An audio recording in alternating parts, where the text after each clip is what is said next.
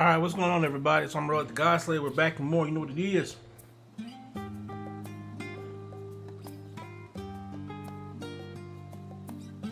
Final Fantasy 14, baby. We're hitting on the story again. Had to do a bunch of as you can see, my items. I've cleaned out my items and I've got myself kind of reset here. I'm wearing all my level 90 artifact stuff here. Still running with 80 accessories though. I've kept myself at the 2.43 skill speed, which is where I'm kind of comfortable at. Luckily, this armor kind of kept me there, so I didn't have to waste material on skill speed for real. So I just been boosting my critical hit and my direct hit rate. All right, let's go ahead and let's keep going. Though delighted by your patronage, Tataru was ready to send you on your way. Okay, hold on. Before we do anything, I gotta take off my helmet. There you go. Well, I gotta stop displaying it so that we can have good, you know what I'm saying, expressions. I realize you still got lots to do before you depart, so I won't keep you any longer. I do hope you can find a moment for yourself and that the others can as well. They said they were returning to the Baldasian Annex, though I doubt they stayed for long. If you decide to go look for them, I suggest speaking with Crow first.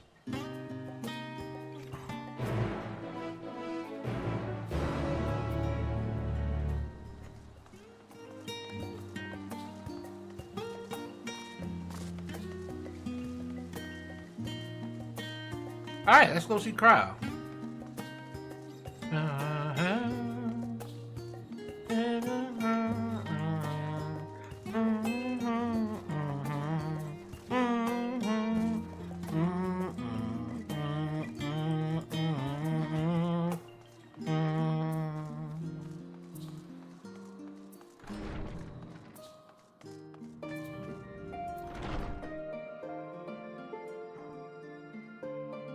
Okay. Raina Tisney. Alright, Raina Tisney. Let's see what you got going on here, girl. What you wearing? What you wearing? Oh, let's get a look at this. What you wearing here? What you got going on here? What you got going on? Got a little visor and stuff going on right there. You know what I'm saying? Okay, got that nice, that burgundy and black. I like it. You're back. I take it you received your gift from Tataru?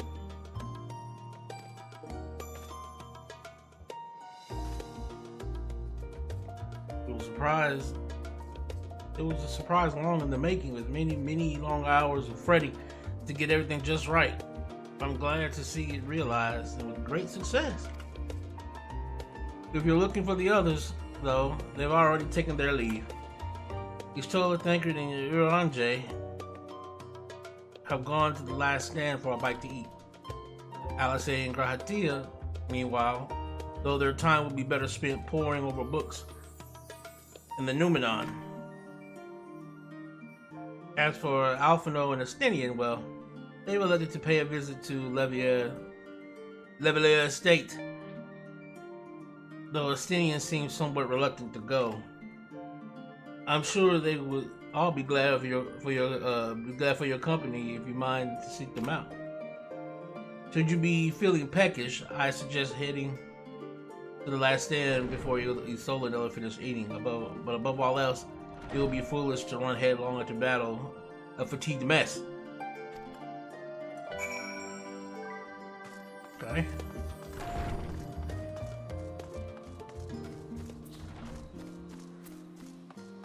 Where is he? Ah, downstairs. Downstairs. We gotta go downstairs. We gotta go see him downstairs.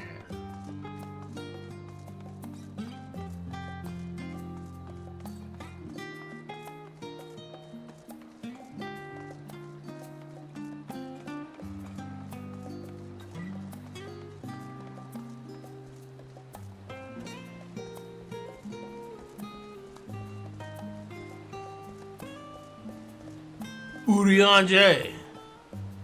Oh shoot, he stole her? He stole her here too?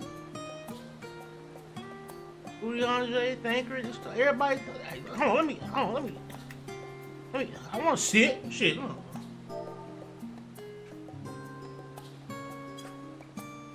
There we go.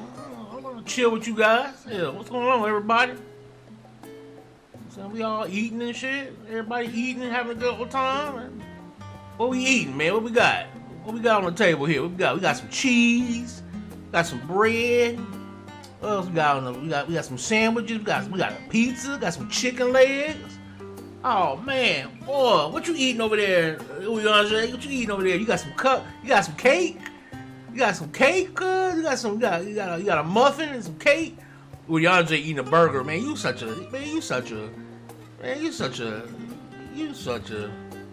What's the word I'm looking for you, Thancred? You such a basic bitch, man. You eat a burger. What you eat over there, Story? What you got? What kind of dish is that? What kind of, you got some cucumbers or something like that? Is that cucumbers in that? You got those little dish. Got you an elegant cup right there. Oh, you drinking wine? Oh yeah, you are. I forgot. Yeah, you were a refined lady. You know what I'm saying? You ain't no regular girl. You a refined lady. You know what I'm saying? I don't know what I'm gonna eat. I don't know. Give me a big ass rack of ribs and I'm good. You know what I'm saying? I'm the manly man here. Amon, come to make our trio quartet, have you? Please have a seat. We'll see about getting you a drink.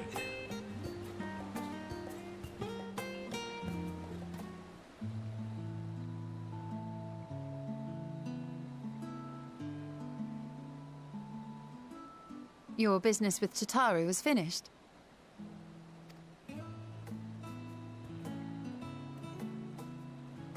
My, what a thoughtful surprise. Whatever would we do without her? Indeed.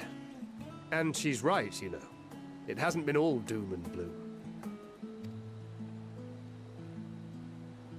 Feels like a lifetime ago that Master Louis Soir gathered us together to form the Circle of Knowing.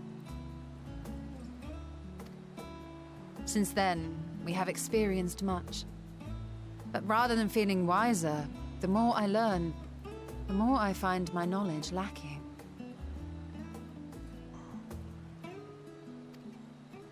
Forsooth. As a student, vainly did I believe that I held the secrets of creation in my grasp. Yet that which I had seized was but an insignificant sliver of what awaited in the wider world. Every encounter, every experience hath served to open mine eyes, enlightening and humbling me in equal measure. Even from those whom I called enemies have I learned many a valuable lesson.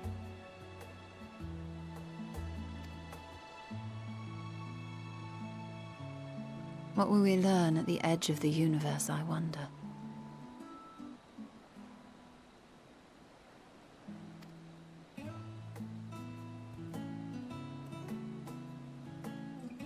Ultima Thule, where the bringer of the end makes her nest. I, for one, can't possibly imagine.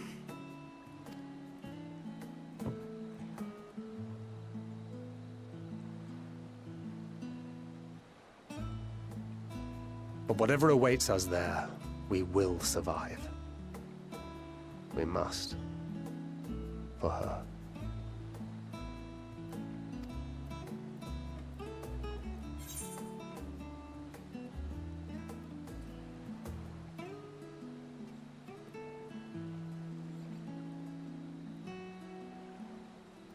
Just make sure you bring enough ammunition, cuz. Make sure you bring enough bullets. Just make sure you bring enough bullets, boy.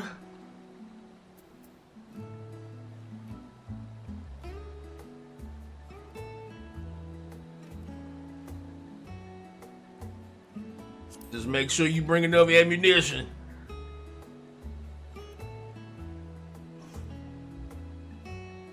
Oh, ye of little faith. I know better than to leave home without ample supplies, thank you very much. Didn't pick up the gunblade yesterday. And to think I used to prefer fighting from the shadows. Gods, I really have changed.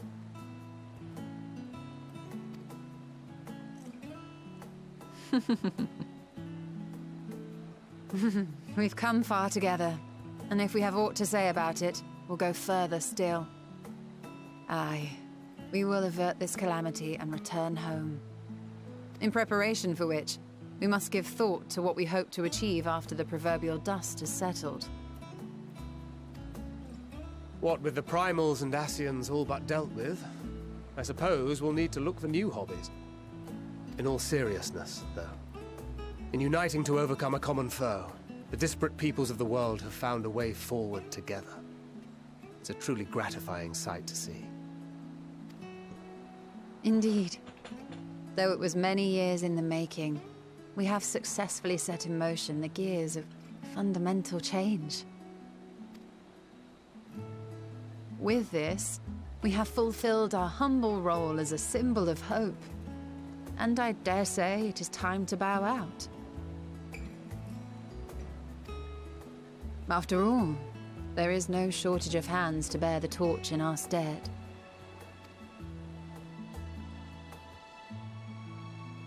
You know, I never really considered I might live long enough to see an after. But even if my time as a scion came to an end, I don't expect that much would change.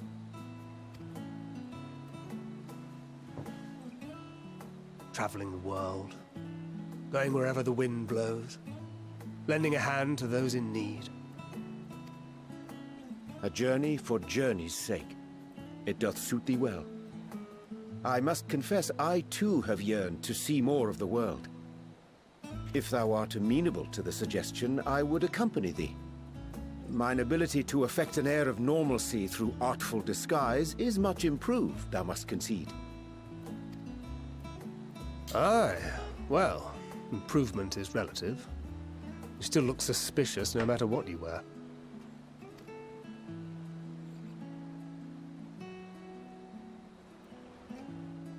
What of you, Ishtola? Any grand plans? Why, continue my quest for knowledge, naturally. To begin with, I wish to know the state of the reflections, to which end I must find a means to travel between worlds. 'Tis the least I must do if I am to keep my promise.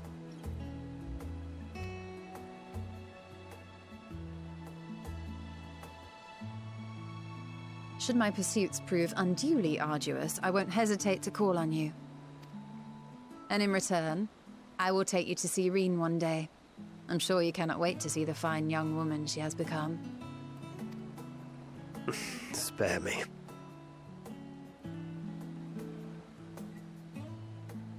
And what of thee? What wouldst thou pursue at duty's end?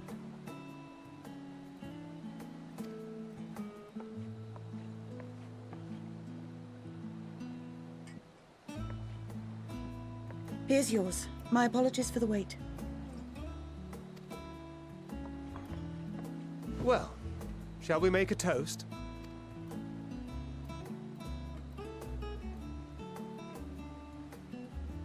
To victory. To our comrades. To the future of the star.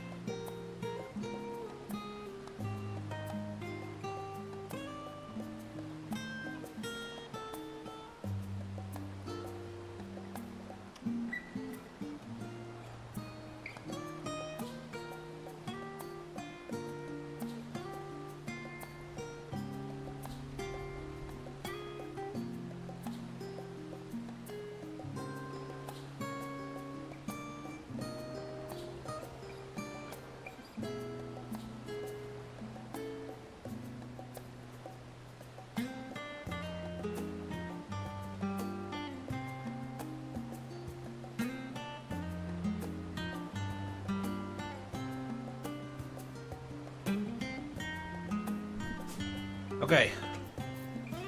Let's keep going.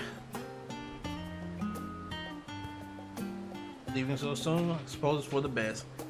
If you'd rather not explore the bottom of a bottle with Urianger, I dare say the others will welcome your company as well.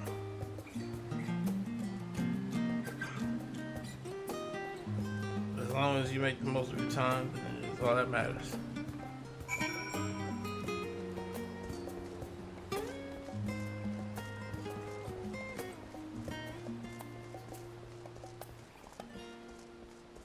Nero's here? Nero! No, I'm not neglecting my duties. Honestly, am I not allowed even a moment to myself? A genius needs time to reflect on his thoughts, you know. The art truly is a marvel, and I count myself fortunate having had the opportunity to help build it. A pity I did not come here sooner. All the things I could have done with the fruits of the research. Not that it is any of your business, mind you. Though I suppose I could have found a way to apply that knowledge to further improvements to the art as well.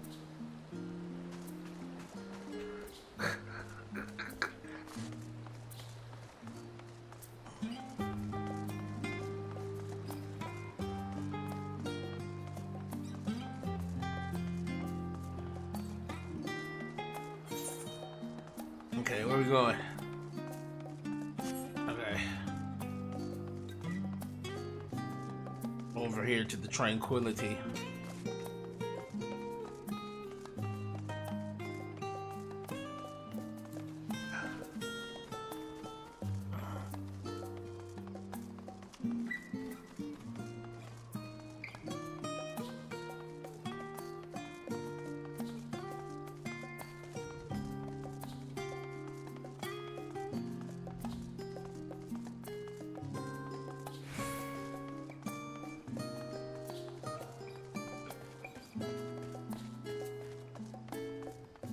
They are in the place of learning.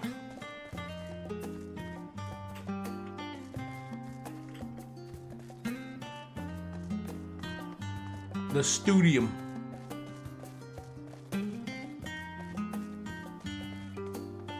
Hey, it's Pudding Way.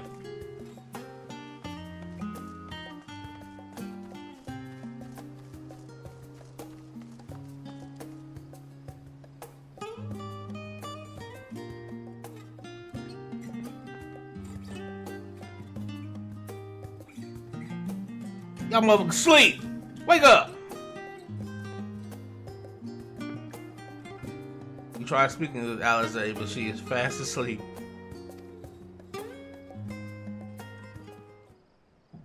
Wake up, girl.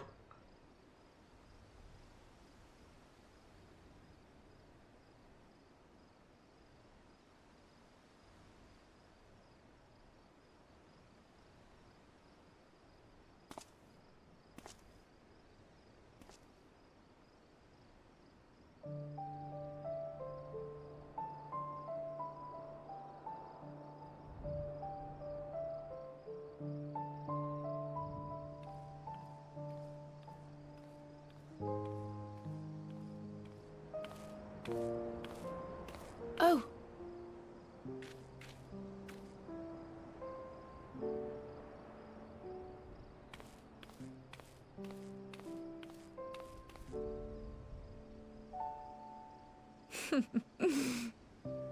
Knowing them, they're probably dreaming about the celestial adventures to come. Just as well. They've been running themselves ragged of late. Unlike you and the others, I'm a few steps removed from the danger and excitement. The things you all get up to never fail to impress me. But by the same token, I can't help but worry. Not only for your safety, but for your happiness. After everything you've sacrificed, you earned it 1,000 times over.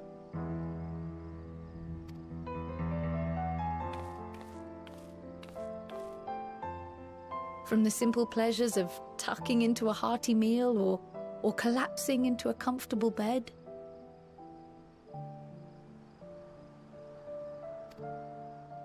To the grand triumphs of visiting legendary lands or finding true love. You deserve all the joy in the world.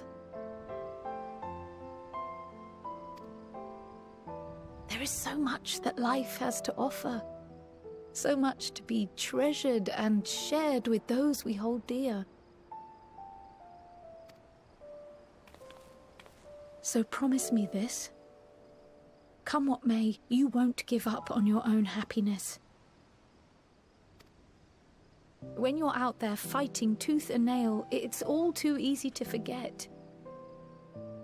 But in the end, your passions will be your greatest strength of all. Remember that.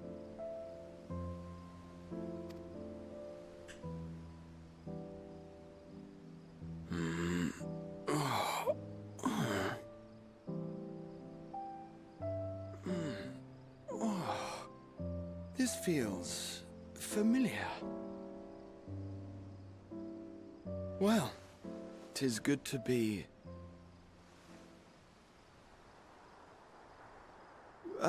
wait. What am I... Gods, don't tell me I fell asleep. Not that there's any shame in it, but you were sleeping like babies. Oh, how embarrassing.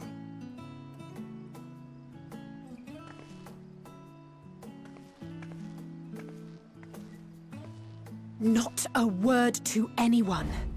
Understood? Not one word. I'm told that sleeping in proper beds of your own choosing is a much more effective way to prepare for battle.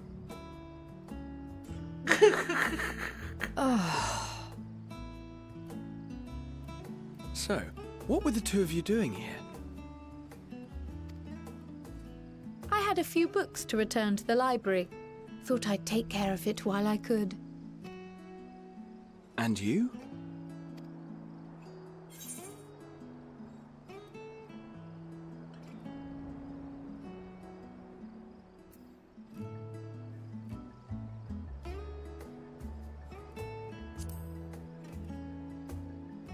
Just enjoying some peace and quiet, you know.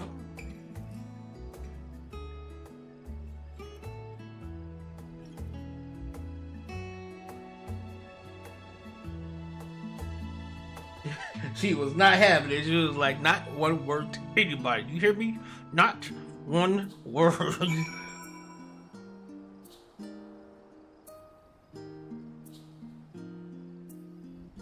That's right, Alice. I'm finna go tell everybody who went to sleep. I'm like, hey, Alice was asleep. She was over here knocked out, y'all.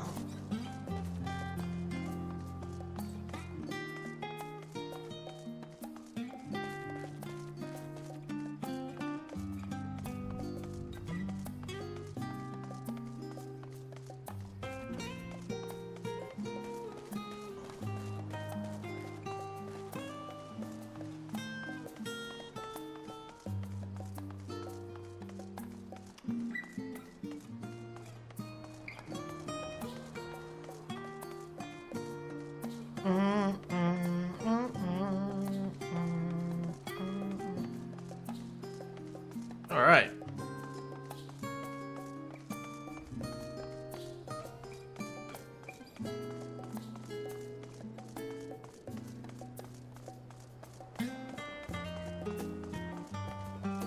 Let's go see the Alphino. Let's go see the prince. We seen the princess. Now you gotta go find the prince.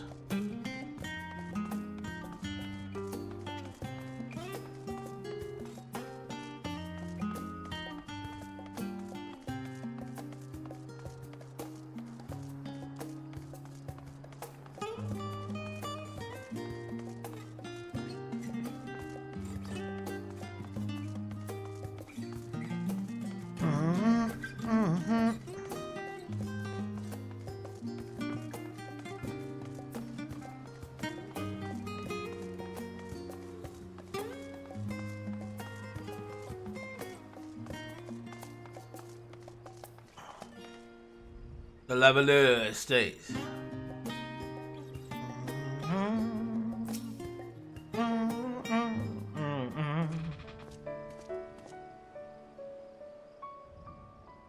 Oh. What brings you here?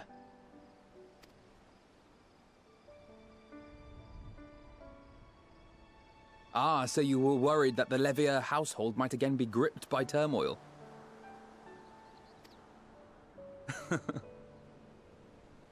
All is well, I assure you. In my letters home, I had made mention of Estinian, you see. My mother wished to meet the legend in person, and so we arranged to have a spot of tea together. Where were you in my hour of need? Fell beasts I can face, but I'm not made for idle chit-chat with lords and ladies.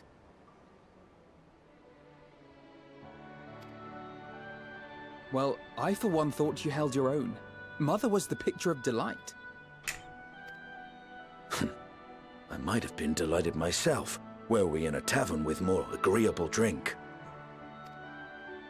The thought of fleeing crossed my mind, but what then? I'd never hear the end of it, least of all from Tataru. I'm sorry. 'Twas not my intent to cause you such distress. It's just... it was one of the things I didn't want to leave undone ere we set forth. That's not to say I think we won't be returning. Yet, given what lies ahead, I did not wish to leave for later that which I could do today. After all, tomorrow is never promised. It's fine. Not like I had better things to do. Besides, seeing you with your mother brought back fond memories of my own. Be we rich or poor, family is family. Well, it's past time we were on our way.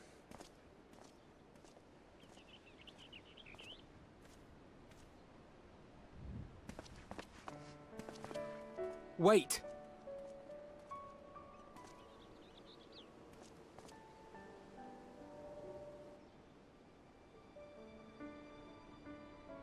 Since I left home, I've made a great many mistakes. Mistakes for which I can never make amends. But through it all, you didn't give up on me. To have returned here with you at my side, it means more to me than you know.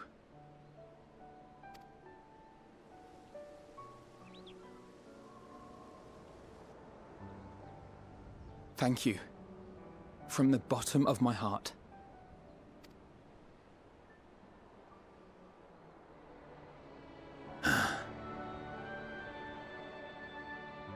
Forgive me, but it needed to be said. I'm the one who owes you thanks. Were it not for you, I would not be alive today, nor come to terms with Nidhogg's spirit. I am ever grateful.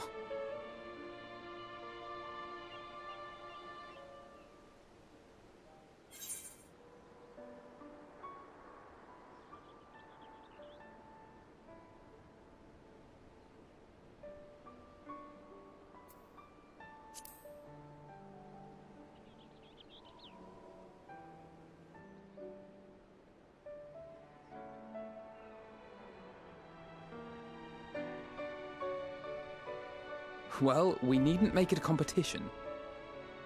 You know, this must be what Hydaelyn meant when she spoke about depending on one another. However treacherous the road before us, together we will prevail.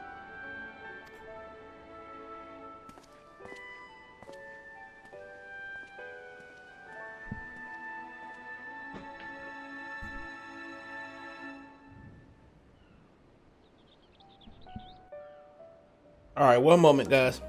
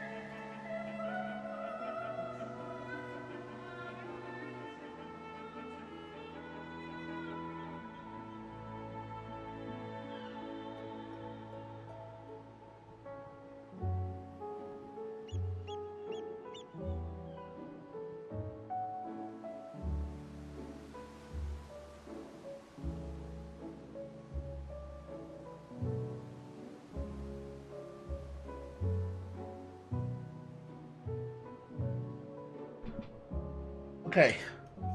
Alright, let's go.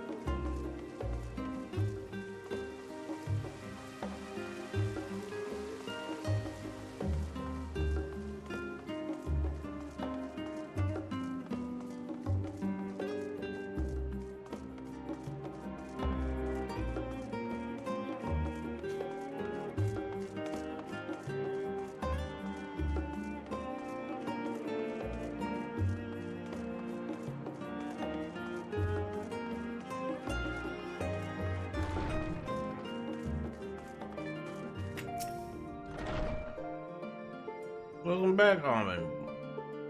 Return to catch the final few winks before embarking on your mission, I presume? You'll be happy to know your chambers have been cleaned with fresh linens and laid out. I pray you enjoy the sweetest dreams on this final night before the big day.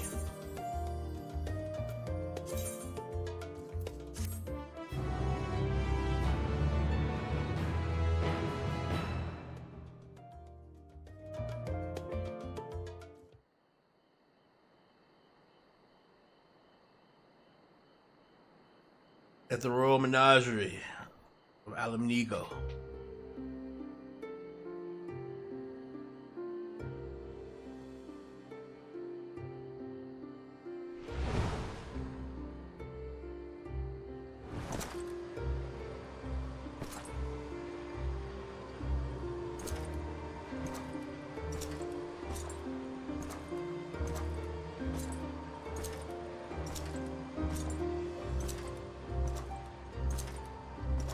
Is that Xenos?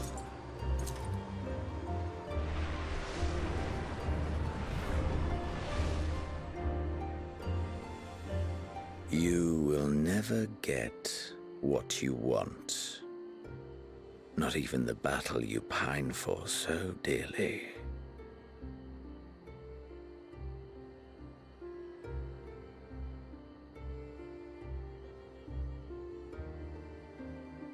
In that transcendent moment, what was it that I sought in you?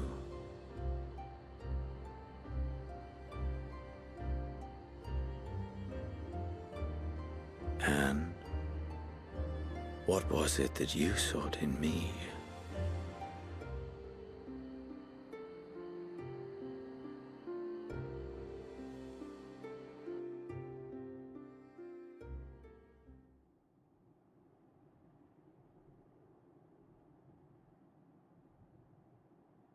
The day of reckoning.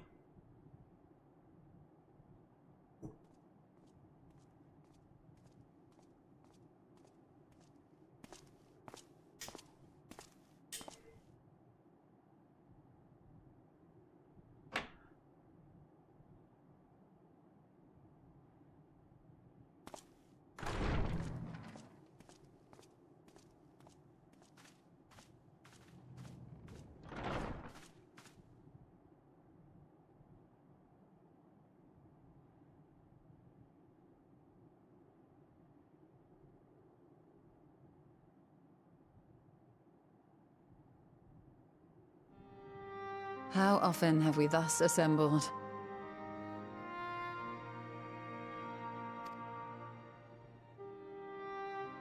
To combine our knowledge and seek solutions to the problems before us. Back at the Waking Sands, it was all we could do to address the most minor of troubles. Who could have realized what we'd find when we began to look to the sources of the realm's woes? At the Rising Stones, we made great strides and shared many moments, from the joyous to the sorrowful.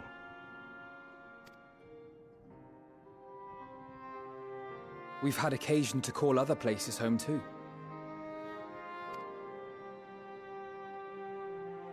be it Ishgard or Kugane, we were fortunate to find sanctuary wherein we might take stock and continue our fight.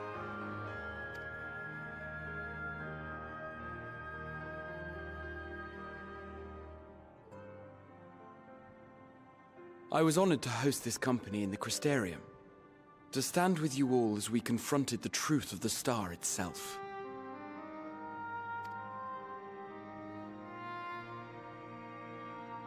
And now from this place, we go to fight the most important battle of all.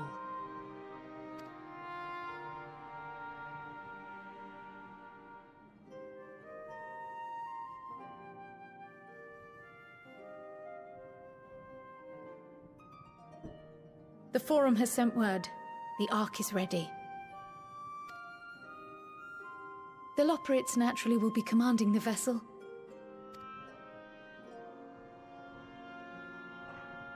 They will see the 8 of you to Ultima Thule.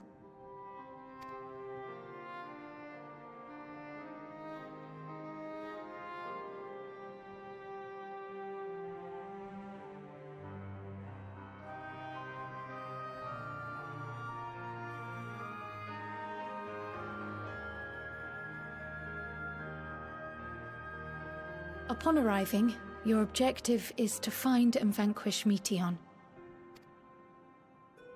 As a final formality, the Forum bade me ascertain your resolve.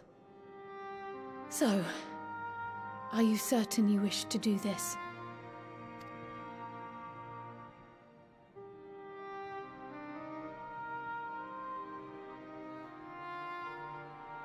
We are.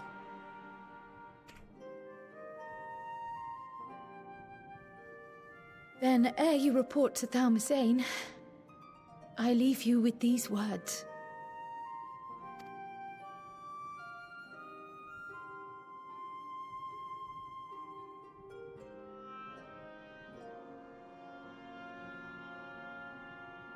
You must triumph. What that means will differ for each of you. To make it back home, or to simply avert doom, or perhaps something else altogether.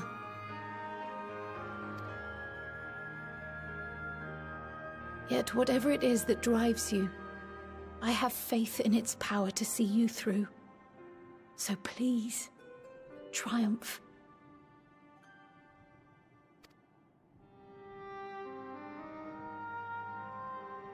Triumph, as we who remain behind believe you will.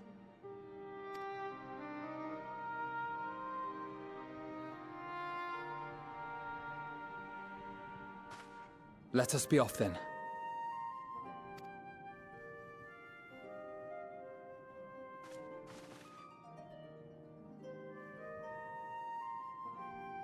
Wait!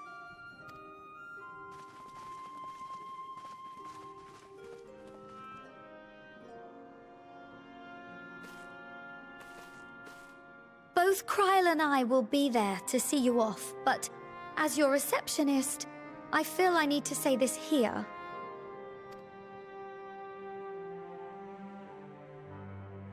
Safe journey, all of you, and be safe.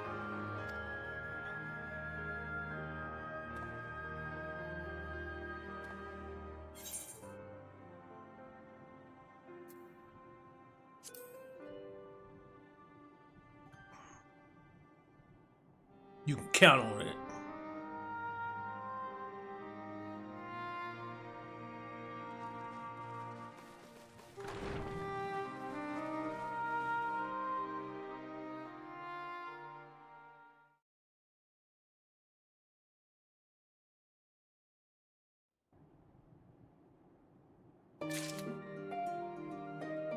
All right, I think we're about to head out into this new area. Give me 1 second, guys. I'm on treatment, so I'm having to do a little space in here.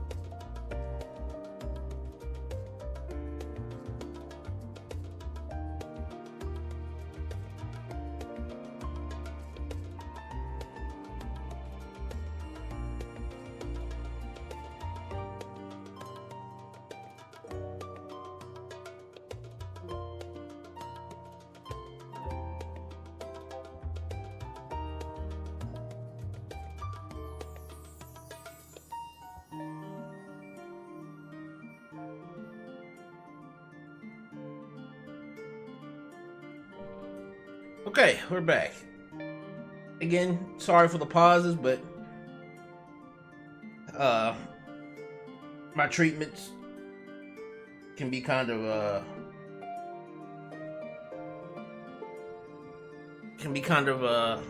interrupting at times. Be that they're 12-hour treatments, literally half my day goes to treatments. So, as much as I would like to sometimes stream when I'm not on the machine, connected to the machine, there are just certain times when that's just not possible. So, this won't happen every stream, but just know that if you see periodic pausing, I try not to do it during cutscenes. I try to do it like after, and like gaps like this where, you know, you guys can go and, you know, use the bathroom or do something, you know, take care of something in between these pauses, or during these pauses. But yeah, just let you guys kind of know what's going on here. You know, again,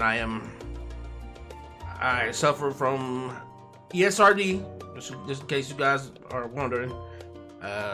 End-stage renal disease. My kidneys barely work, so I have to do dialysis treatments every day, 7 days a week, 12 hours a day. And that is the main reason for these periodic stops. Alright, let's keep going. She's ready to send me off. I suppose this is where we part ways, for now at least. Would that I had sage words of wisdom to share with ere you depart. Mayhaps a teaching of Galuf Baldessian will suffice. Surrender not to anger or hatred, he said. Look beyond them, and there find true strength. What one sees beyond is open to interpretation, I think. But for me, it would be the things I cherish most in life. Things I believe are worth fighting for. Something to consider as you venture into the sea of stars.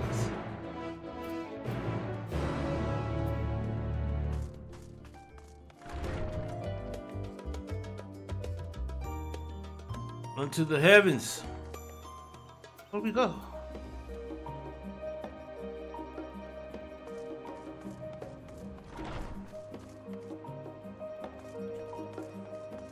Oh, the fog done rolling in.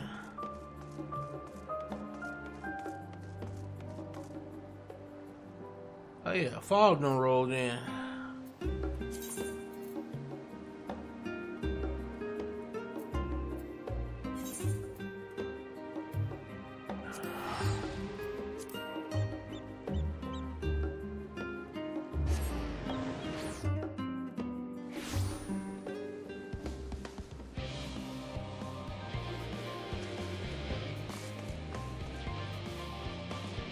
Let's do it.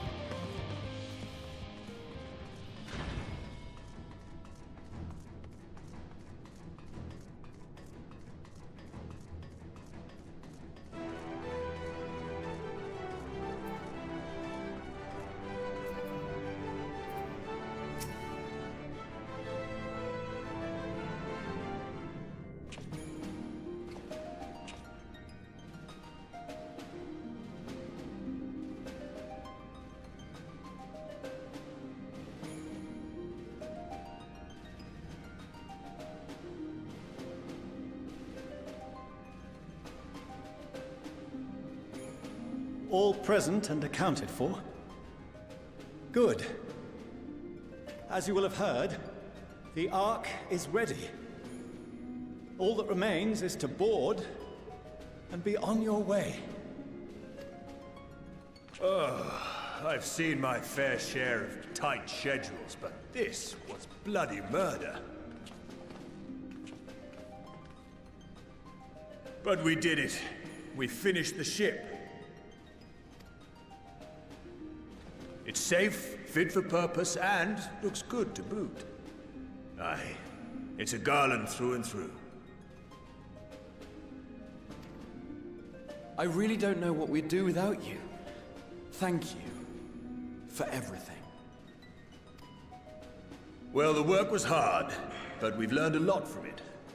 After all, it's not every day you get tasked with building a starfaring vessel.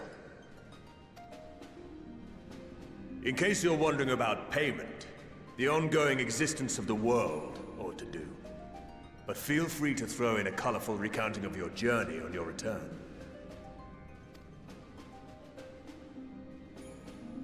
So, have you thought of a name? A name? Wasn't everyone just calling it Father's teeny tiny toy boat?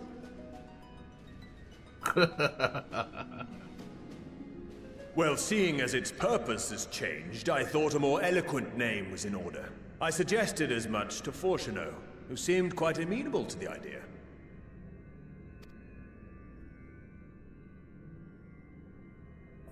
As you know, this vessel is the culmination of heretofore unprecedented collaboration.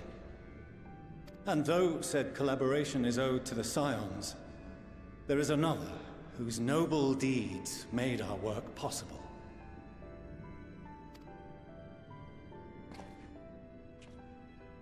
From a fragment of Dalamud, we obtained not only advanced materials such as refined adamantite, but the knowledge to traverse the stars.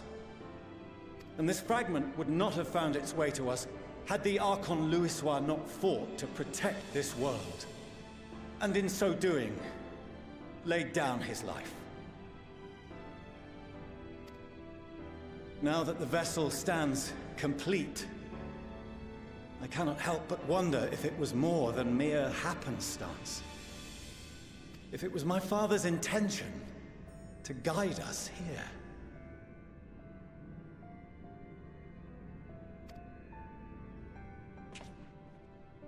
In the hopes that his guidance will see you all safely home, I name the vessel after that self-same fragment of Dalamud he delivered unto us.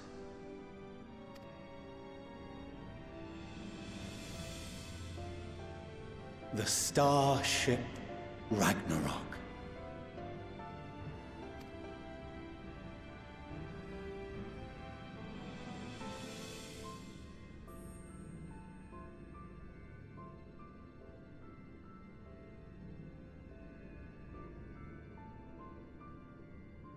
Sorry for the wait. I got everyone you asked for, and not a one less.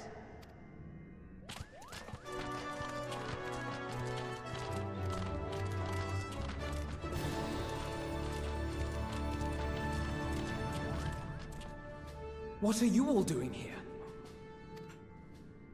Oh, I invited them. The representatives of those tribes with religious inclinations. You've done a fine job of readying the Ragnarok, but for it to take flight, we'll of course need the power of the Mother Crystal. Given its immense size, however, transporting it would be an absolute logistical nightmare, not to mention we'd need to shatter it into tiny shards for feeding to the engines. But a brilliant idea came to me. We convert the crystal's energy into forms that can transport themselves!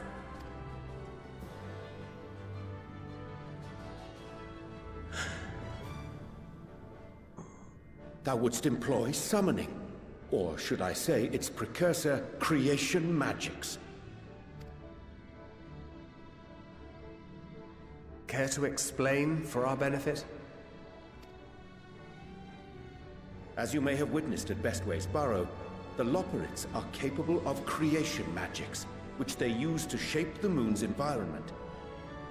Yet simple though they make it seem, 'tis a highly advanced and exacting art. To perform it correctly requireth that the wielder holdeth the object in his mind's eye in clearest detail. Hence the ancients' meticulous management of concepts.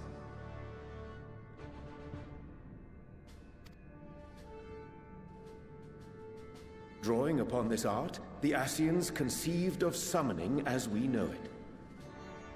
A derivative that replaceth the complexity of concepts with the simplicity of zealotry to make manifest a creation.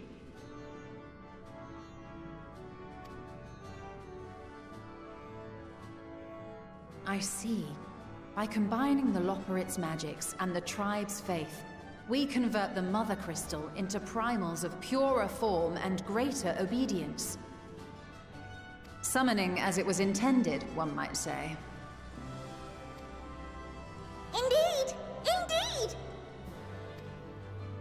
While Hydaelyn gave us the ability to use creation magics, she forbade us from using it to make anything possessed of a soul, or similar. She didn't say anything about fulfilling the desires of others, though. So, borrowing our friend's faith, we'll create deities using the Mother Crystal's power and send them to the Ragnarok! Am I the only one here concerned about the risk of being turned into a tempered minion? Oh, right, I was getting to that. From what I've read in Sharlayan tomes, it appears the Ascians incorporated an additional nasty element into their summoning method. The fervent desire to assimilate others into one's belief. Beings thus created are instilled with the self-same desire and use their powers to enthrall people, starting with the summoner. In contrast, our creation magics, the original and the best, except no substitutes, don't incorporate any of that rubbish, so there's no risk of tempering. I mean, if the being was on the scale of Zodiac, you might feel a little tug, but I think we'll be safe enough. Truth be told, I do not understand the intricacies of this plan. But none of us would ever turn our backs on you. When the avatars of our faith ran amok, you intervened without decrying we who birthed them. Where others vilified and suppressed us, you offered understanding and friendship.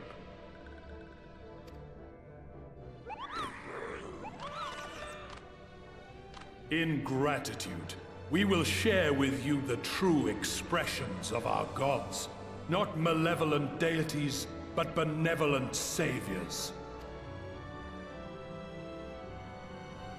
All right, you lot, we're heading to the ethereal sea. Stay in sight, else you're liable to get lost. Lead the way.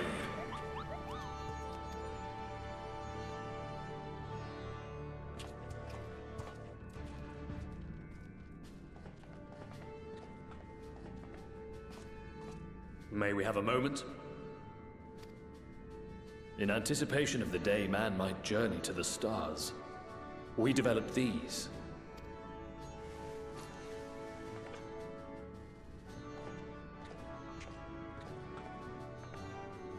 Portable teleportation devices. One for each of you, designed to work in tandem. Press the button on one, and in a matter of moments, all 8 will activate and send their owners back to the Ragnarok.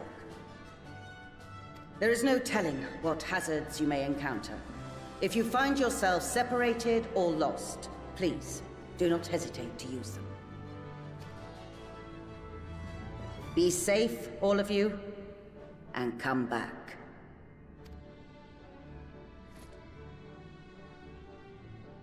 You as well. I pray you take care.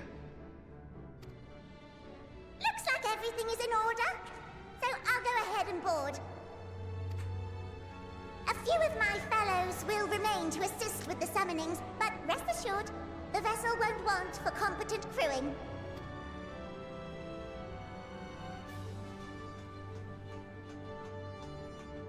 If you are ready, then you should board as well. Go, and Godspeed.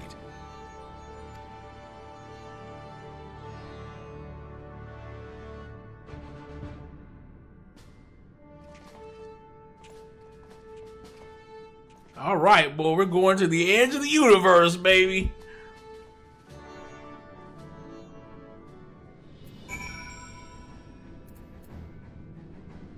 We're going to the edge of the universe. Let's do it.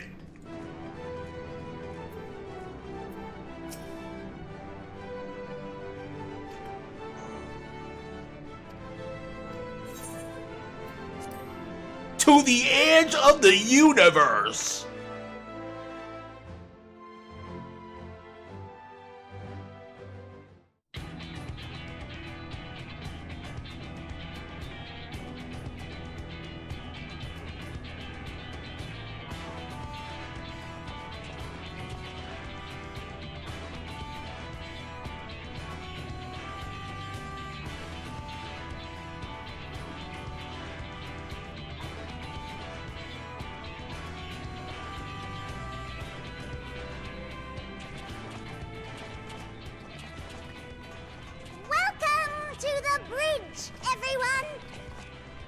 I hope you have everything, because I can't be bothered turning back.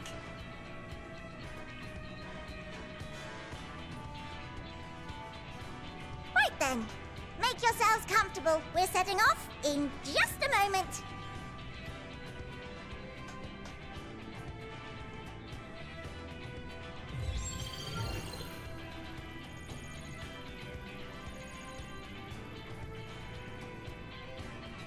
It's incredible.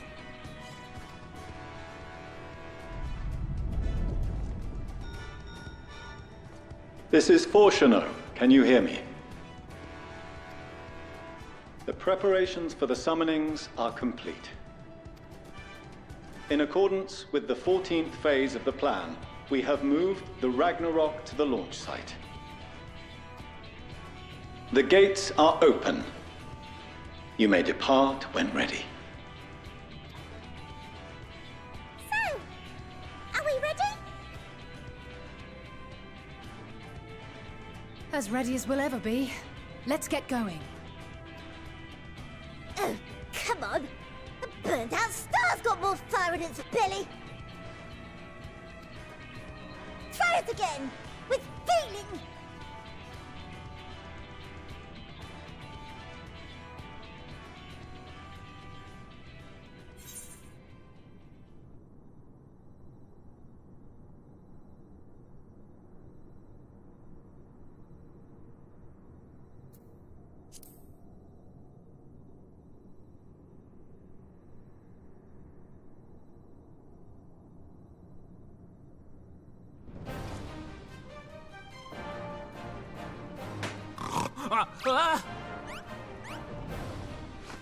Engage!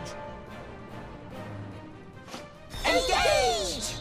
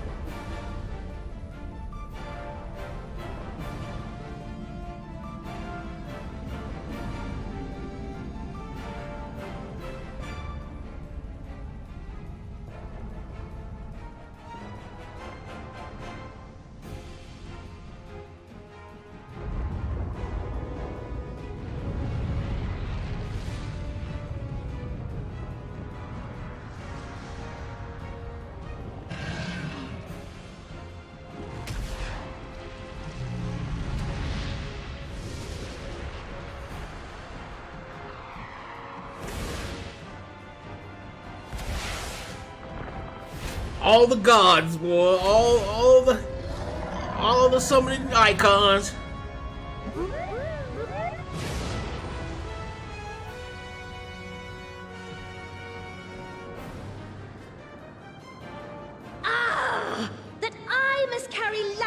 Endwalkers into the sky, I cannot imagine a greater indignity! Do not sulk so, for thy mighty winds exist not only to buffet and batter. Nay, they may serve also to thrust forth with vigor. Such is thy glory, and thus it is an occasion to rejoice. Rejoice! Let us revel!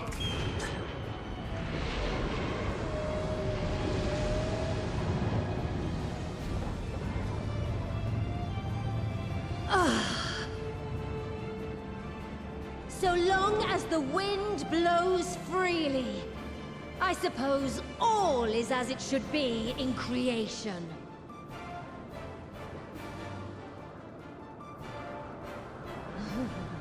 I will render unto them a storm, that they may pierce the firmament and fly free!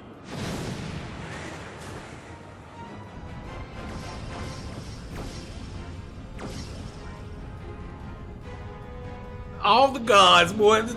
Rejoice! Susanova, rejoice!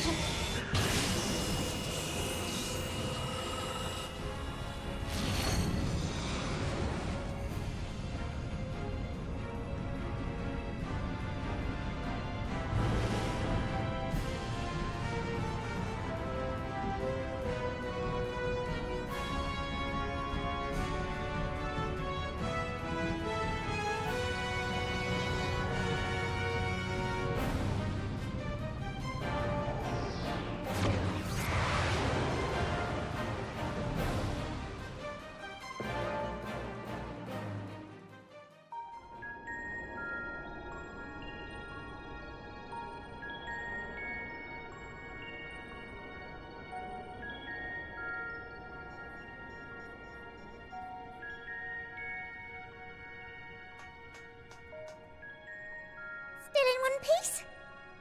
Good. Sleeping way? Report? All's well. Fantastic, even. Thanks to the power of those primals, the engines are roaring and we're ripping along. All values are also within projected ranges. Time to destination is 8 carats. Perhaps 7 at a pinch.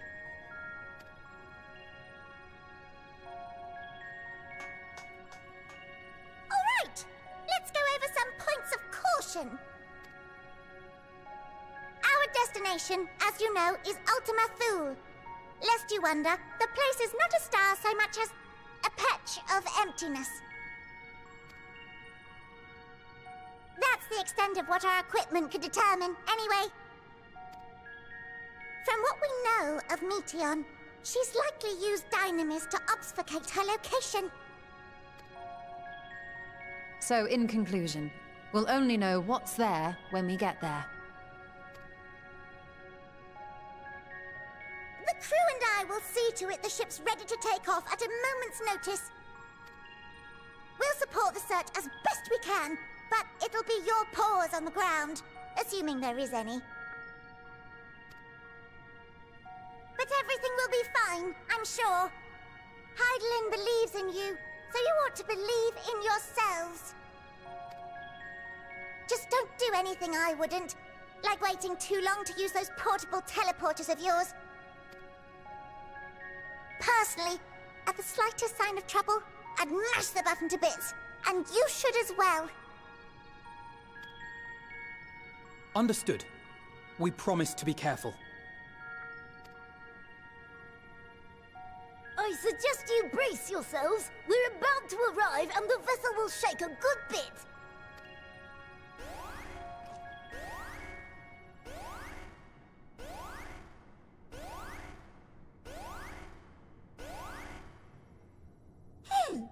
What is this?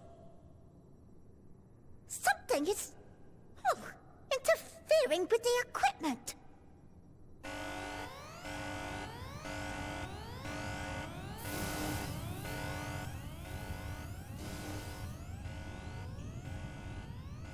Greetings.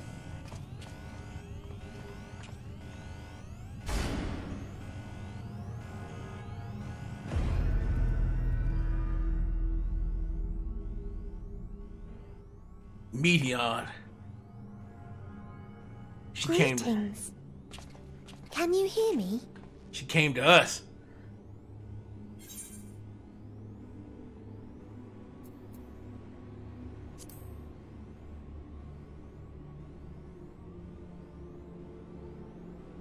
So this is Meteon. Oh. Have you met one of my sisters?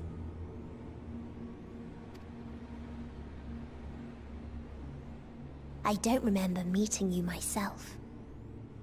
But I do know that you're from Atheris. Why have you come? All you had to do was wait. I would have delivered to you your ends.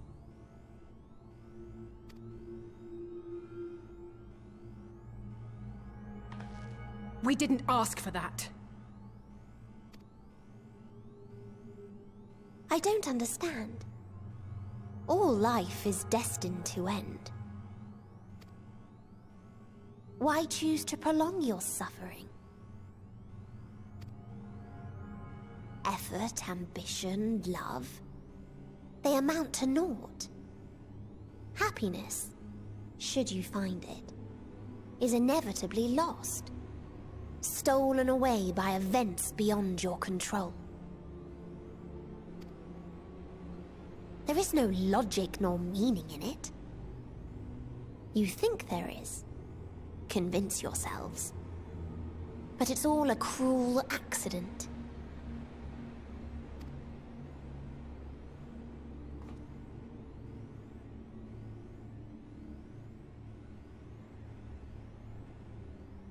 Come now.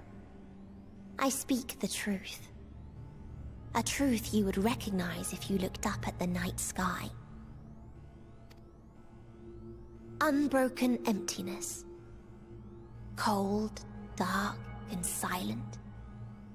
Your world, like every other, is but a blemish upon its perfect fabric. Life is an anomaly. It is unnatural and cannot continue. The sooner you accept this, the easier it will be. Just to be clear, we're not here to argue with you. We know that life is fleeting, and that in the short time we have it, we're not assured happiness.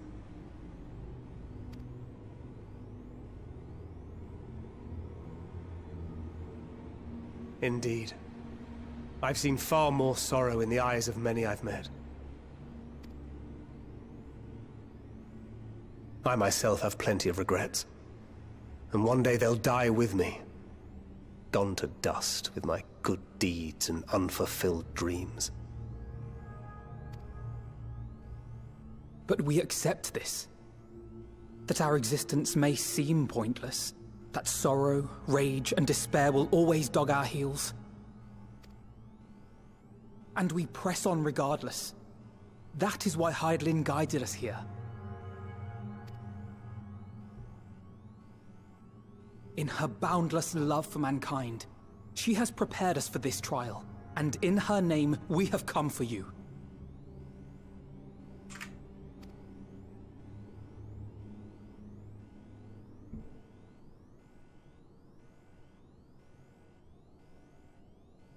Yes, I sense it.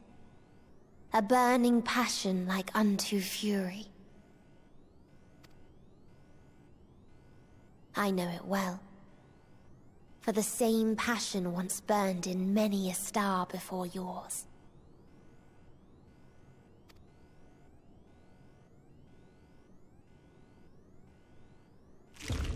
Suffocated and extinguished now.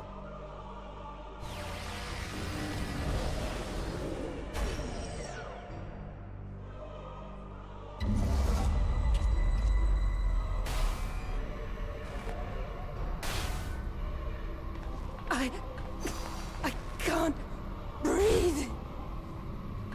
You approach the bounds of my ultimatum, where emotions dictate reality, where resignation and acceptance unite to embrace the end,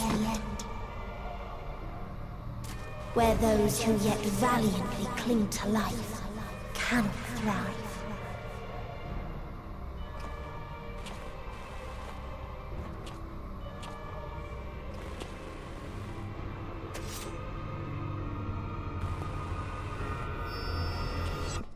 Boy, Thancred was like, I ain't having it. Thancred said, I ain't having it.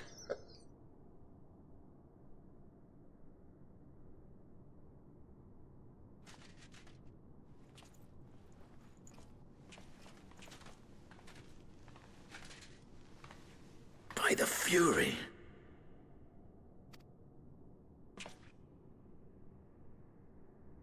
Thancred?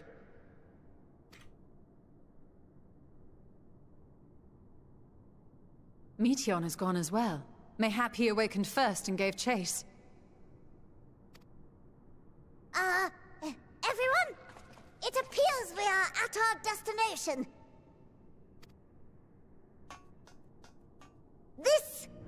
This is Ultima Thule. Not that we knew what to expect, but I wasn't expecting this. From atmospheric composition to ambient temperatures, all reading to within permissible range. This place is capable of supporting life.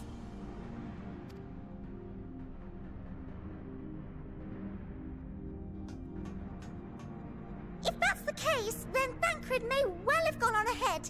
Let's go and have a look.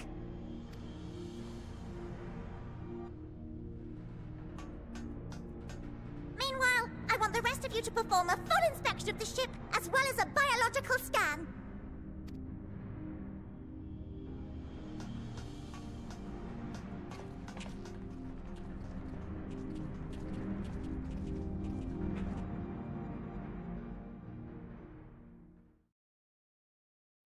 So it was that the brave wayfarers arrived at last at Dream's End.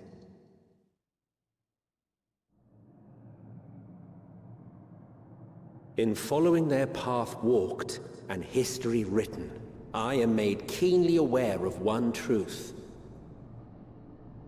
Though the curtains may fall again and again, so long as others take the stage, ever shall there be more tales to tell. So, let them bring it to a close, I say. Let the curtains fall upon this, the final chapter in the tale of the star.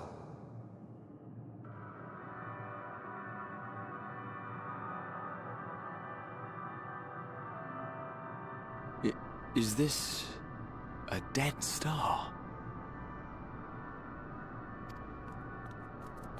As I live and breathe, I live and breathe.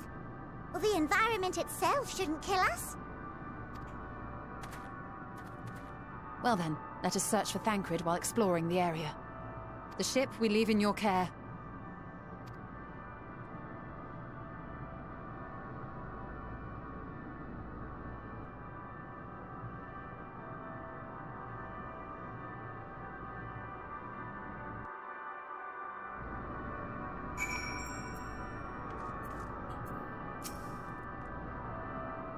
I can't guarantee it will be of help in these strange surrounds, but I've ready the provisions know in case of emergency.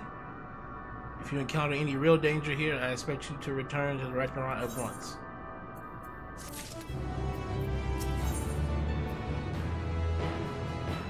Can find no sign of Thancred.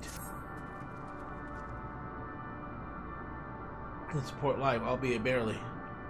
Given the torpid still quality of the air. But never mind that, we must find Thancred. Let's begin our search from the prow of the ship. Seems as good as any. Not to stray too far, but lose one another. Okay.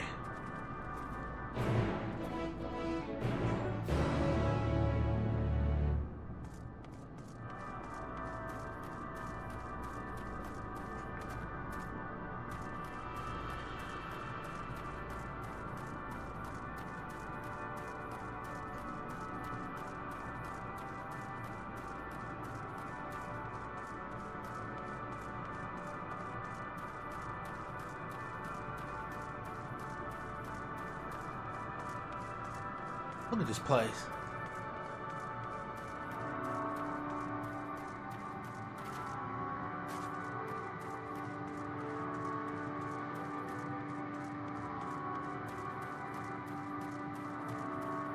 Is that Midgard somewhere?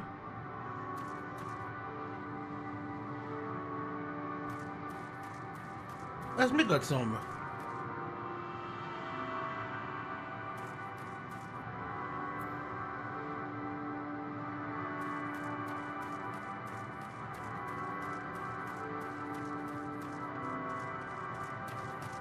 This place is wicked looking.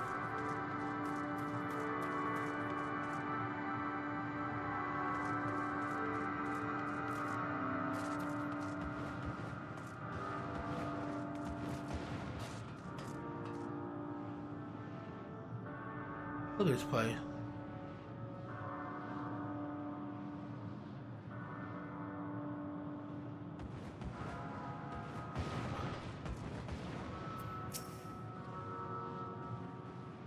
Ruins, but of what, I wonder? Perhaps we can find something to help us understand the nature of this place. A description or anything.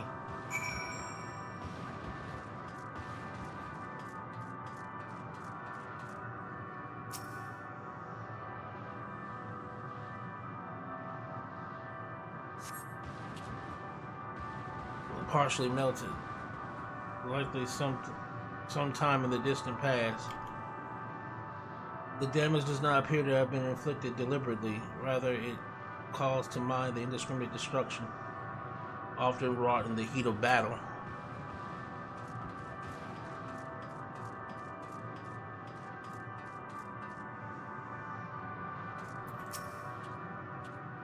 Look here. This part is relatively intact. The intricate design on the top suggests it is man-made, though its builders were surely not men as we conceived them. Having said that, I swear I've seen this pattern before.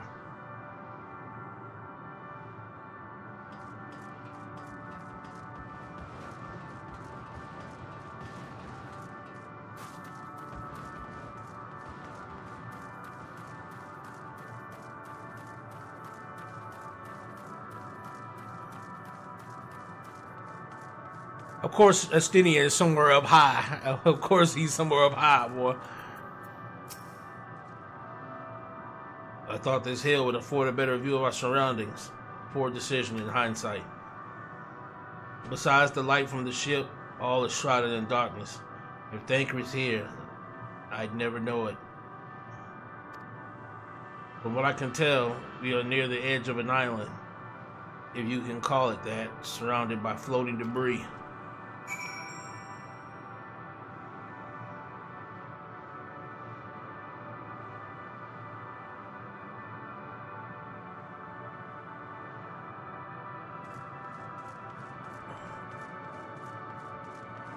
Is there a map of this place? Oh, there is. Okay, there is a map. Alright.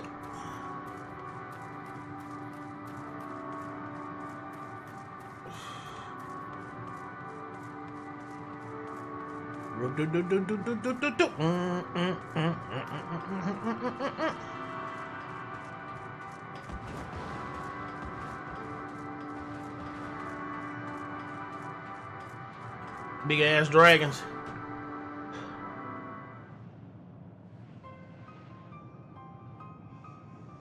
Were you able to find anything?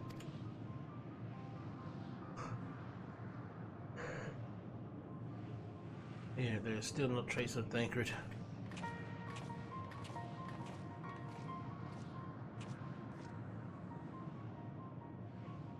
But emptiness as far as I can see, which unfortunately isn't very far.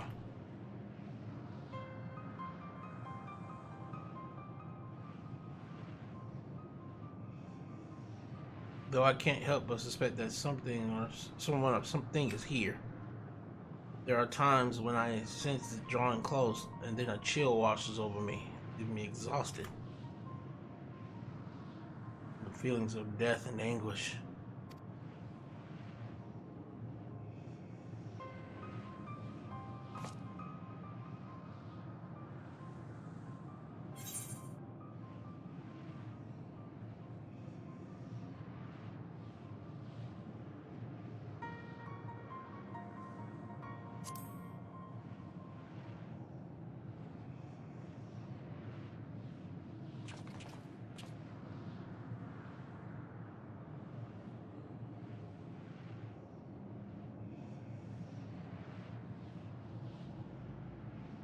There's nothing there.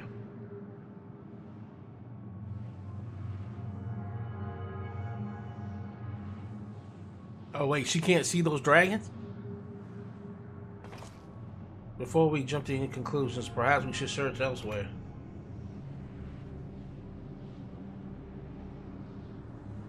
We find only more questions in our desperate need of answers.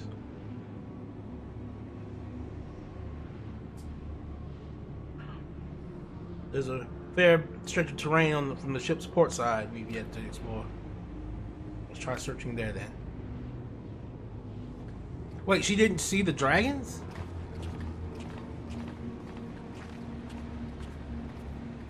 I don't know, word, before we join the others.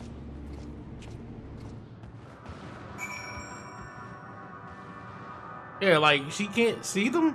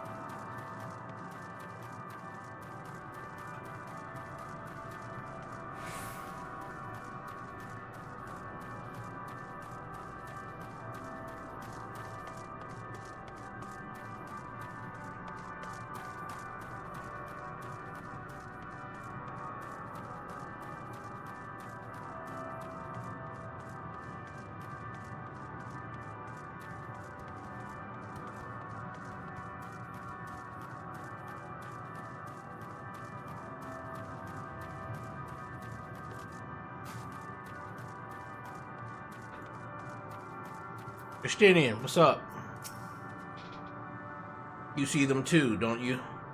The dragons. Okay, so he can see them. As I thought, their presence is tenuous at best, but there's no mistaking it.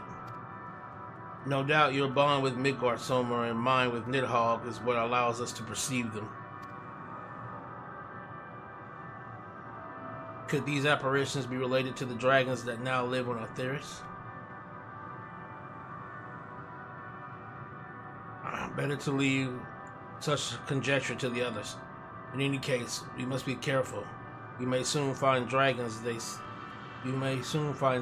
can see as well. Death and anguish. What happened to them, I wonder?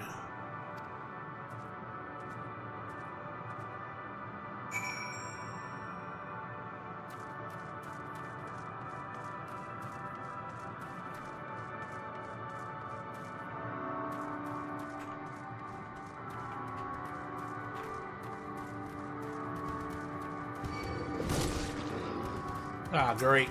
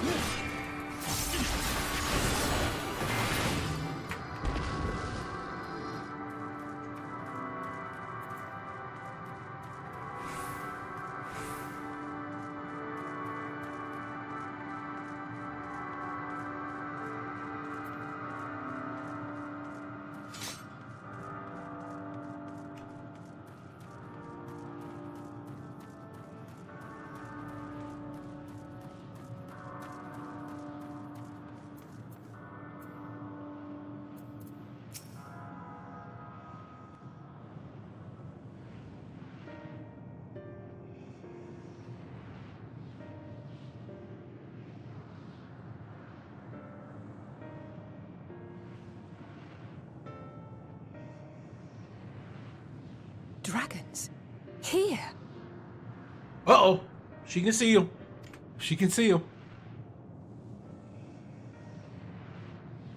What you see is a memory of a world that once was. A world suffering a slow death, whose denizens cried out for the release of oblivion.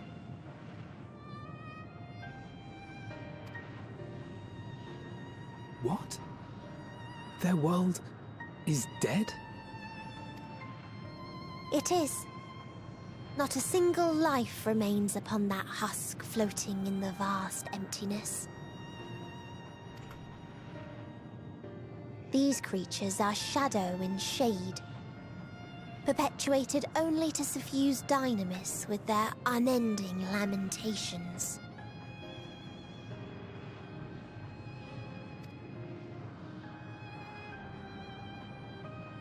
Our friend Thancred. Where is he?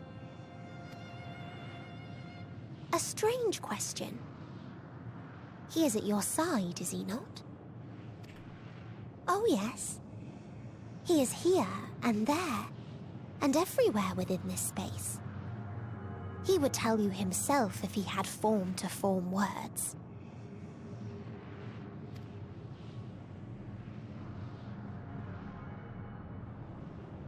Huh. Such loathing and uncertainty. You don't know why you still exist.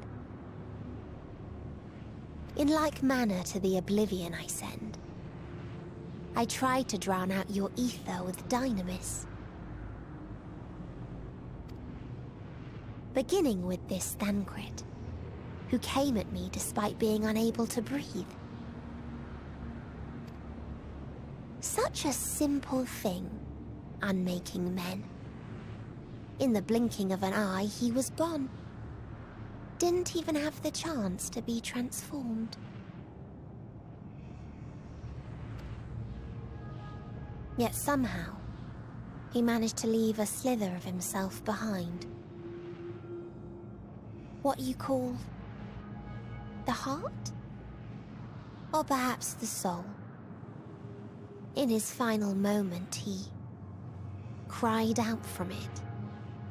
A single word. Survive.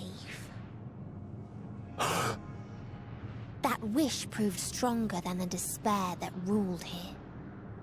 It overpowered it, causing this space to be remade. Wait, so Thancred's will for us to live actually gave this place form so that we could actually exist? Is that Thancred? Thancred, did you pull a boss move?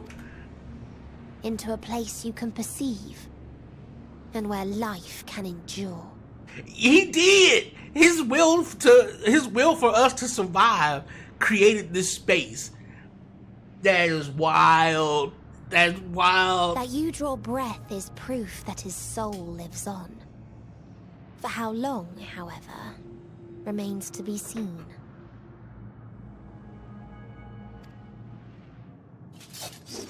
Well then, we should hurry and tend to business. Huh?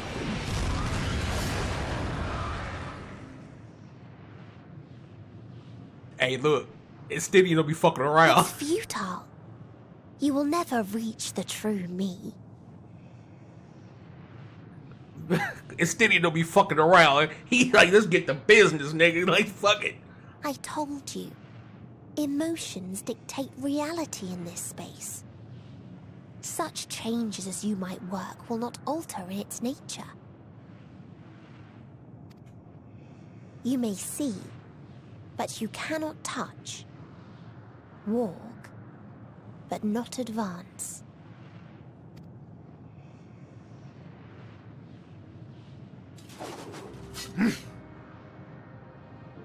Meteon holds too much sway here. How do we contend with a foe who can unmake us on a whim?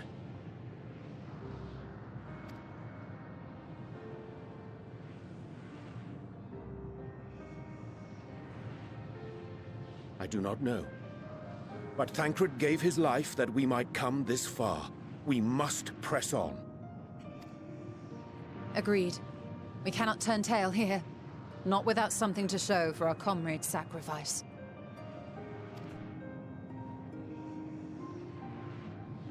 We gotta do this for Thancred, baby. We gotta do this for Thancred.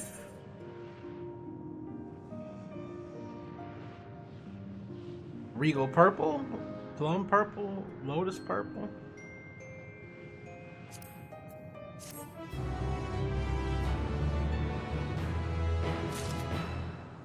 Oh yeah, boy, we going in.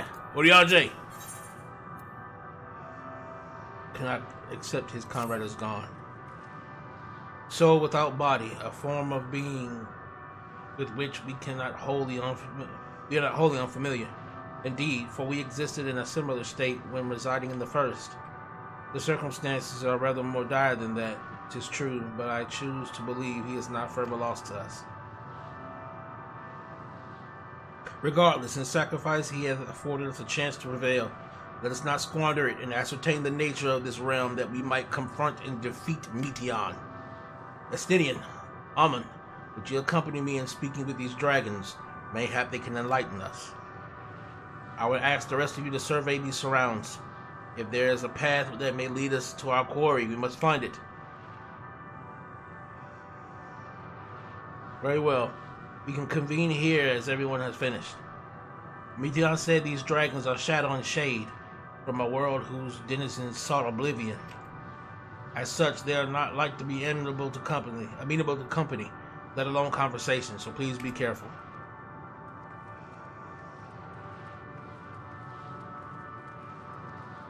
Let us split up and gather what knowledge we may.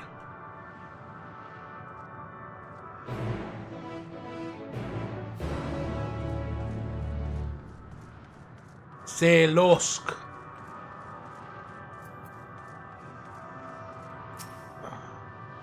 A visitor, not of the star. Could thy slender hands bring plague to our world? Thy breath extinguish life's feeble flame? Oh, how we would adore thee, alas.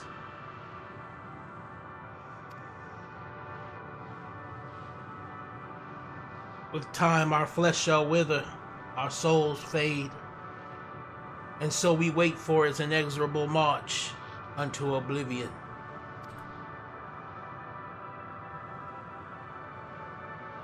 If thou art not come to hasten our demise, I bid thee leave us. We crave not companionship, only silence.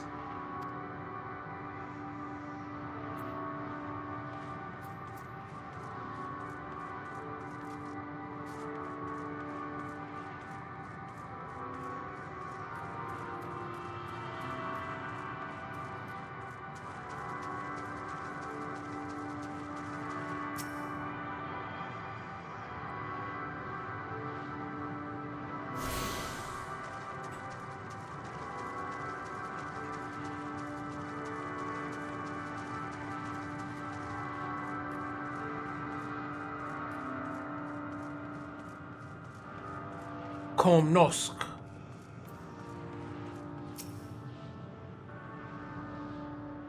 Beyond that distant veil, paradise lost, so glorious, so beautiful. We were a proud and noble race, strength embodied.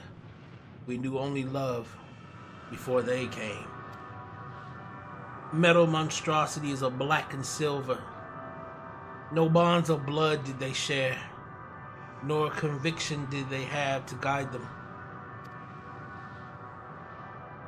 A crushing defeat, never had we known such shame. Stilled now are the winds, though none could feel these wings burdened by ignominy. We fly no more, only sink into oblivion.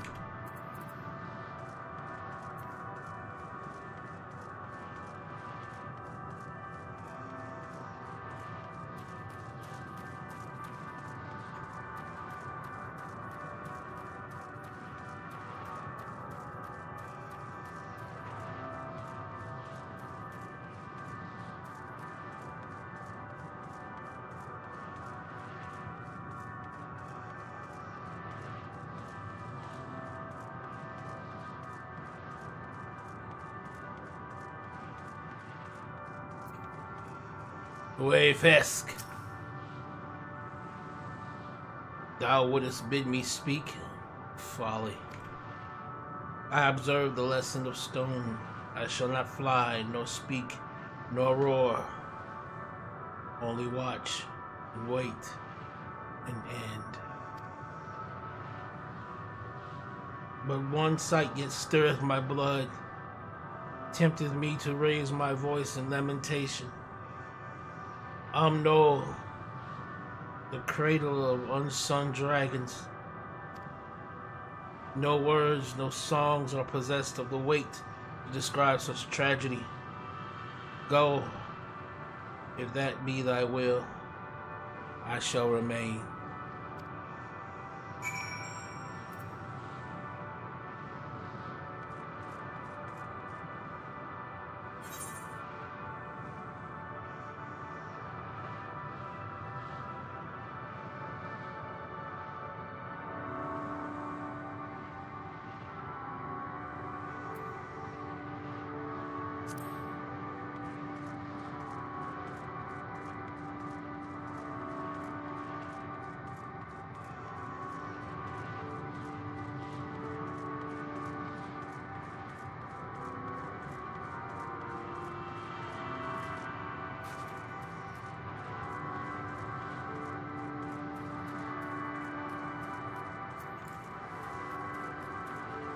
Okay, so these dragons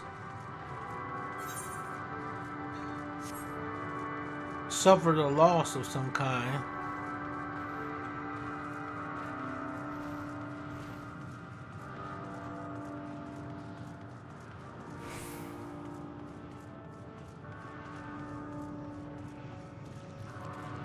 Are these dragon eggs? They led you here as well, did they?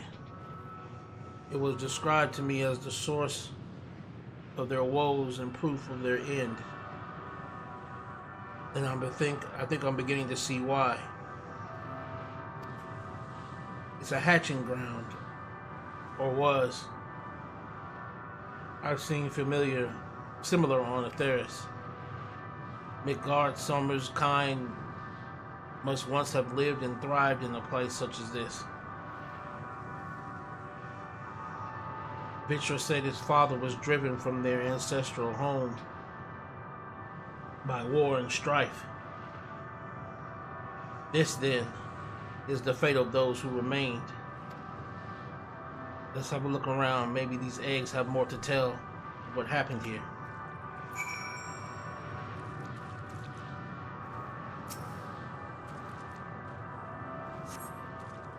Inside the shattered egg, you find the remains of an unborn dragon. The body has already begun to decompose. The gelatinous, half-dried membrane covering the corpse suggests it failed to emerge.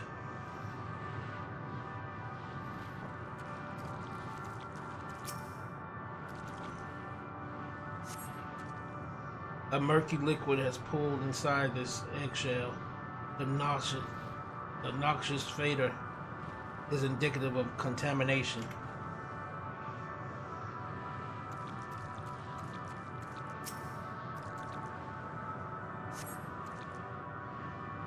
Gingerly lifting a large egg from the viscous mire, you peer inside and see formless mass soaking in a pool of embryonic fluid. Your stomach turns as you return the egg to its resting place.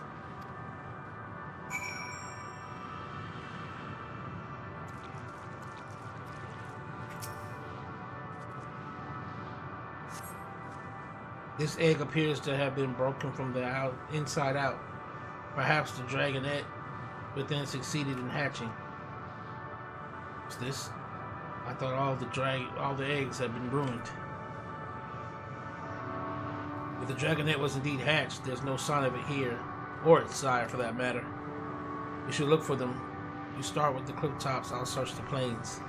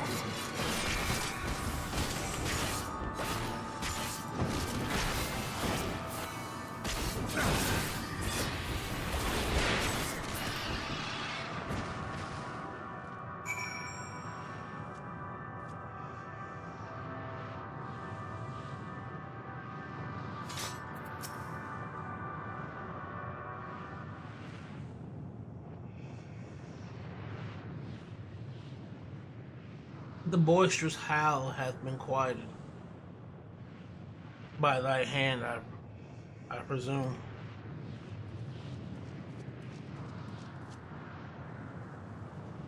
I thought I heard a dragon or something resembling one.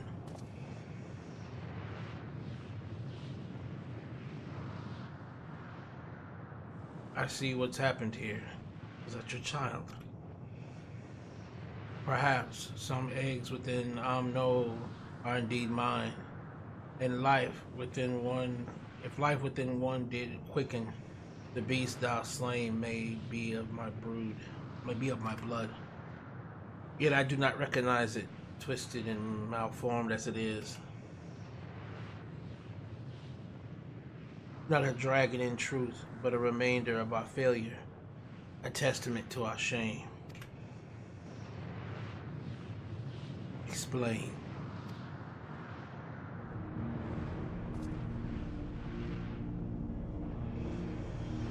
They descended from the heavens, cold, heartless machines, and with them rode war and death. With fire and fury, rage and rancor, they gave answer. We gave answer. 'Twas a long and bloody battle, but only the beginning.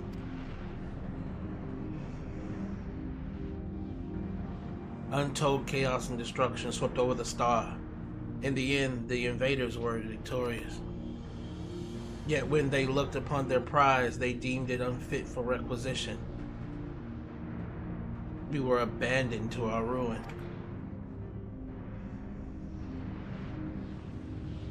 The survivors sought to put away their shame, to rebuild, a futile effort. In pure soil replete with ether, did we once cultivate our nesting grounds, but our lands were barren, and many eggs nurtured in such desolation were fated to rot. What few survived to hatch emerged as abominations. We shall have no new progeny.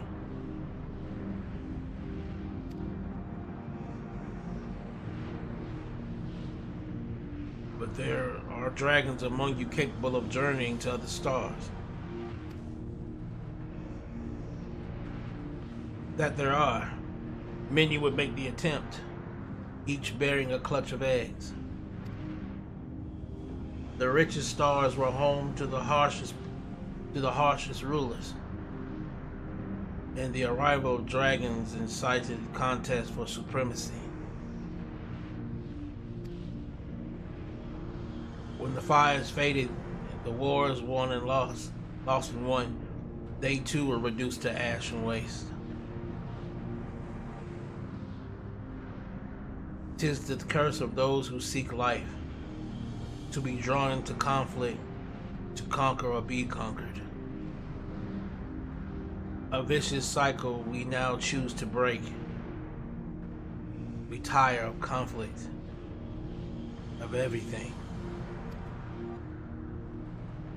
We now wait in sweet, merciful silence, free from strife and suffering, still as stone.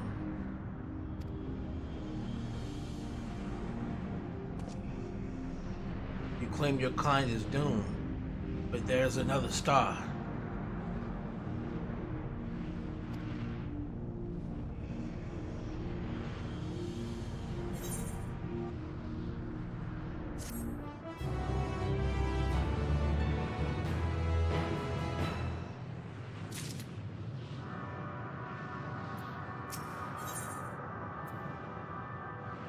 Leaving Indian to sigh in frustration. They only want to brood in silence, to be left alone with their grief until time itself comes to an end. The sole reward for senseless bloodshed. I pay not understand. I wish that I did not.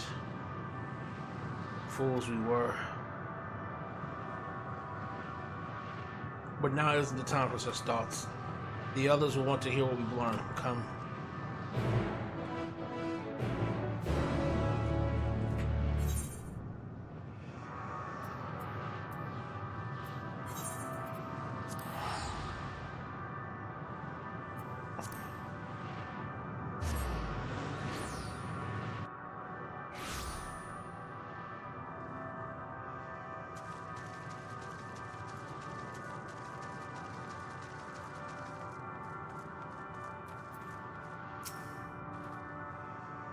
Were you able to establish any meaningful contact with the dragons?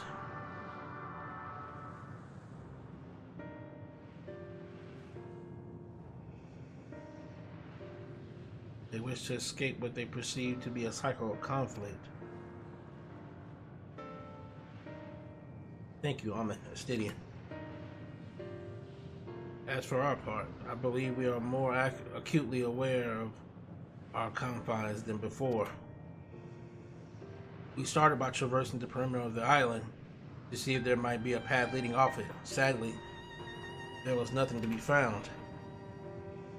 There's no small amount of debris floating about. Could there be enough to serve as a bridge to lead us elsewhere? I considered that, and so I tried throwing a stone onto a potential platform to judge its integrity. But it never reached its mark. As it crossed an invisible threshold just beyond the boundaries of this island, it vanished, only to reappear above me and fall at my feet. I would not be so quick to presume that what we see outside the space is as it appears. Yeah. Which is why I returned to the Ragnarok and asked the Loppers to search for a potential path. However, the ship's instruments failed to provide conclusive data on the surrounding area. Until we know more, I think it's too risky to attempt flying to another island. What Medion told us before, that emotions dictate reality here, might that be the key?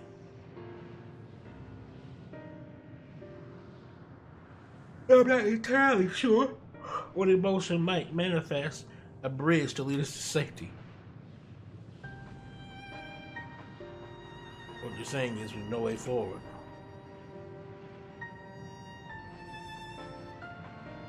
At present, if it is indeed emotion that governs this island, perhaps it is not Medions but the dragons that hold us here.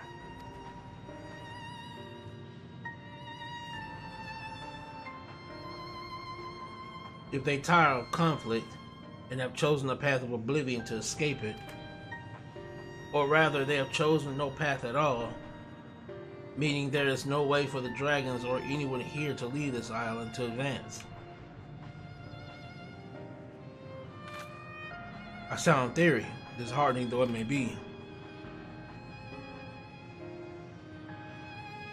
What recourse do we have? They are not like to be persuaded to help us. Their reasoning is built on a history of turmoil and strife, without irrefutable proof the future is not as bleak as they believe it to be. Mayhap persuasion is not the answer.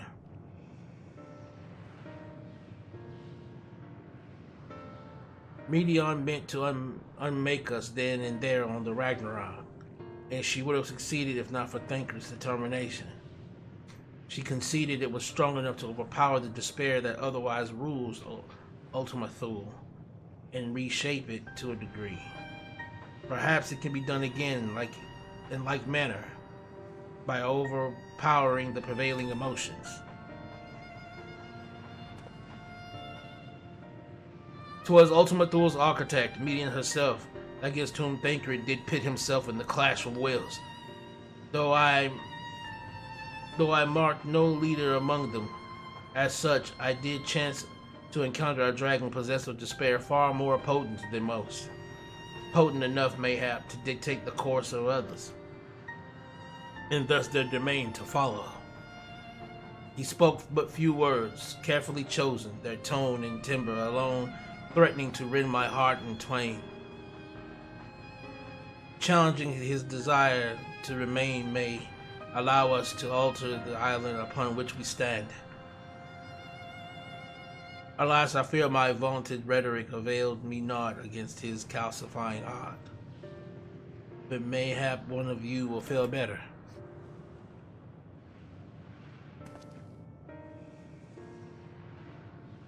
Then I shall guide thee. All End, they call him. The dragon in the dragon tongue.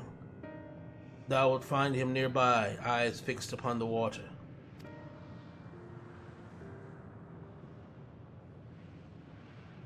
Let's get going.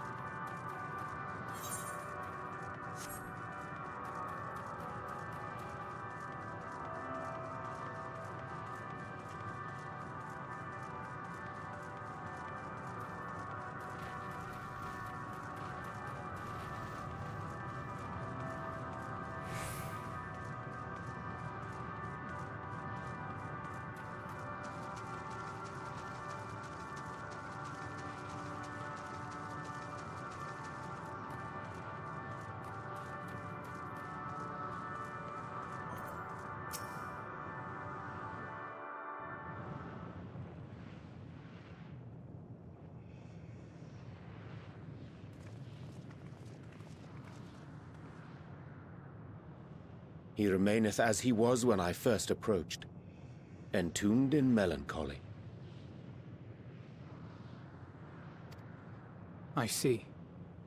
Perhaps I could... I'll handle this.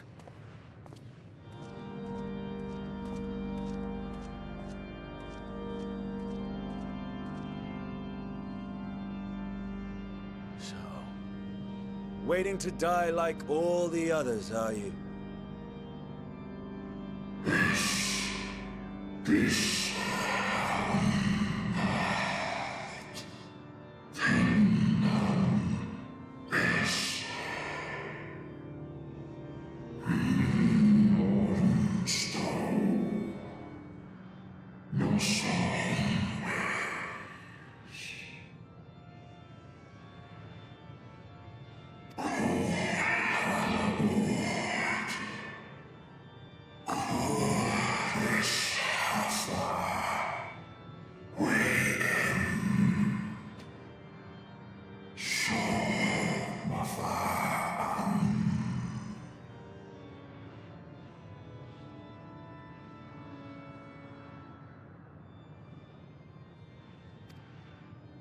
So you say.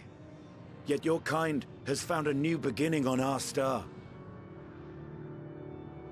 One of you braved the Expanse, bearing with him a clutch of eggs. They and their children now rule our skies, their song heard by all.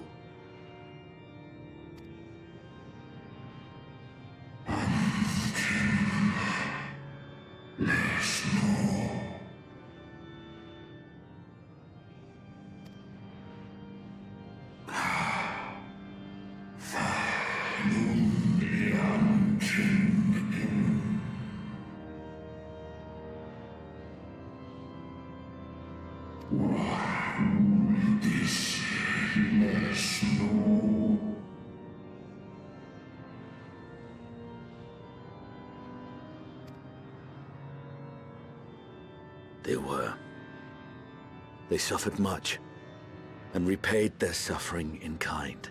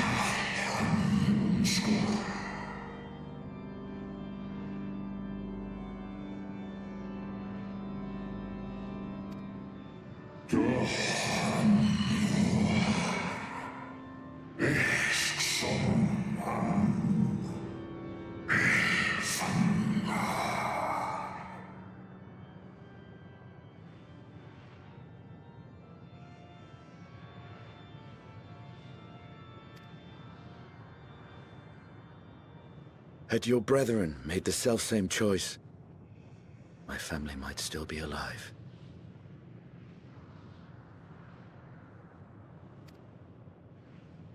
Yet lasting peace does not come to those who simply retreat from conflict. No, you must be willing to confront it, to stare into the face of your foe, and see yourself in him.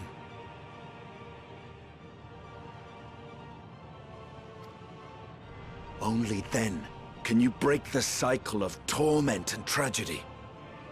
This lesson, a dear friend taught me at the risk of his life. There is no nobility in your penance. You wallow in self-pity. And after everything we've endured, we will not let you stop us.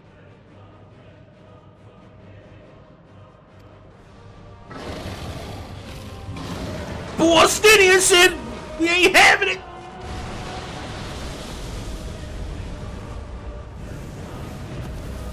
Estinian!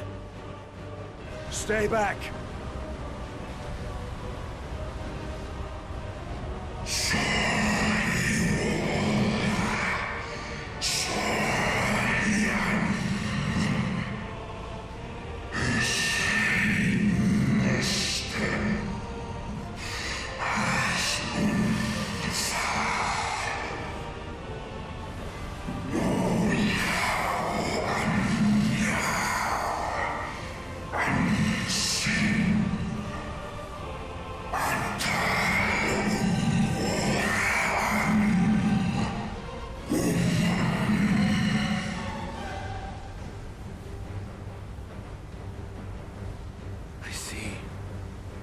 Theirs is the emotion that bars our way.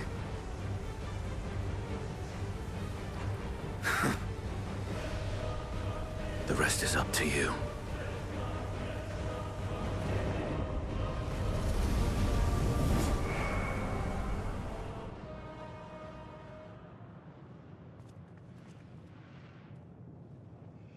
No! Not Estinian too!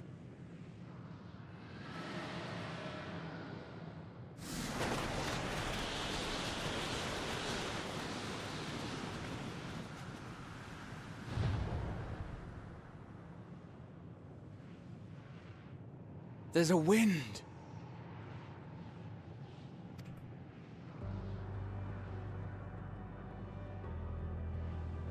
He's opened the way for us. Sacrificed himself to remake this place, like Thancred did.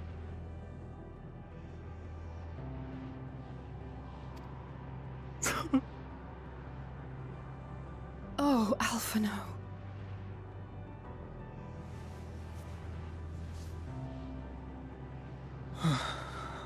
Come.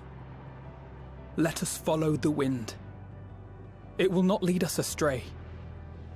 He would not.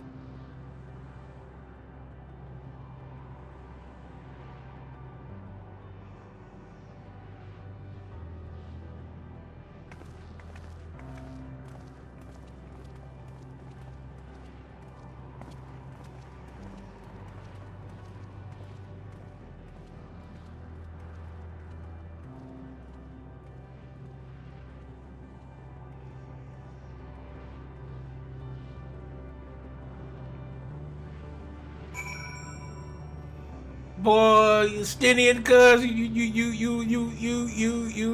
was a bad motherfucker, boy. You a bad motherfucker. You was like, oh, you gonna be a little bitch? After all this, you gonna be a little bitch? Man, get the fuck out of our way, cuz. Get the hell out of our way.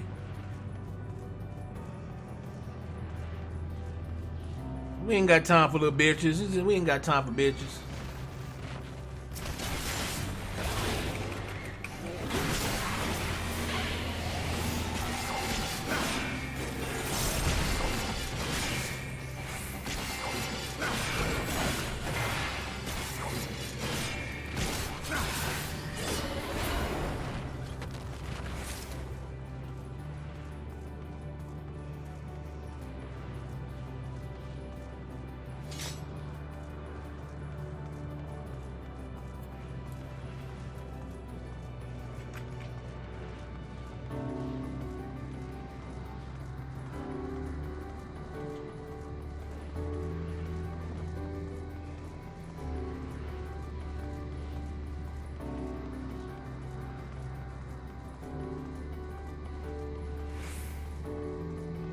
Am I going the right way? Okay, yeah, okay.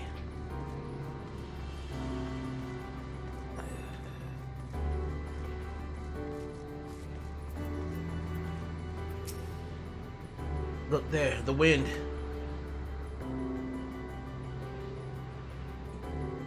This is Estinian's doing, I'm sure of it. We should ride its flow and see where it leads.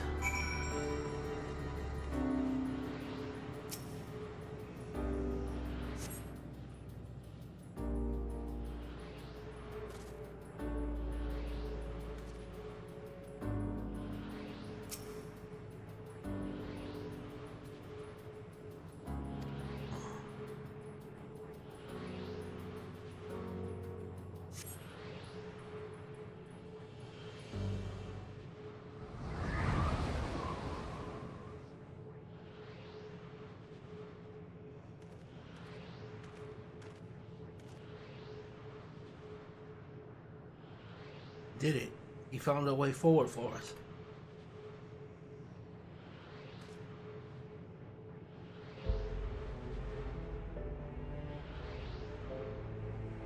The dragons remain trapped within a poison of their own making, lamenting the horrors of war. Yet Estinian knew them better than most. He was a man of honor and a dear friend, willing to fight to the very end for what he believed was right.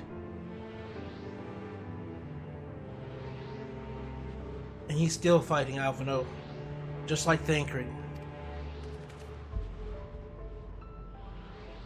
Their sacrifices are why we can survive here, why we still have a chance to stop her. Even in spirit, they're unwilling to give in to despair, and we mustn't either. Alice is right. We must press on for their sake.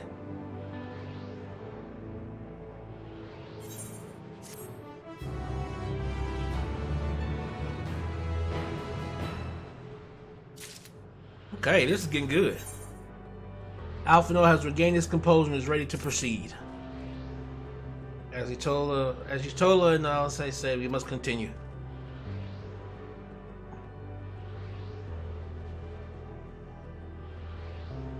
Notice a change in our surroundings. Perhaps this is the memory of an altogether different world. Would be prudent to learn more of it then. Tread it carefully, lest we lose our footing on the sand.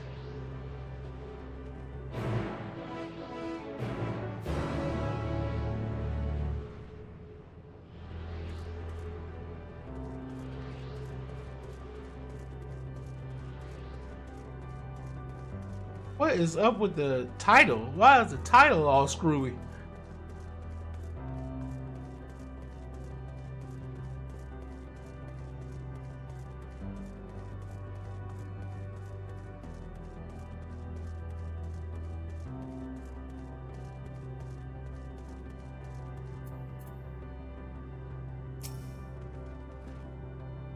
Were it not for the violet crystal embedded in this surface, to what appears an ordinary stone, a curious script hath been etched upon them. Alas, it is not a language with which I am familiar. I cannot say I recognize it either. Nor I. The dragons, from what I recall, preserve their knowledge in song and eschew the written word entirely. So we may assume this is the work of another race, one we have yet to encounter. Median claimed the dragon's world suffered a slow death, seeking the release of oblivion. What life we find here, like as not, doth wend its way towards a similar end. Alice! What do you suppose that is over there?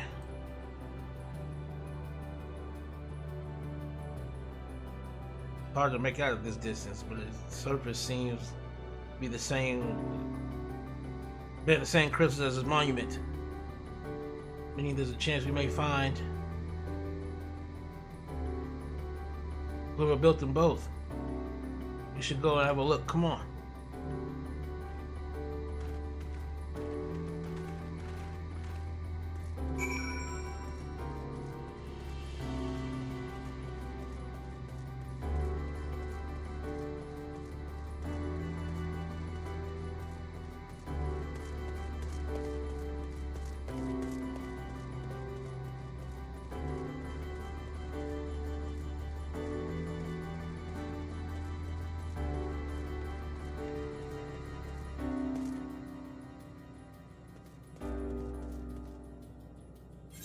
Where am I?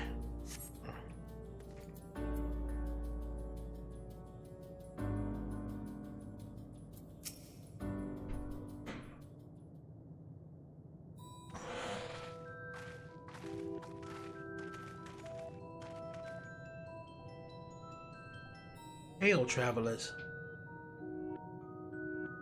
This is a most unexpected occurrence. Hello there. Is this your home? Indeed it is. Forgive me, I have forgotten. An exchange or introduction is expected when first meeting those with whom one is unacquainted.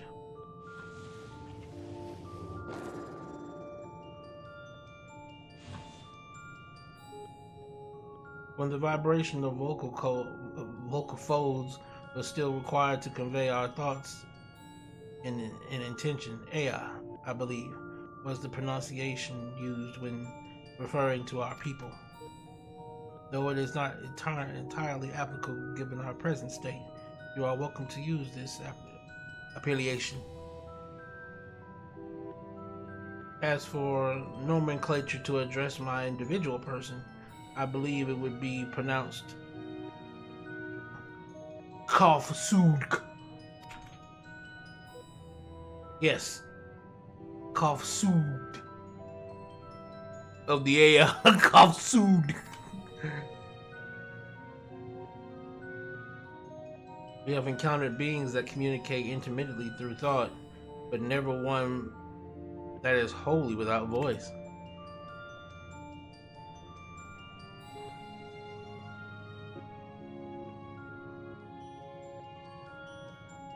I presume we are having this conversation via the medium of Aether, or Dynamis, as this space is suffused with vast quantities of it. Fascinating in either case. I gather your response to my presence is positive then. That is well, for there is something I wish to ask of you. Like yourselves, we Aya are aether-based life forms. Therefore, it may be surmised that our bodies are capable of biological composition to those who we once possessed. Our bodies are comparable. I have a number of queries regarding your subjective perception of the five senses: sight, sound, taste, touch, and smell. In total, I have prepared 198,712,180,827. Whoa! That's rather a lot, isn't it? Oh, my apologies. I have omitted a great deal many details necessary to understand the nature of my request. Though we dispensed with our corporeal vessels long ago, we have rediscovered a need for the flesh and have endeavored to recreate our erstwhile forms. However, all pertinent records have been lost due to the passage of time. Take for example the nervous system. It is well within our power to recreate, but we have no frame of reference for sensations once experienced by our people, which may compromise our ability to interact with our physical environment. And the reason you need to regain corporeal forms? Why, to bring an end to our existence, of course.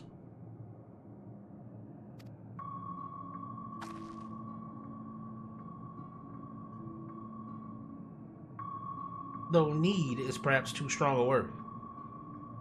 It would be a simple matter to unmake ourselves through use of etheric exsanguinators, but such a death seems inadequate. The traditionalists among us believe proper death requires an inescapable sense of permanence in one's final moments, an experience found only with bodies of flesh.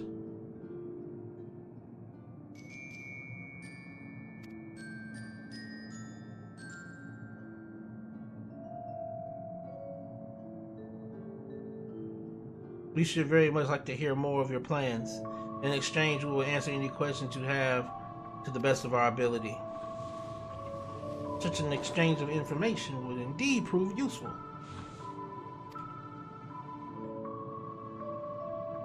Well, to ensure the efficacious exchange, I hereby invite you into our home, the abode of the Aya, where we traditionalists prepare for our demise. I presume your consent to answer questions is indicative of a tacit approval of our plans, in which case your cooperation is greatly appreciated. I must caution you, however, to be mindful of the Aya wandering the desert. Their desire for bodies of flesh can be described as overzealous. Now, if you would follow me. This is going rather smoothly. Not that I'm complaining, mind. Even so, you mustn't forget their aim is oblivion, much like the dragons. though I fail to see why a civilization so seemingly advanced would choose to unmake all they have created. At any rate, we'll find no answers dallying here. Let us be on our way.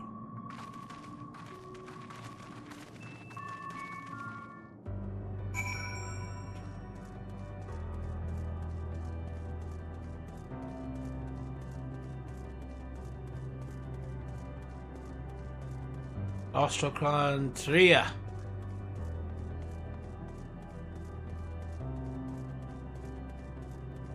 Luminian.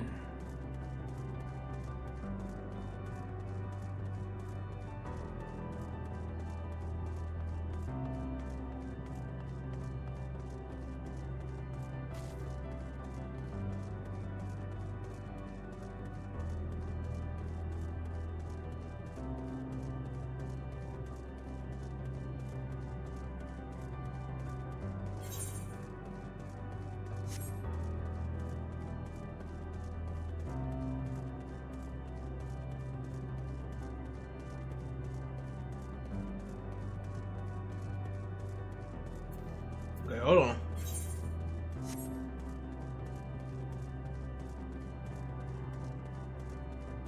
We got an aetheryte. We need to get that aetheryte up real quick. Hold on. Before we do anything, we gotta hit this aetheryte real fast.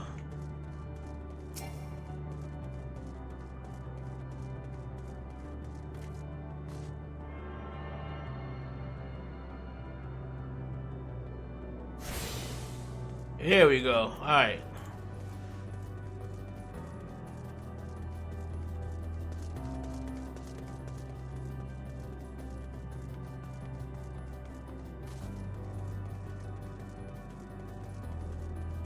Cough cooed. Welcome to our abode. Most of our compies, you will find, remain idle in their domiciles, though your quizzical expressions indicate my phrasing is unclear. I speak, of course, of the violet crystalline constructs hanging from the stone structures there. You say they remain idle, but what of your work to regain corporeal bodies? An astute question, and understandable, given your finite nature. We have no desire to pursue our research, for it is no longer necessary. If in our idleness we are struck by sudden inspiration, we rise to pursue said inspiration to its conclusion. That is why I present for your arrival. I was present for your arrival, and why I continue to engage with you still.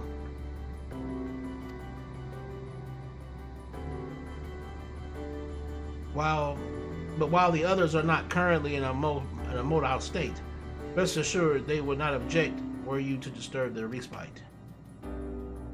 You need only cast your thoughts towards one of their crystalline domiciles to communicate.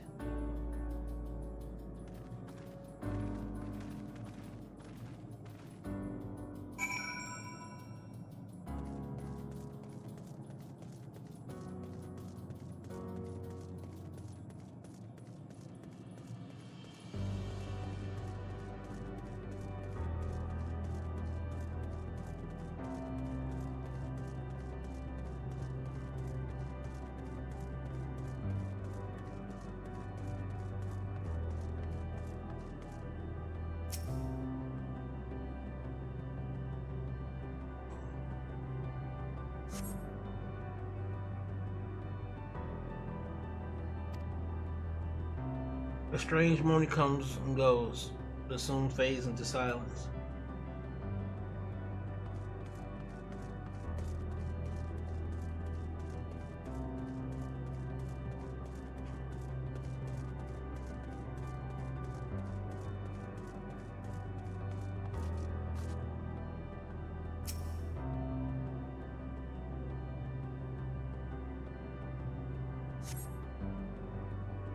We seek our end, you ask. Why we seek our end, you ask? If you wish to know, I will tell you. Just a moment. I must remember. What form did I take when I last emerged?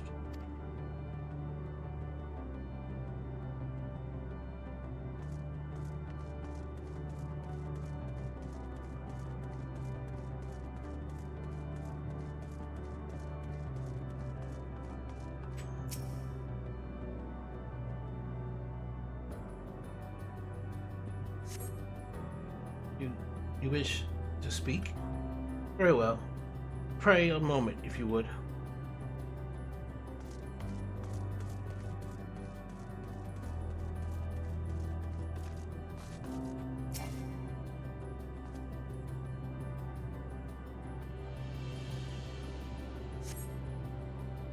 You cast your thoughts toward the Christian domicile, but there is no response.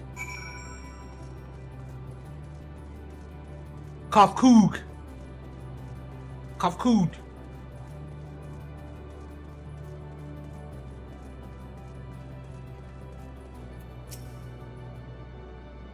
The your inquiries yield satisfactory responses?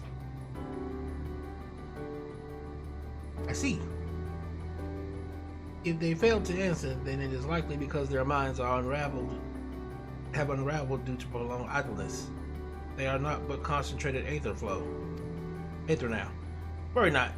There are no others who have need of those lodgings, and they will not prove to hindrance to remain as they are. But more importantly, you said some few did answer your request for an audience, yes? I imagine they will be with us ere long. Languidly awaits their brethren's arrival.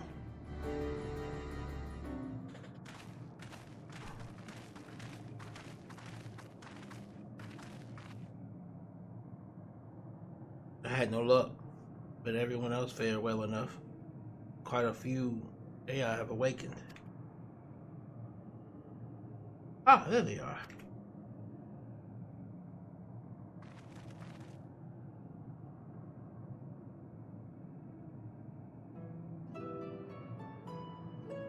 May I introduce you to Lalach, Dudik, and Nanik.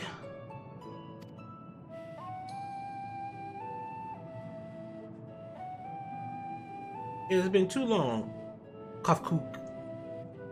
I dare say, Satyr 4 has since completed an orbit.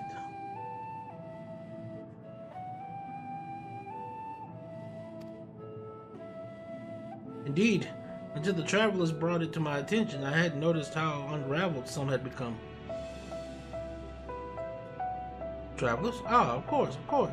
The ones who wish to know why we seek to regain corporeal forms.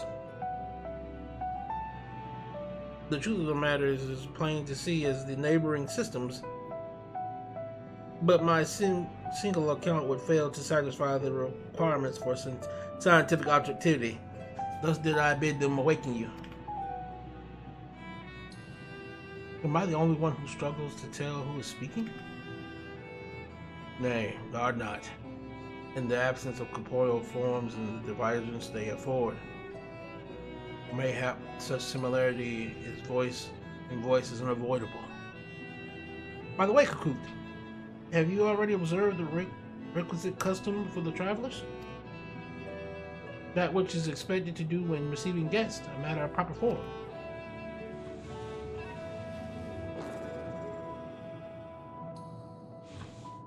Ah, yes.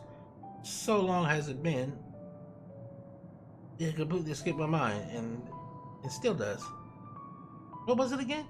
I can't seem to remember.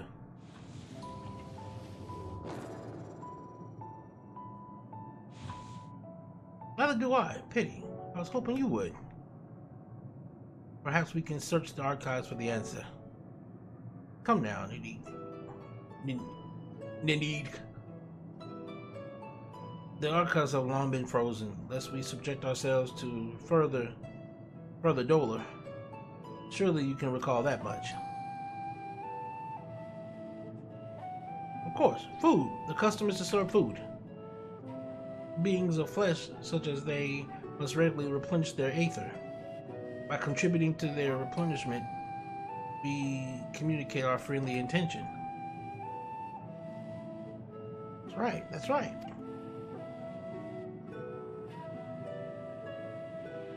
We duly invite you to join us in communal repast, after which we may engage in leisurely conversation. If we have a chance to learn something, then I see no reason to decline. Excellent. If you would care to follow, we shall Feast you on the purest aether.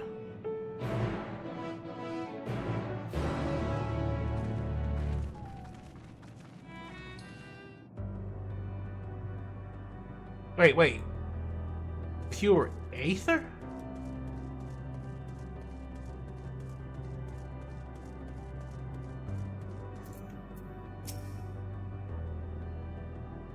This facility is where we replenish our aether.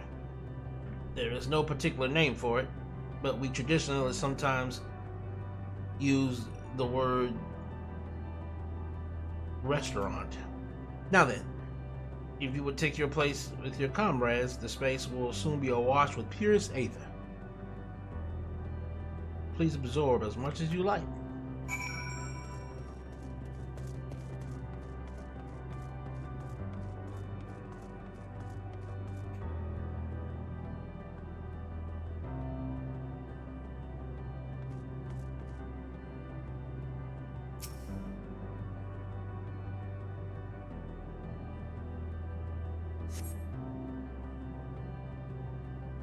So sweet aether, but nothing seems to happen. Perhaps you need to wait a little longer.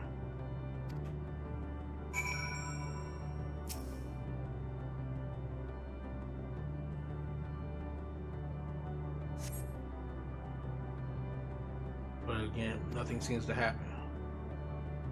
Just as I expected. As meticulously as one might recreate the Aya's homeworld, this is Ultima Thule. One cannot simply generate aether here. As recreations, our friends are oblivious to this fact.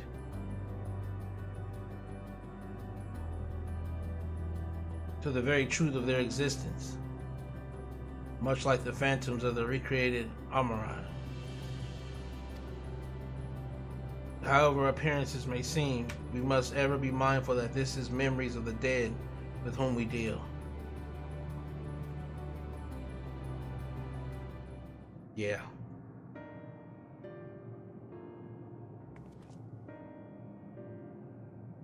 Did you have your fill of aether? Alas, we couldn't absorb it. A deficiency in our forms, it would seem. Oh, how very unfortunate. May I ask how you normally replenish your aether?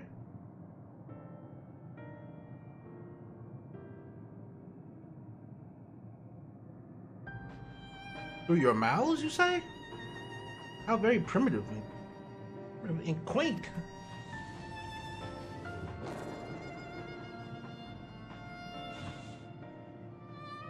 To think that their mouths serve not only to expel sound, but draw in sustenance besides. Such life forms have long since vanished from our systems.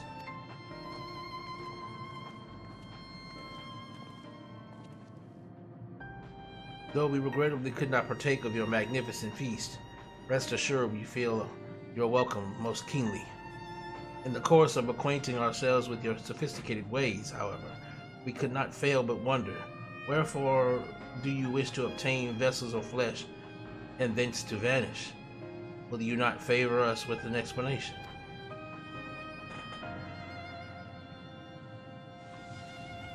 You flesh and blood beings are always so hasty. It does have its charm, however. Very well, we shall indulge you. In the beginning, when the Aya yet possessed corporeal bodies, our ancestors dedicated themselves to the pursuit of knowledge and technological advancements. By transcending all limitations, we believed we could eliminate sorrow and abide in true happiness. From the tangible, such as land, to the intangible, such as labor, there existed myriad hindrances to progress. But the most confining of all was the flesh itself. Our natural lifespan was distressingly middling, you see. Too short to enjoy unhurried lives, yet too long to be considered disposable. Furthermore, to simply maintain the integrity of our bodies demanded considerable resources.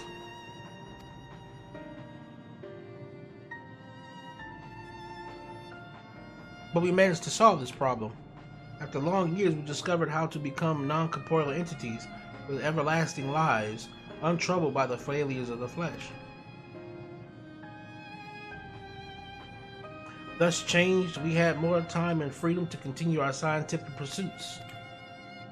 We went on to make even greater strides in our quest to transcend all limitations until we finally decided to challenge the last of them all, the limit of knowledge.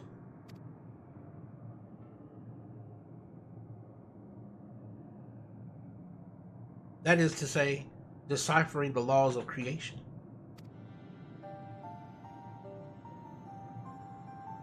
We sought to discover how the universe came into being and explain all extant phenomena and thence predict the future.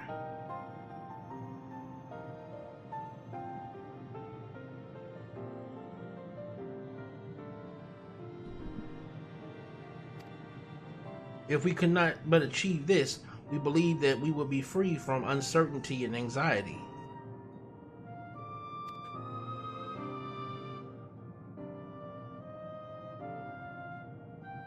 And did you find the answers you sought?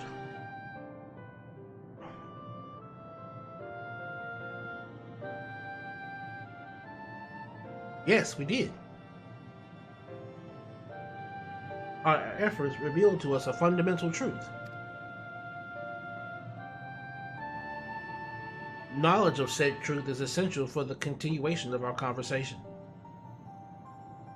If you would learn more, we will share it with you. No, we mustn't. Primitive as they are, it would surely be unspeakably cruel to deprive them of their ignorance. They are possessed of corporeal forms, their lives readily ended. As those who have gone before, it is not our duty to warn them.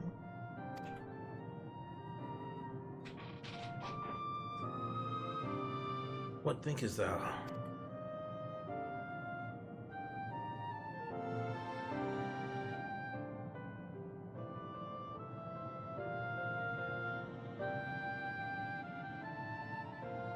We have deliberated and come to a consensus.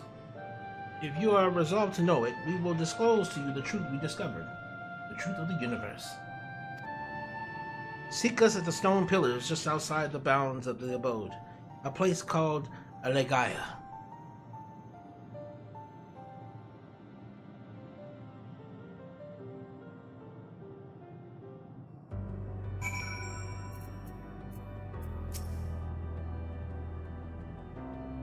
A fundamental truth.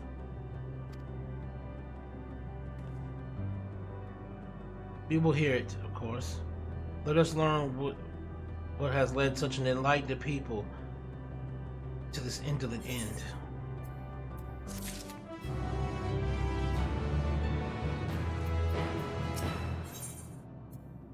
Something seems to be weighing on Urianger's mind.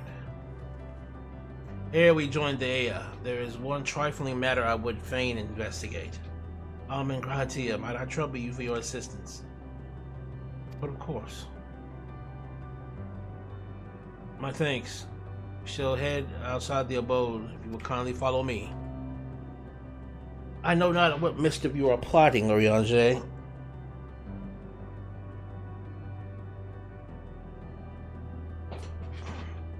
But I trust you have our best interests at heart. The rest of us will go on ahead to Alegaya. Lest you worry, we won't start without you.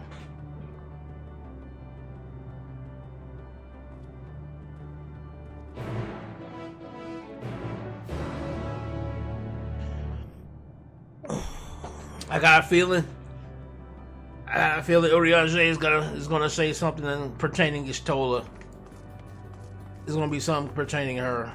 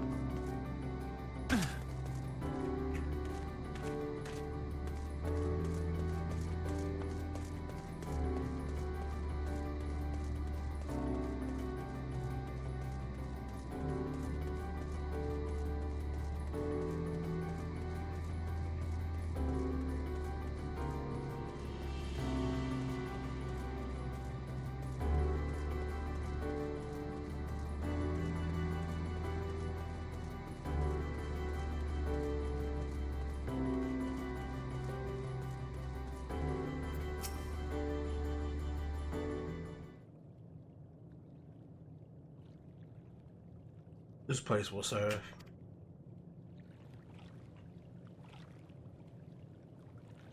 Is it the spring that you wish to investigate?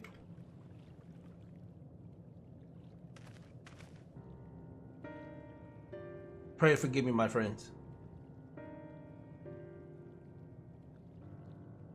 But there is naught to investigate.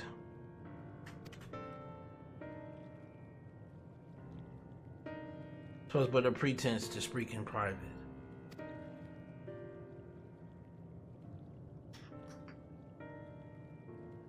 You have our undivided attention.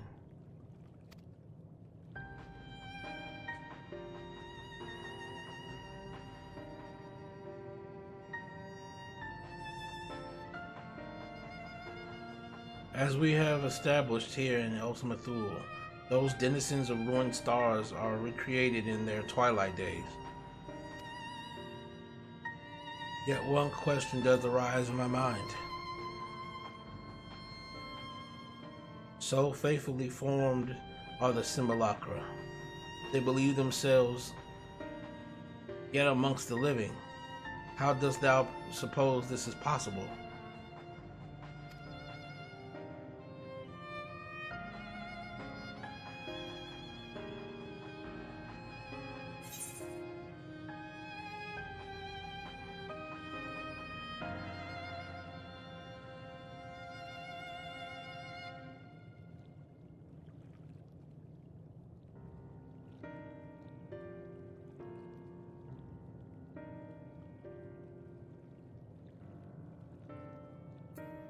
Yeah, she's taken their hearts into herself.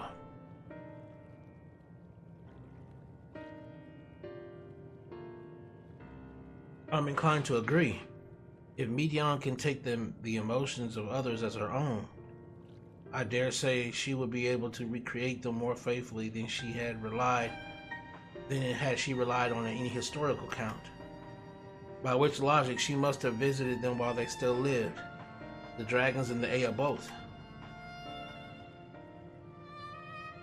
So too did I theorize, and upon that assumption, however, consider how those two races may have met their demise.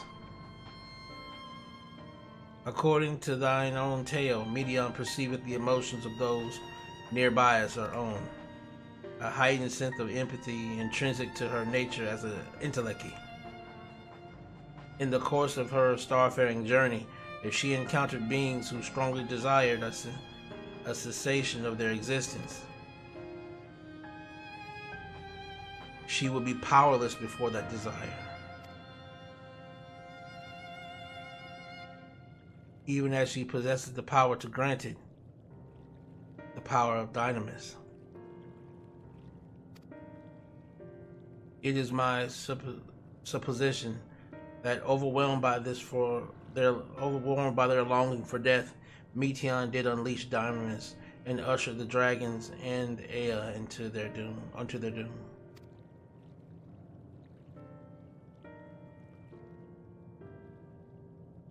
Of course, such was not always the outcome. Full many stars did she find already lost to ruin. In order to create a terminus, however, the fervent desire for the end is essential. Therefore, should you struggle to find the way forward, pray ask yourselves this: in the place where you stand, whose is the soul that yearneth most desperately for oblivion?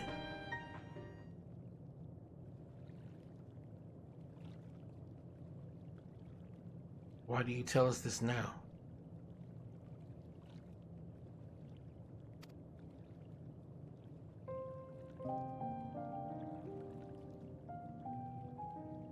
There again would I betray your trust. This pledge I did make to my comrades. In bringing thee into my confidence, I would remain true to my word.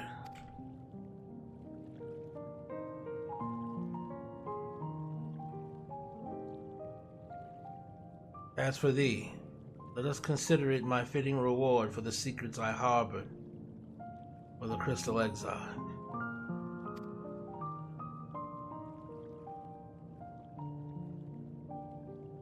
I once placed my faith in thy chosen path, walked at thy side, full knowing that we were bound for thy demise.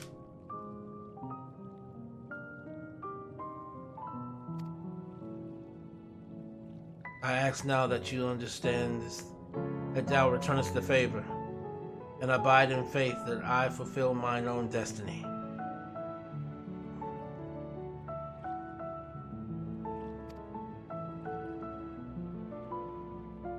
If you say my debt has come due, how am I to refuse?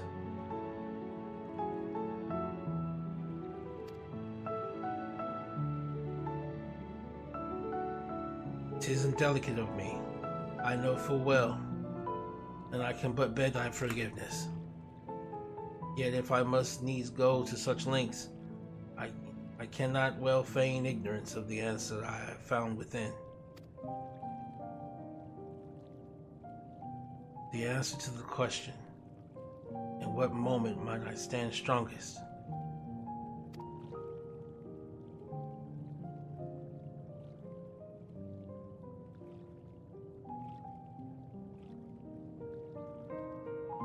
After all that we've been through, I will say only this.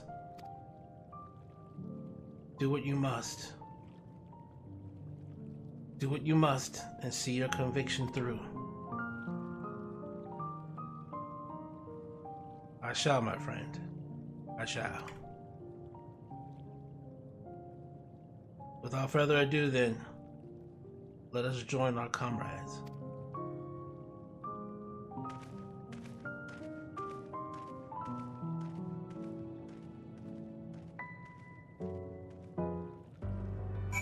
He about to do something dumb. He about to do something dumb. Let us be off to Telagaya.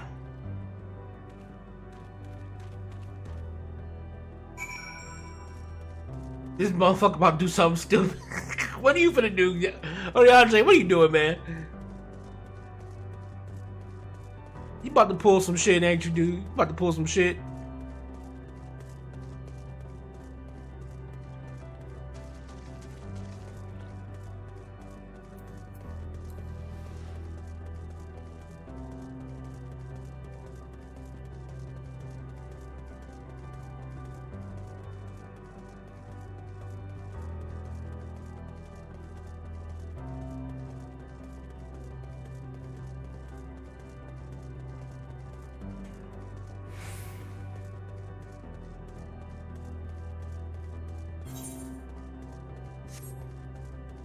It's over there.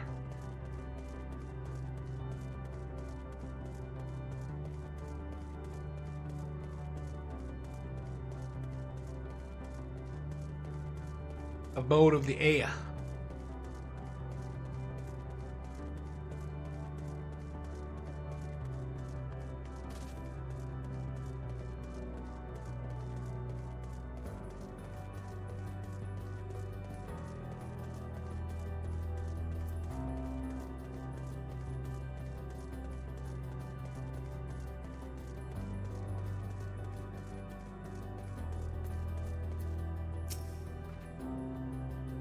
It seems everyone is accounted for, shall we then?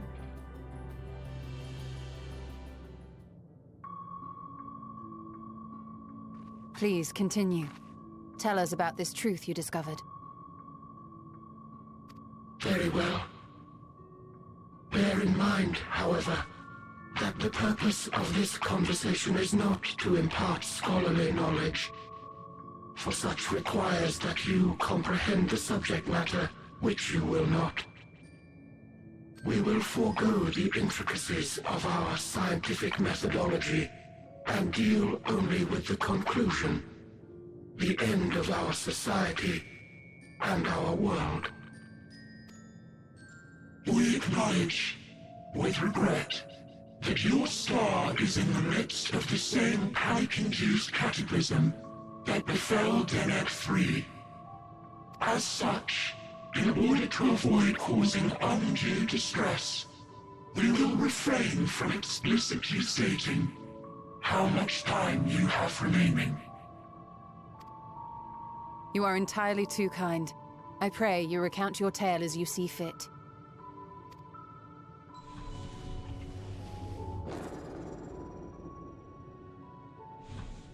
In the beginning, the universe was but a tiny particle. Then suddenly, this particle began to expand. Having remained entirely in the bounds of your star, the phenomenon may be difficult for your kind to grasp.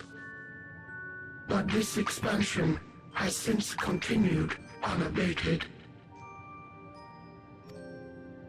Speculating that the universe could not grow indefinitely, we sought to learn what might occur, and made a worrying discovery. The stars will continue to spread apart, as will their finite thermal energies. Eventually, all heavenly bodies will grow cold and freeze. No new stars will be born, and the universe will enter onto an eternal ice age.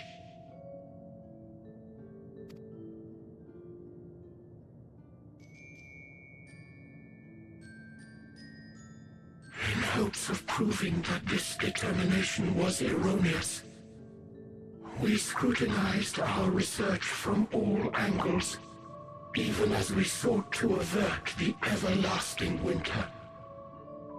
The endeavor proved fruitless. So infamously so, in fact, that it became synonymous with vain effort. The universe as we know it would end, and there is no way to prevent it. Beneath the weight of this knowledge, our society stagnated. Though we had time still, it was a cold comfort. Why strive for anything when desolation is assured? When our wealth of wisdom, accumulated since the dawning of our kind, would be forever lost. No civilization would rise from our ashes. No scholar recover our knowledge. In silence unbroken, naught would stir.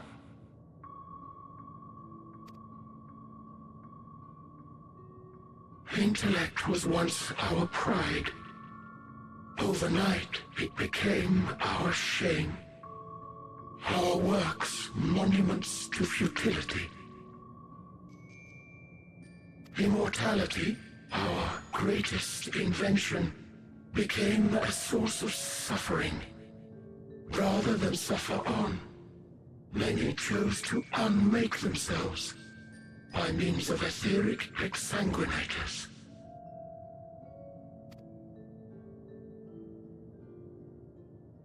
Etched upon these stones are the testaments of such souls. Though many left no words at all, thinking it a pointless gesture. Once we have obtained vessels of flesh, we likewise intend to vanish. If you understand this, understand aught of our tale, you will abandon your quest for knowledge. Ignorance truly is bliss. If you would cling to your illusory happiness, remain primitive and pure. It is the only way.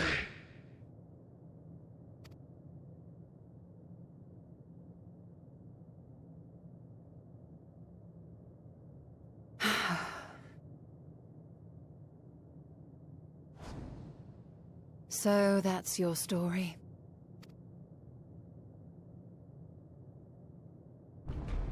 While I appreciate your advice, I will not heed it. Convinced though you may be of this truth, it is yours and not mine. Indeed, truth, I have ever believed, is in the eye of the beholder. Are you suggesting that we have reached a faulty conclusion? That our science failed us? Hardly. As you yourself said, the subject matter is beyond my comprehension. And that, I accept, is true. I do not possess the knowledge to prove or disprove your conclusion. In my mortal years, I doubt I could even approach the wisdom of the Air. But of one thing am I absolutely certain. I would not be happier in ignorance. Y'shtola, no! You mustn't!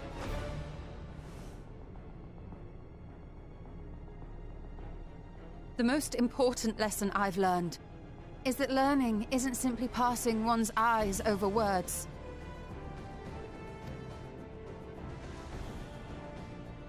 Nay, 'tis when understood for oneself that knowledge attains its true value. This is what has sustained me, driven me onward in joy and wonder, in anger and sorrow.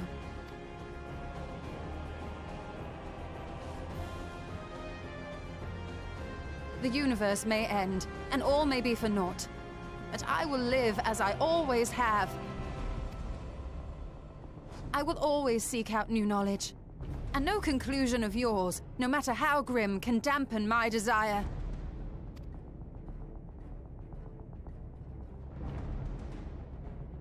I suppose it is only to be expected. Their feeble minds cannot fathom the terrifying gravity of it all. But worry not. We consider it our duty to enlighten you, and we will not stop until you grasp the full extent of our despair.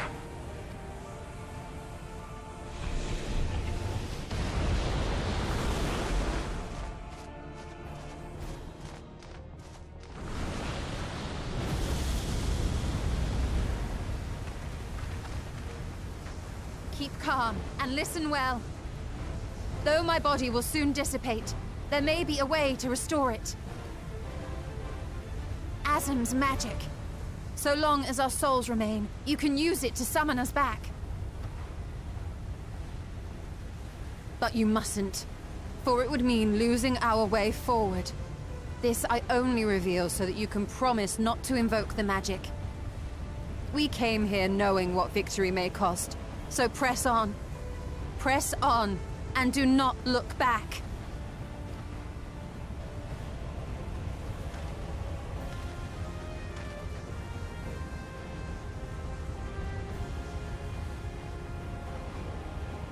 I shall join thee. As subterfuge is not required, thou shalt not suffer for mine absence. Urianger. My resolve hath never been as strong as thine. Full oft have I wavered in my decisions, and afterwards been stricken with regret.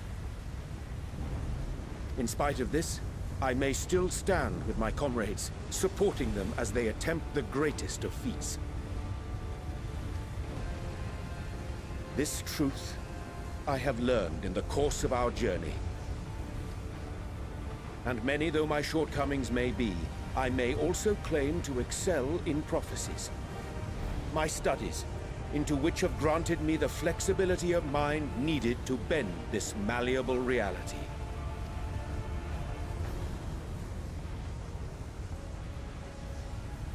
Thus shall I hope that thou mayest have the strength to resist, and our comrades the strength to continue.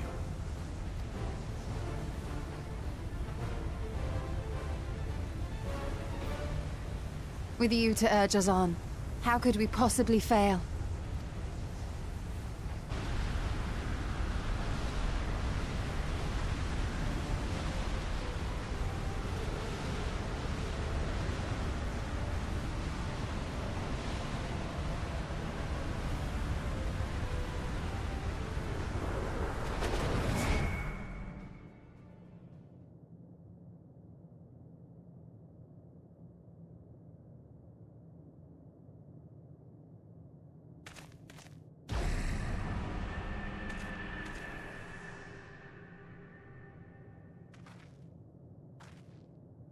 What's this? An extinguished civilization. Rekindled.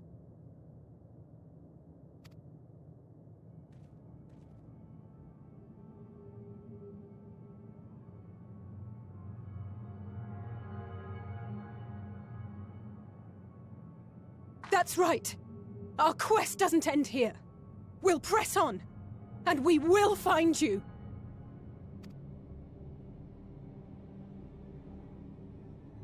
There.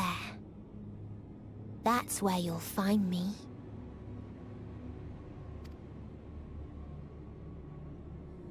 Is that another star? Of the stars we visited, most were already devoid of life. And where there was life still, the inhabitants wished for death.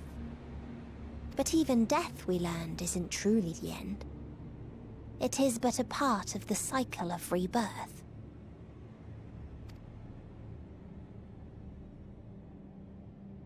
Souls return to the star, or in its absence, a larger flow. And eventually they are reborn. Alive again, to know suffering anew.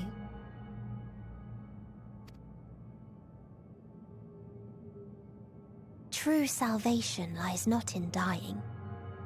It lies in not being born. This is the gift I would give to you. To all life on beautiful Atheris. To that end, we created an egg wherein life cannot quicken. That dead sun.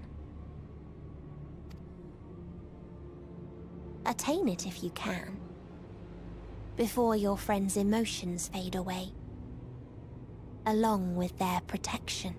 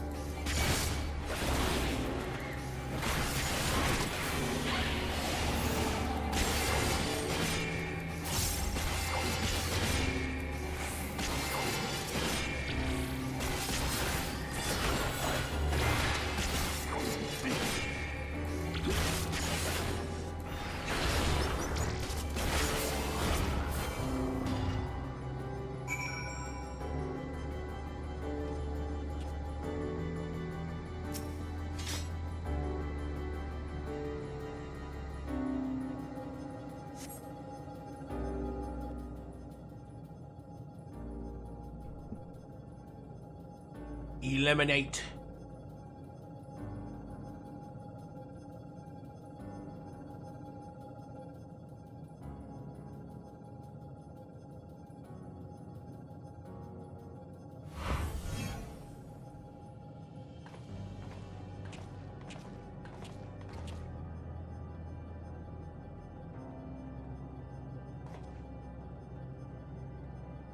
Get another civilization. Attacked as soon as you arrive. Not the most welcoming of places, is it? We must try to find denizens who are amenable to conversation. See how far we can go. I'll help Elvinor with that. You and Grauhawk can search the friendlier folk. Apart from hostile beings, take care of your footing. I mislike the look of this terrain. Not knowing what the locals are like, you best take care of yourselves. We'll find you once we have finished exploring.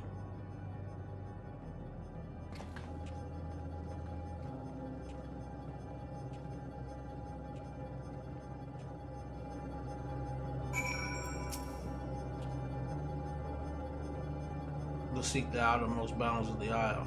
So I propose we search the central. There are machines patrolling here and there, sentinels in all likelihood. Like those you encountered, they will most likely certainly attack any who venture too close. Look for the others.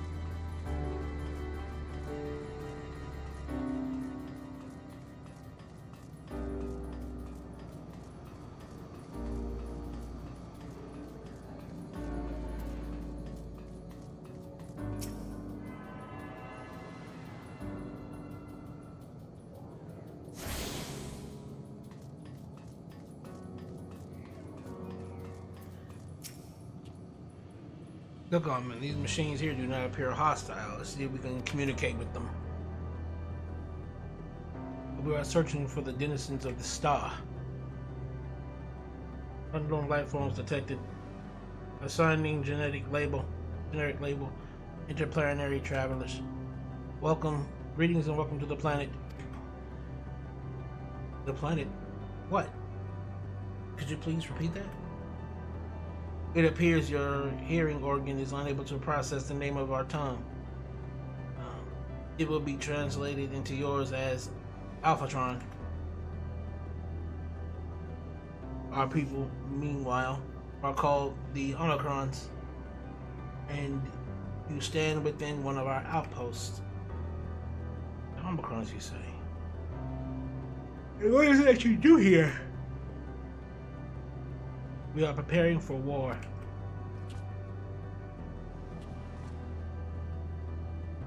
As we presently do not have a designated target, you have nothing to fear.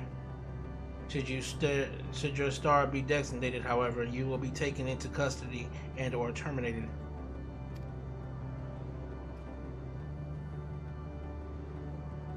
a little frightening, these Omicrons, but at least they seem to be forthright. I will see what else I can learn from this fellow. Speaking with the others.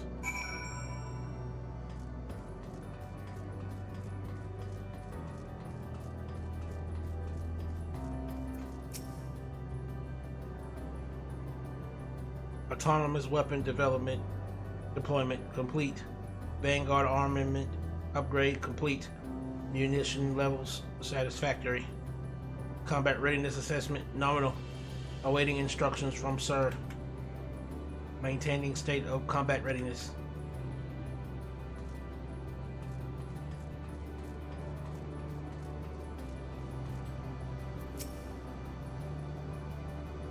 Measuring combat capability.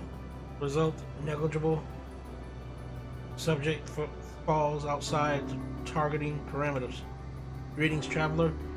We are the Omicrons, and our objective is self-enhancement.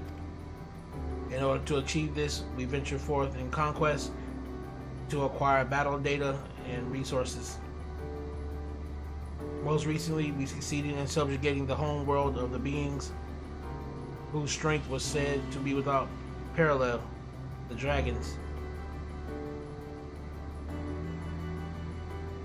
Oh wow, so these were the motherfuckers that fought and conquered the dragons. Yet though the endeavor yielded a wealth of combat data, the star was rendered barren and unable to yield resources. A subsequent costing determined that the losses incurred exceeded the gains. These were the motherfuckers who fought and killed the dragons. Wow. Greetings, traveler. When venturing outside the outpost, beware of malfunctioning units. They do not heed Sir's commands and indiscriminately attack all non-Omicrons. For the avoidance of confusion, be advised that Sir is the alias of Stigma 1. Sir issues instructions to our forces as the foremost of the 6 strategic matrices that bear the designation Stigma.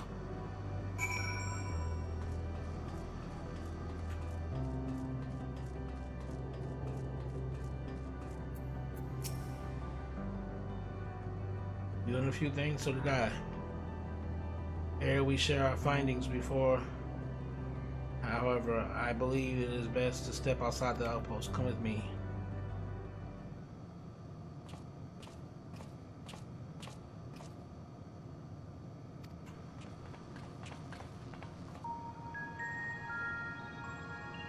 It'll come to no surprise, but there's no way forward. There were portals like the one we used to get here, but those that worked only sent us to isolated islands. Then, as before, we must locate the embodiment of the emotion that bars the way. Did you find anyone you wanted to speak to?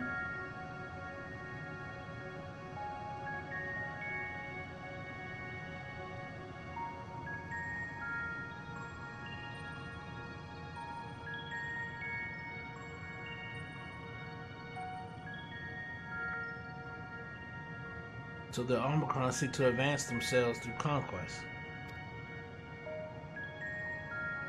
Following their victory over the dragons, they stand ready for the next campaign, but their leader is yet to issue new commands, and so they wait.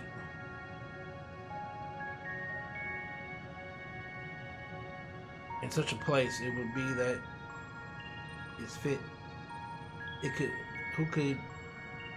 Who could it be that fit Urianjay's description? A soul whose yearning for oblivion surpasses all others. Urianjay said this?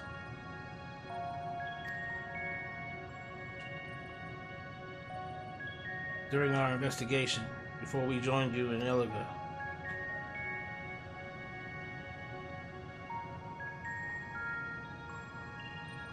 So that's the way of it. Why couldn't he just say it to all of us? Given what we know of this place, it's certainly a curious state of affairs. While the dragons in the air long for death, the Omicrons long for conflict. As much as that may lead to destruction, it must be considered a distinct desire.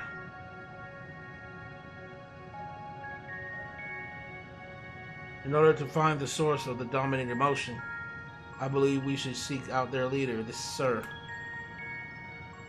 According to M032, the first Omicron with whom we spoke, there is a console which we might communicate with him. Also added that it would be a pointless exercise, but that in and of itself, I believe, is worth investigating. What say you?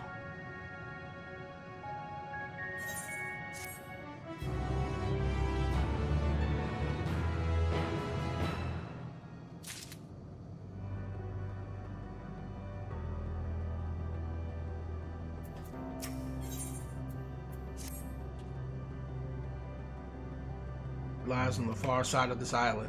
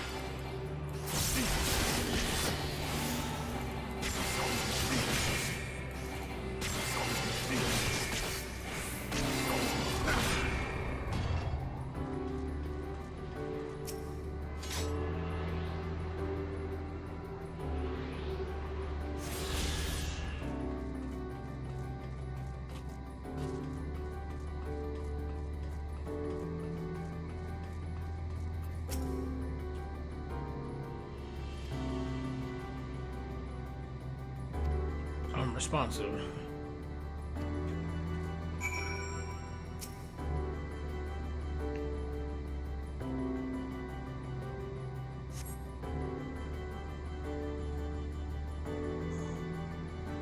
No response. Well, I see. There must be a way to activate it.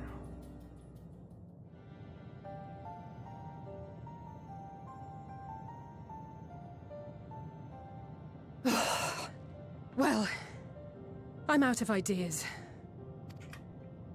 As am I. Operating such consoles is trying enough, but if we can't even activate it... Perhaps there is a way. First, consider the world that has been recreated here. Its inhabitants were machines who gathered combat data to enhance themselves. And among the many wars they waged, the most notable was that against the dragons. The significance of these details may be lost on you now, but they lead me to believe this was the home world of Omega. According to the records I read in the future, it possessed a single weakness: lightning. That's all well and good, but what does that... Wait. You're not thinking to strike the console with lightning, are you? As a matter of fact, I am. Ask yourselves this. Why would an entity as puissant as Omega not be designed to suppress the effects of lightning? Because it relies upon it, or something akin to it, as a source of energy. My thoughts exactly. And there is a good chance the same is true of the Omicrons and their devices. So, shall I cast caution to the wind and try something reckless and dramatic?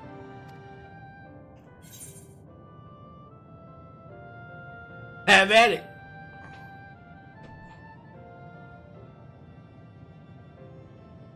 Very well. Here I go.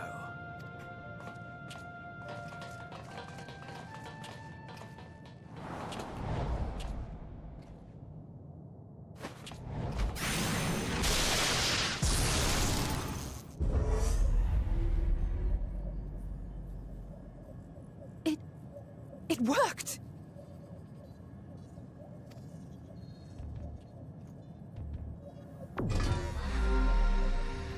Opening connection to Communications Module 1. Connection established. Transmission. Strategic Matrix Sigma 1 now online. As a primary strategic matrix, you may address me as Sir. Checking for new communications. None found. All units, please maintain current state. End transmission. Closing connection. Wait! We have questions for you! Of late, no mission orders have been issued. Why not? Has there been some manner of trouble? Reply. The Extended Operations Unit is yet to determine guidelines for future assignments. All strategies are calculated, devised, and actioned in accordance with said guidelines. In the interim, all citizens are directed to maintain a state of combat readiness. End reply. Awaiting query.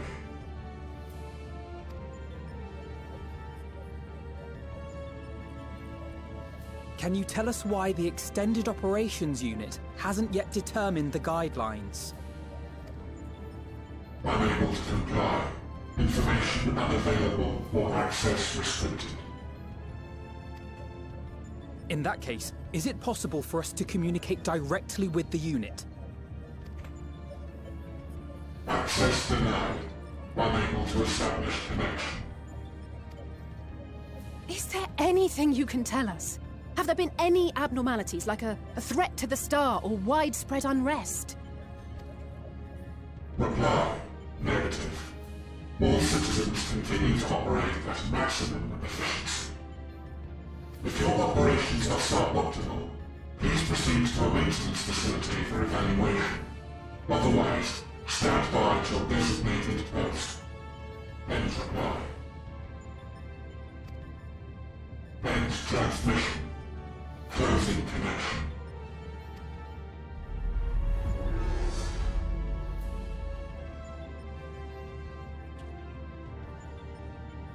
I could activate it again, but I doubt it would be productive. What do you think? If all the Omicrons really were running as efficiently as it claimed, then I doubt they were hoping for life here to end. As this Sir told us, there just haven't been any new instructions, and everyone is standing by. Should be standing by at any rate. If there are those that are neglecting their duties, perhaps we can glean a clue from them. I propose we take another look around, and also try to find the operations unit.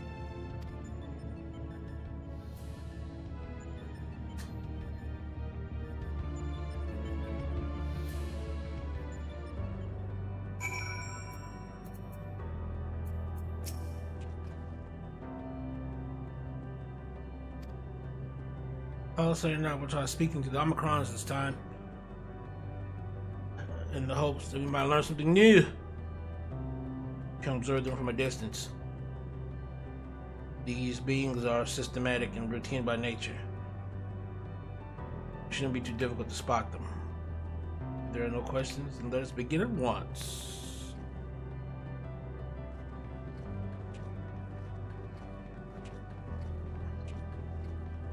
As we came this way, I believe I spied a promising vantage point.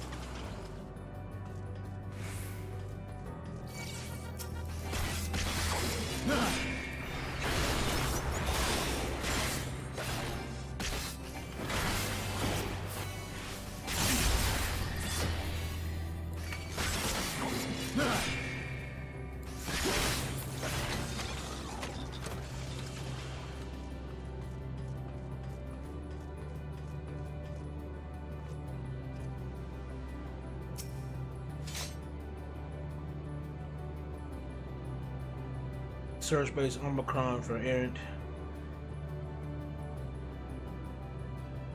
Alright. You may move the camera. Okay.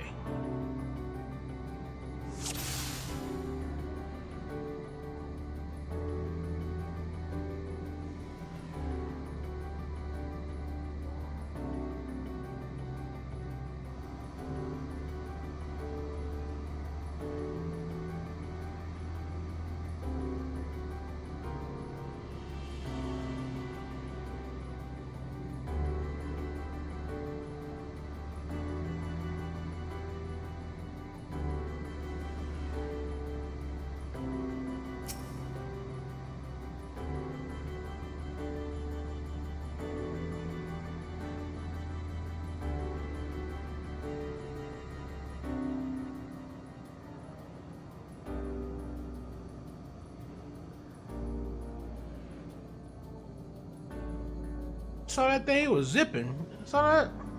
It was fast.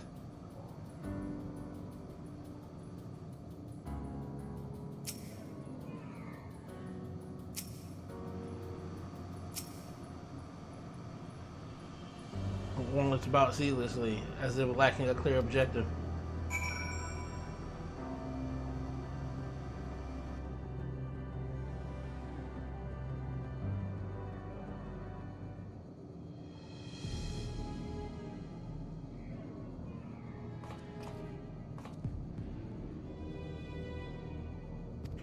Where?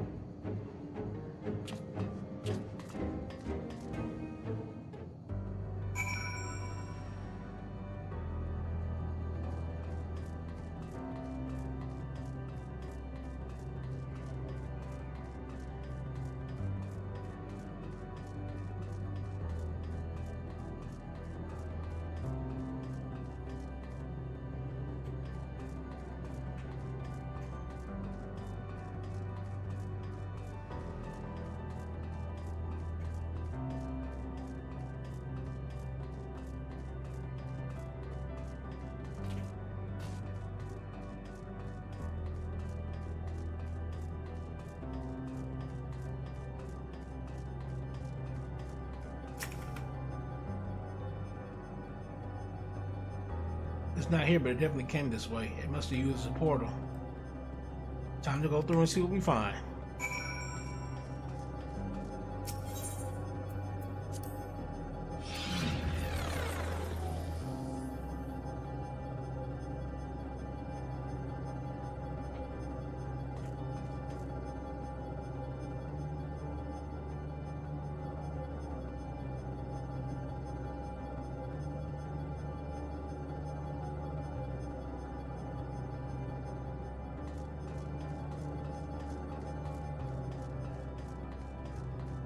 Decahexy.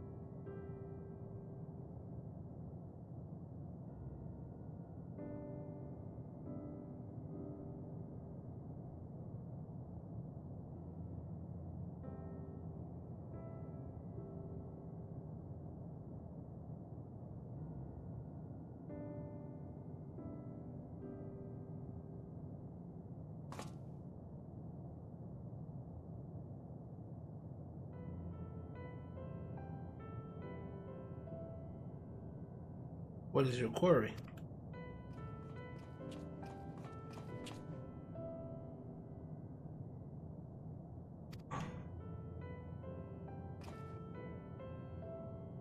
What are you doing here?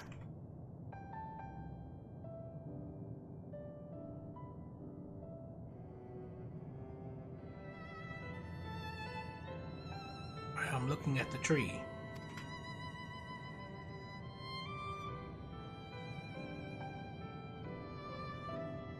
Quite an unusual specimen. What is the device attached to it? The tree is a sample collected from another star. As it cannot survive in our environment, however, it requires life support. That is the function of the device.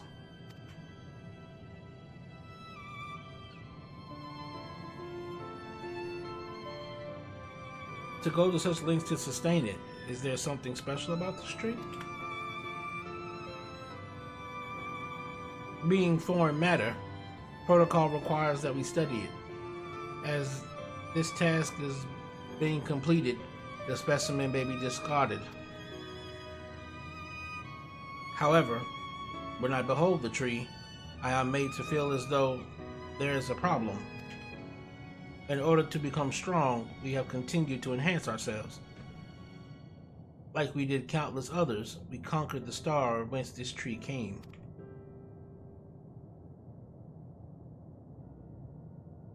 It is the last remnant of a dead world, and there is nothing towards which it may aspire. Yet it grows, extends its branches, sprouts leaves, produces seeds. Why does it seek to continue? Why was it made to behave in such a way? To what end? I do not understand.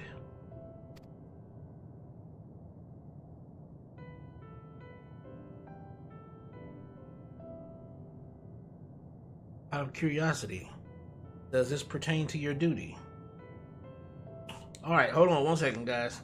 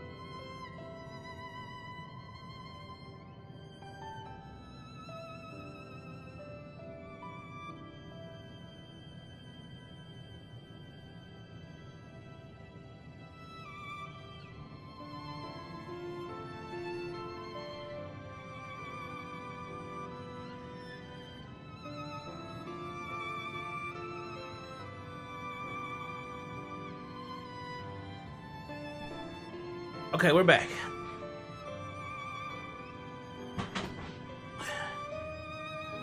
Out of curiosity, does this pertain to your duty? No, it does not. My apologies. I shall return to my designated post and assume a state of combat readiness.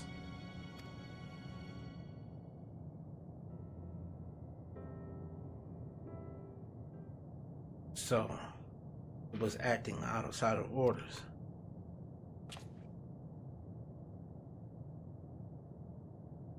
Perhaps it is simply a malfunctioning Omicron. These are by no means uncommon. But it may be also a unit possessed with the ability to make decisions. One not unlike Sir.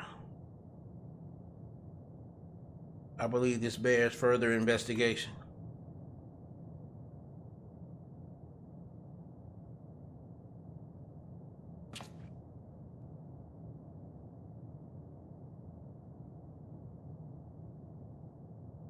To endeavor to live even when we must depend on forces beyond our control.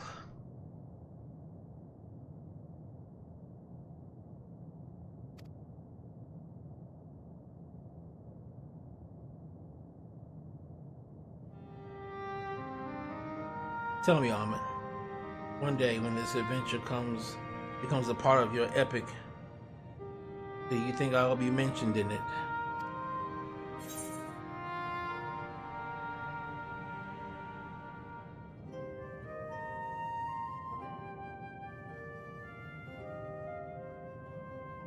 Of course, why wouldn't you be? I'm not gonna be an asshole.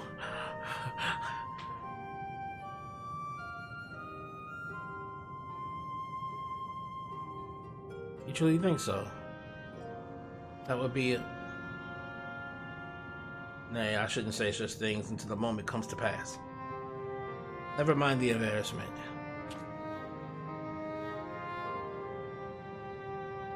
We had best get on with our task.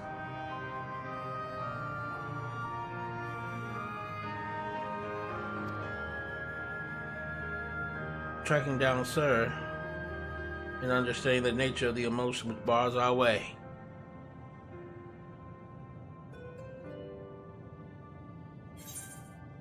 What do you mean? We found Sir.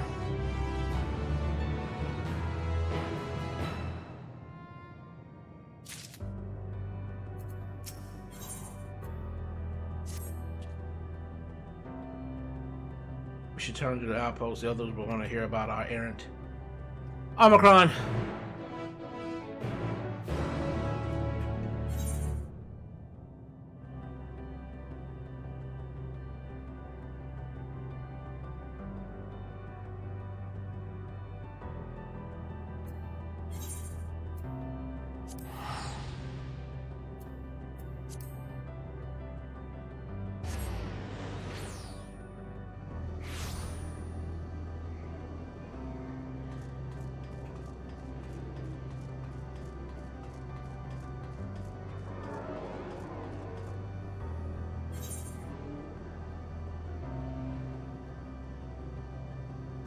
I'm the wrong way.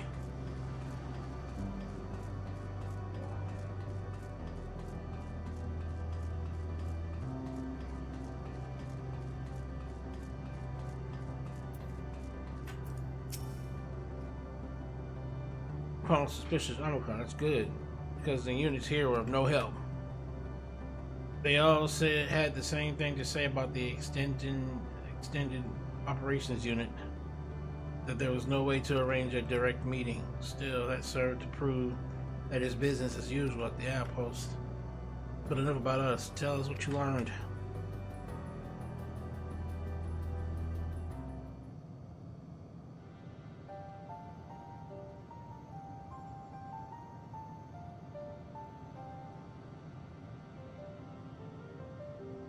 I'm trying to make sense of the meaning of life. None of the others were even a fraction as philosophical.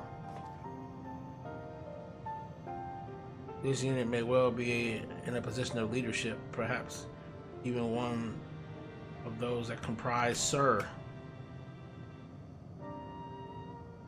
The Omicrons invade other stars and enhance themselves using the spoils of conquest. With the technology at their disposal, they should be able to alter their bodies, and be it in part or in whole. Setting aside the question of motive, if Sir, for example, wished to have an ordinary Omicron's body, I see no reason why it would not be possible. Ascertaining if that's what's happened. When I attempted to probe further, it promptly ended the conversation.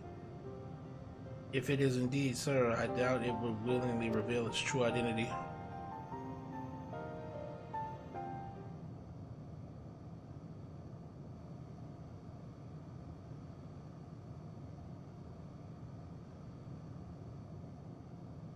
I have an idea.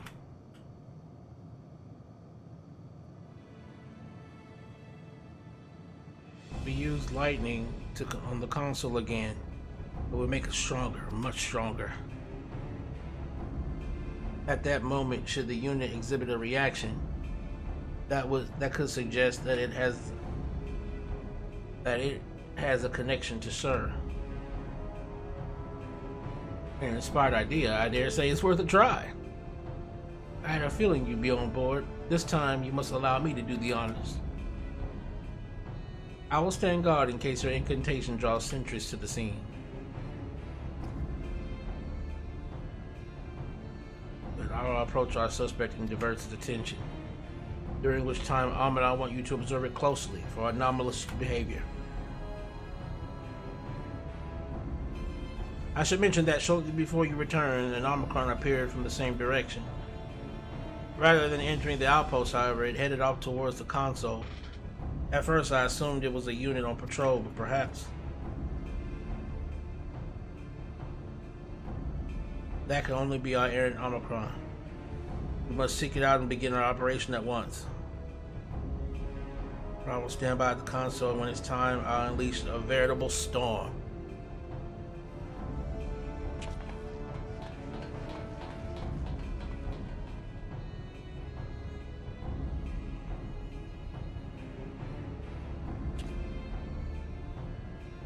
This will work, I'm sure of it. After all, our comrades are watching over us.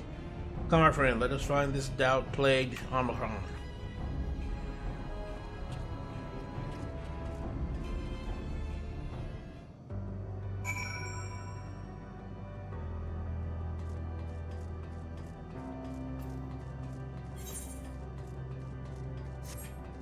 Holy shit! It is out there. It is out there, boy.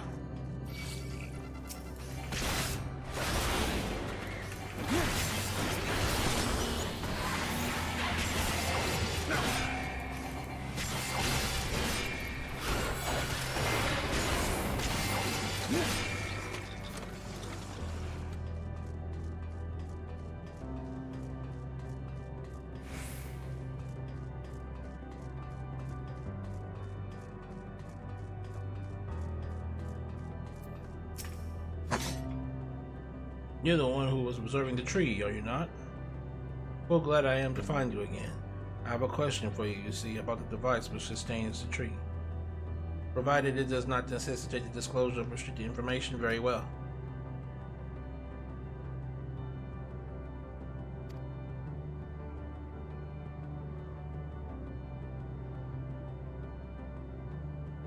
Oh shoot, hold on a second, guys, before we start this.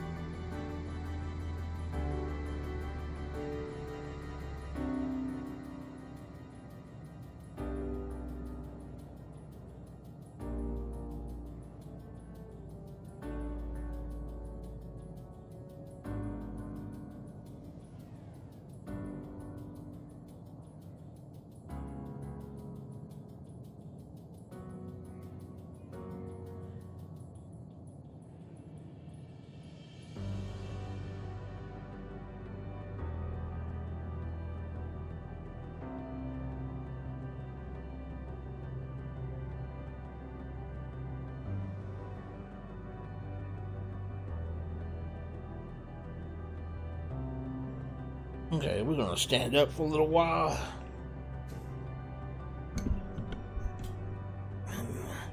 My legs over here getting numb. Let's keep going.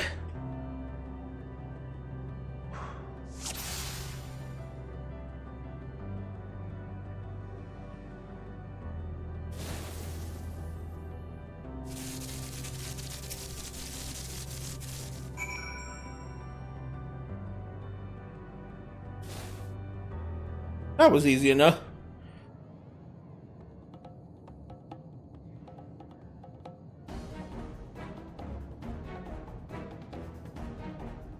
An anomaly, you say? Performing diagnostic. Error confirmed.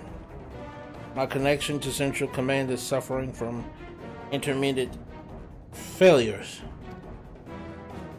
I must leave at once and present myself for maintenance at the nearest facility. You will excuse me.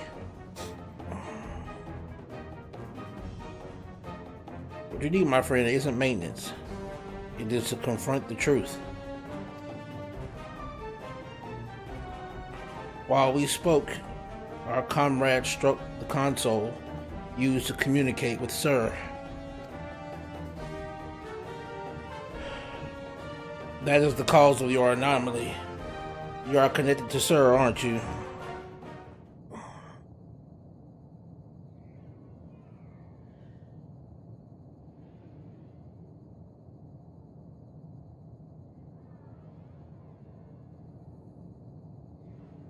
Affirmative.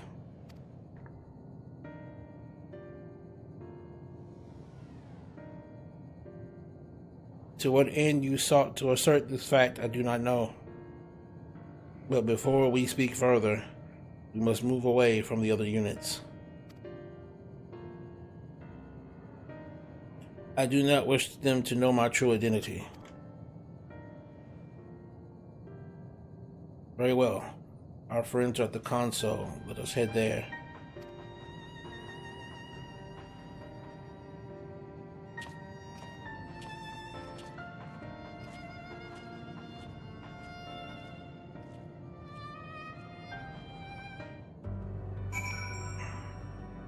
They're gonna make me run to it.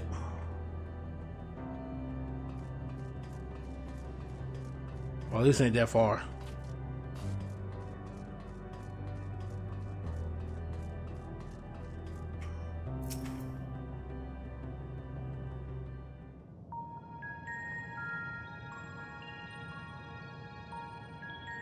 As you have surmised, I am part of the shared intelligence of Stigma 1.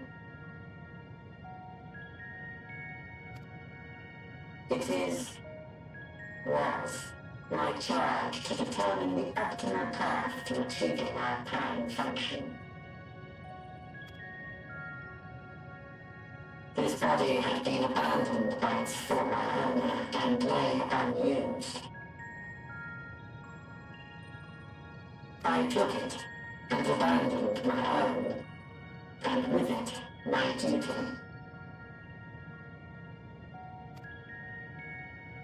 May we ask why you did this? From what we gather, it seems to be a personal matter.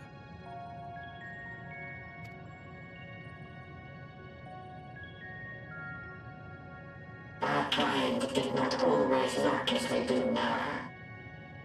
Long ago, we possessed frail and feeble bodies. Beleaguered by stronger races, our ancestors took to augmenting their flesh in order to defend themselves. What began with limited parts eventually spread to the whole body, and at last, a means was discovered to convert the mind into data, rendering even the brain obsolete.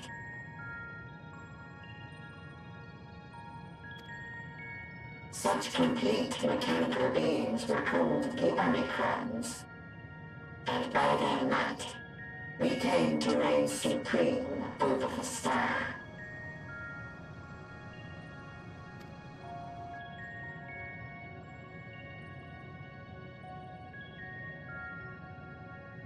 But even then, we did not feel secure.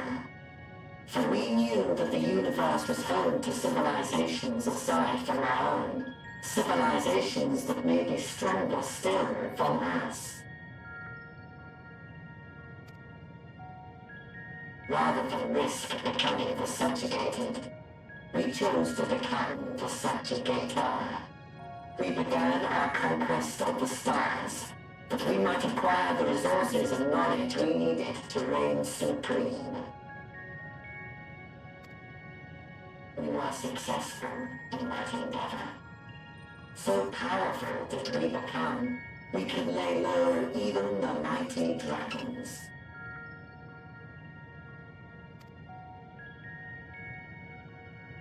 But then something unexpected happened. I began experiencing an error. I could no longer determine an optimal path. You were malfunctioning. I performed numerous full system scans, each time finding no issues. Yet the error persisted. It was then that I speculated. What could happen if we grew so powerful as to have no equal?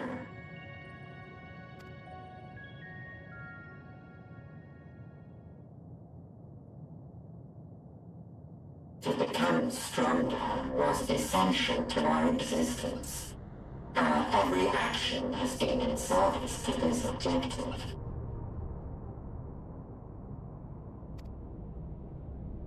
But if nothing lies beyond this, can it be truly said that it was essential? Have we been engaging only in wanton destruction?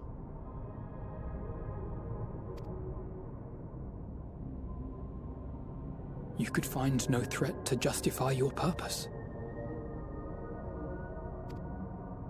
The Omicrons will never leave this star.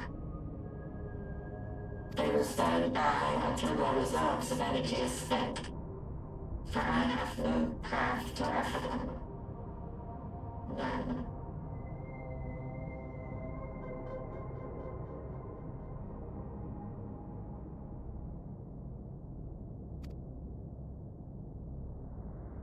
It is not our place to pass judgment on the deeds of the Omicrons. But surely, this does not have to spell the end of your people. With your power and knowledge, the possibilities are endless. Why not seek out a new purpose?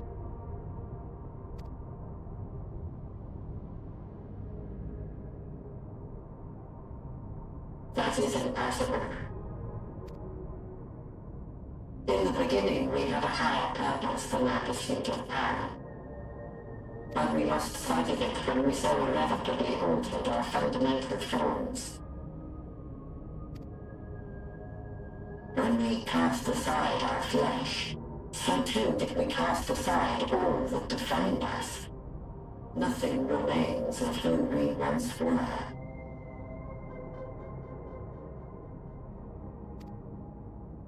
I have no aspirations. No longer can I dream. The vital spark is lost. Lost amidst circuitry and code and commands.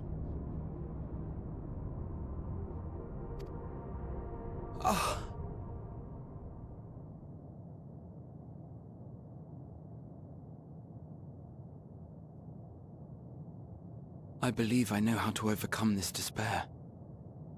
The words are ready in my mind, but ere I speak them,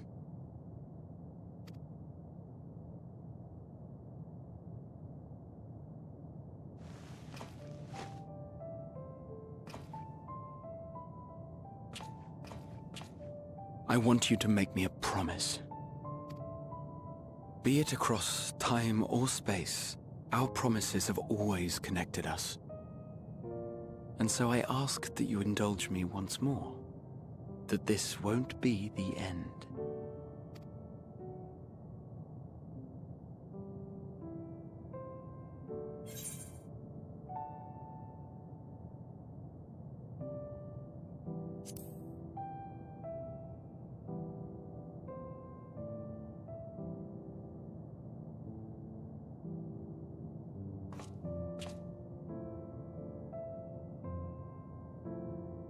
Is that so? In that case, I won't hold back. You say it, I'll do it.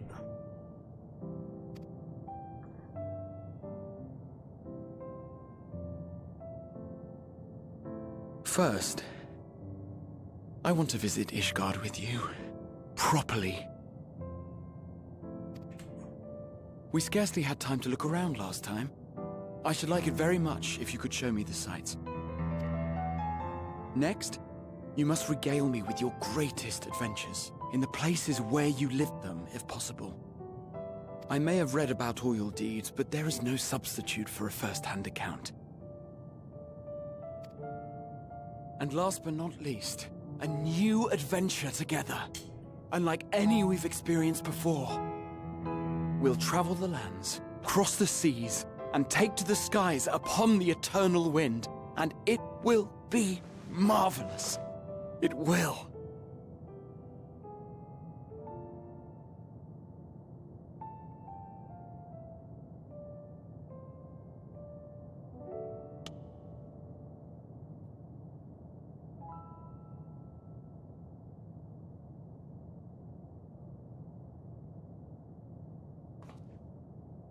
If you would humor me a moment. When we awaken each morning, how can we prove that we're the same individual who retired the night before? Through the remembrance of past events, we might say. We have our memories, yet there are times when we forget or recall incorrectly. What of our bodies, then? It is the same one, we might say, yet technically speaking, as living beings, our bodies are constantly changing. It will never be as it was at an earlier point in time. Our souls are no more immutable. On our star, people are known to inherit the souls of others, yet they are decidedly different beings. For my part, I've subjected my totality to much and more. I've made my body into an extension of a tower, blended my soul and memories with those of another self. And each time I would ask myself, what is it that makes me, me?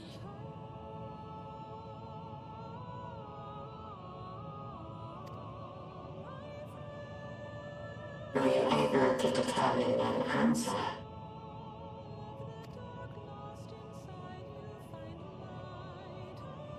No.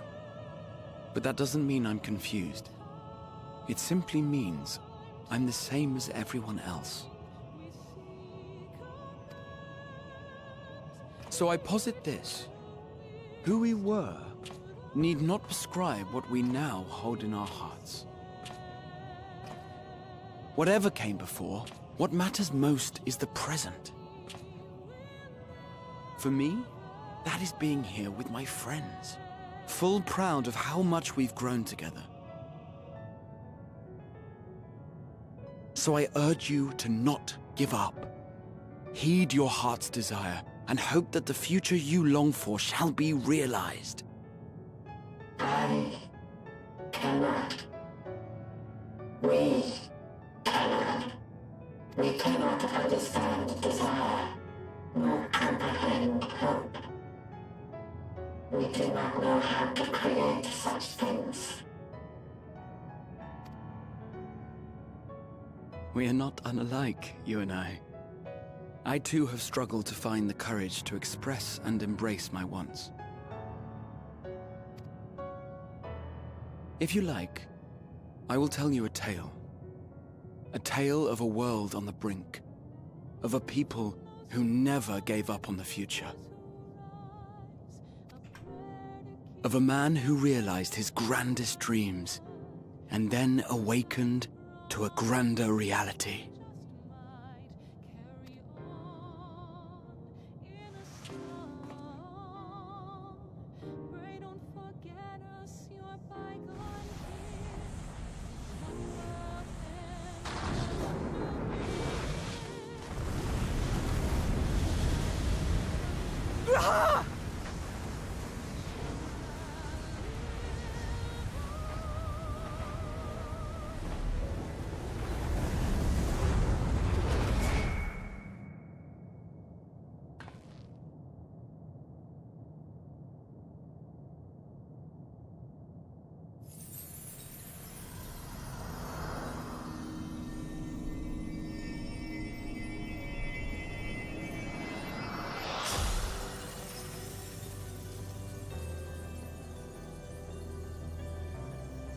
Is that Aether? In this economy?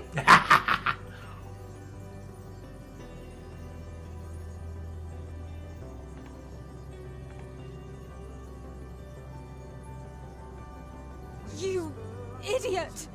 Just once, stay with us to the end.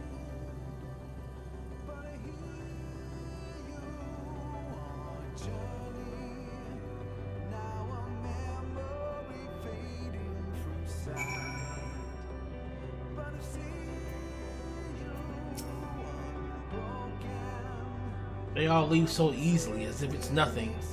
How do they think we feel? The next time you meet, I'll give them a flick. I'll give them such a flick. And that'll be just a start.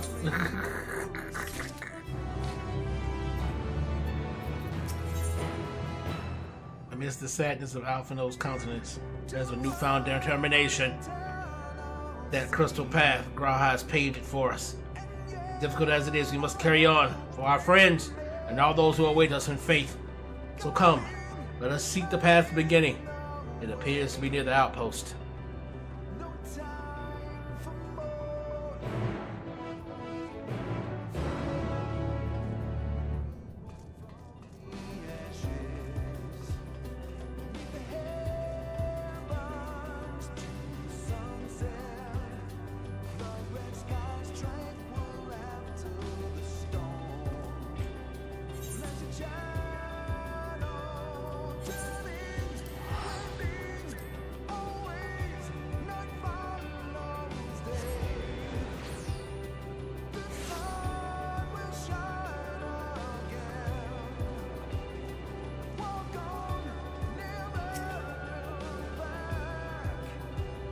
Portal is opened. Do what's true. It must.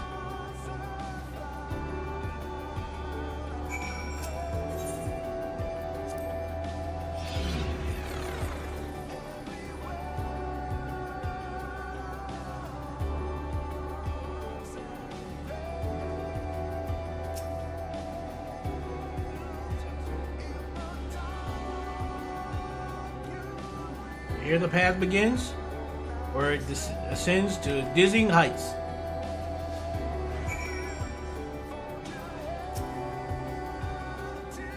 Our friends got us this far.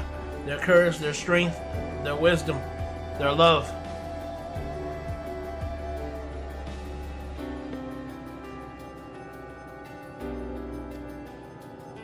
We owe it to them to continue, no matter how long it takes.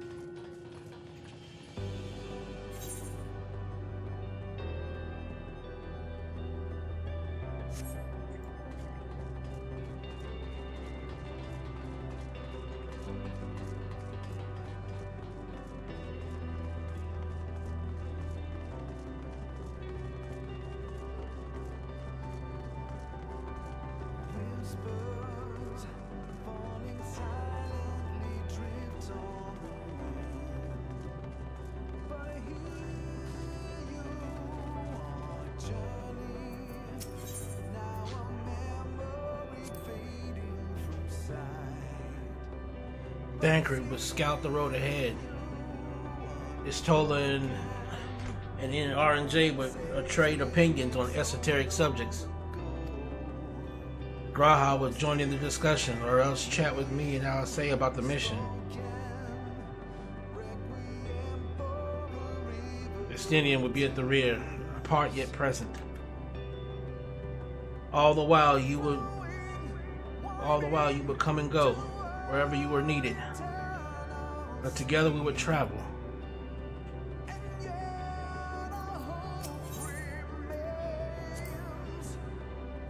All I can hear are my footfalls. My heartbeat is so much quieter now. But the fact that we breathe and continue on is proof that the others are still with us. They are. aren't they?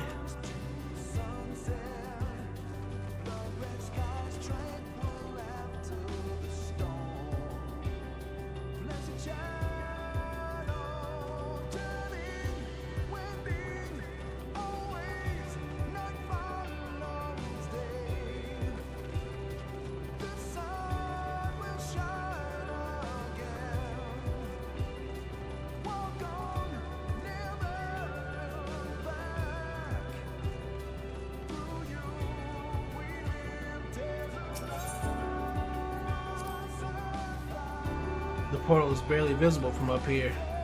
Truly, we've come far, much farther than we would have possibly had if we kept chasing perfect ideals as we did in the past.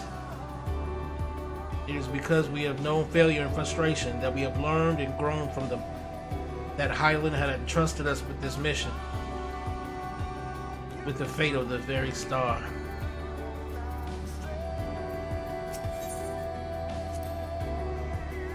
It's all a dream, isn't it? A long, elaborate dream. Any moment now, I'll wake up in my bed, still a student, grandfather alive. I'd go about my day, relieved as the fragments of that other life fade away. And that would be happiness, wouldn't it? None of it. No. I won't give up these experiences. Good and bad, they're mine. They are me.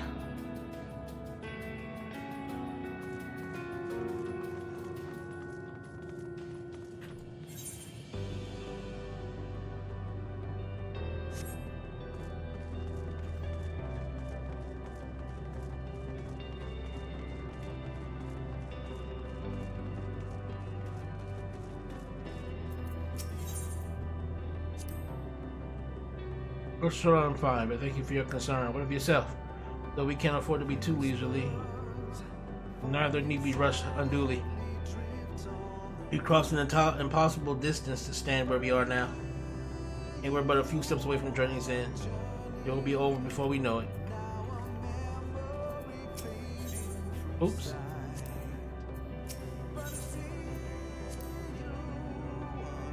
Me? Oh, I still have plenty of legs left in me. Don't you worry, it's you I'm worried about. You always push yourself so hard for us, for everyone. And while we're here, we'll make sure to bear our share of the burden.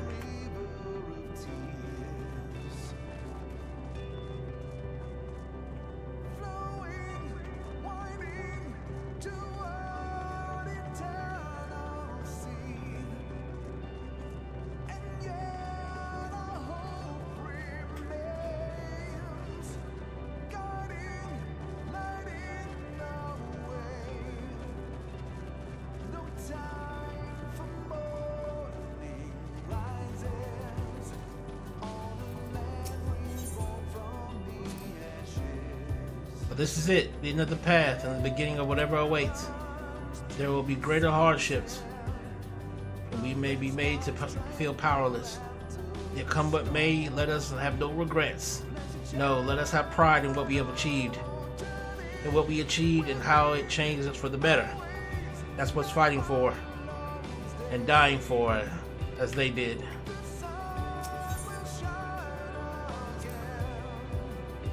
There are some structures up ahead.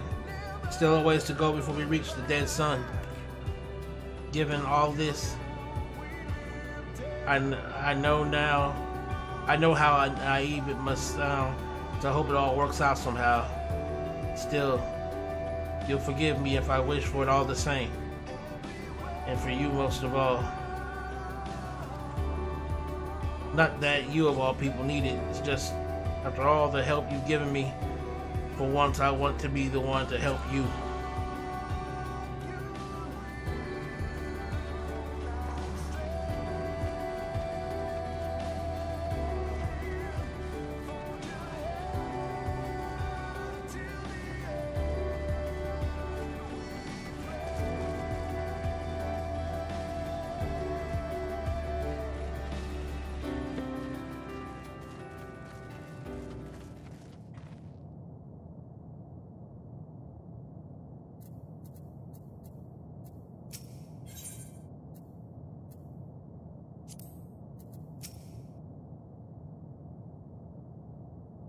The necropolis.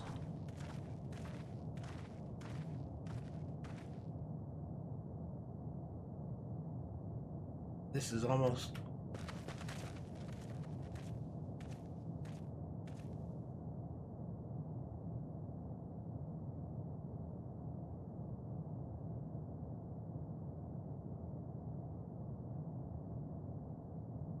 normal. It's not unlike the cities we know, but it's deadly quiet.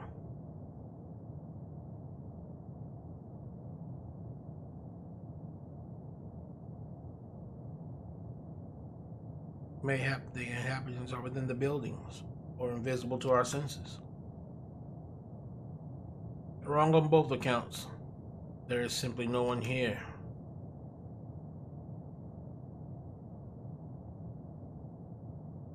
Meteon.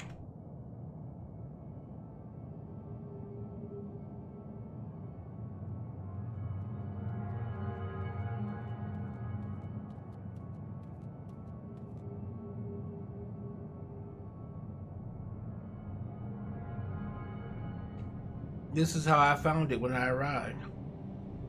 Another star with one which once pulsed with life, but no longer.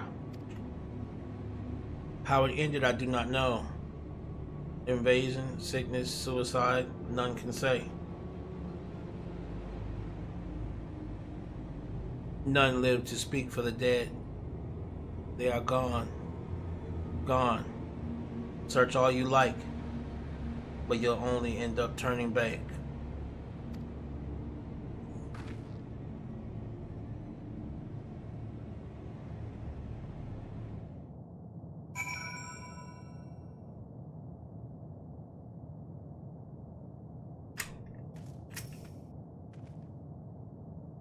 There is no one here. Then neither should there be a motion to bar our way. Yet Meteon seems convinced we'll turn back. What riddle is this? If Alice is discouraged, she betrays no hint of it. Whatever Meteon may have said, we should confirm it with our own eyes. We need to have a look around. At the very least, it doesn't appear to be a sprawling place like before. If we split up, it shouldn't take too long to cover the area.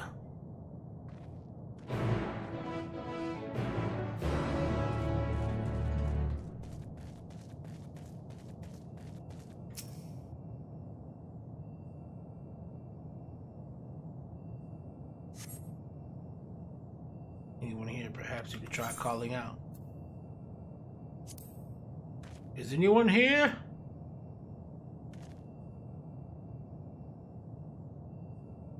They do not respond.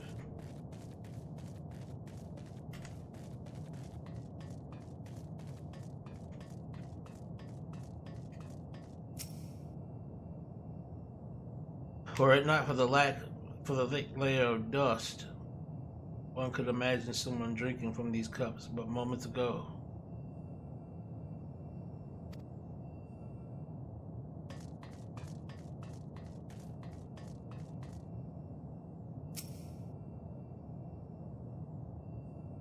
This object resembles a tree and appears to have been fashioned from a stone-like material, erected in a place of an actual tree, or to serve some other purpose, perhaps. Regardless, there is no one left to explain, to tell the story.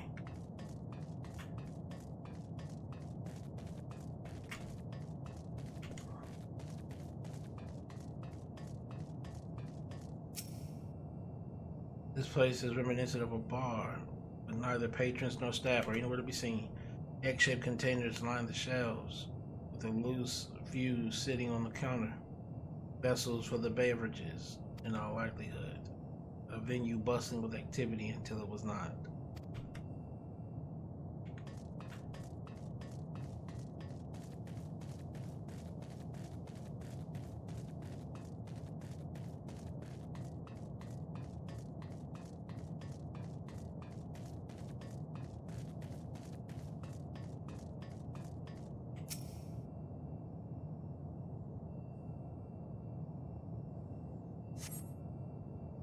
In the distance, you glimpse Alice picking her way through the ruins. but otherwise spy no signs of life. If anyone can hear me, say something. Oh, your call echoes faintly before being swallowed by the silence.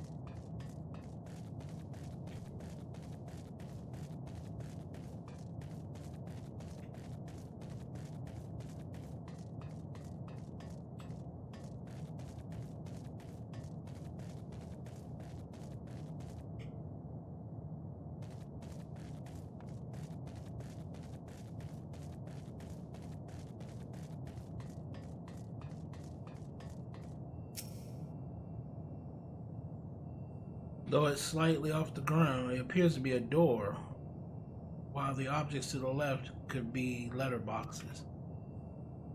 The door is rusted shut, and a film of dust all over suggests no one has come through in a long, long time.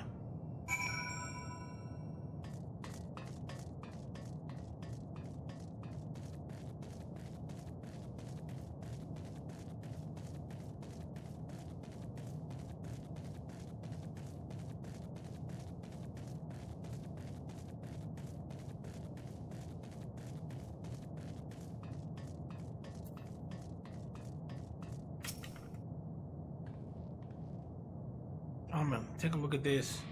If the road was a little longer, we could take it to just beneath the dead sun. But I suppose this is where the reconstruction ends. How about you? Did you find anything of interest?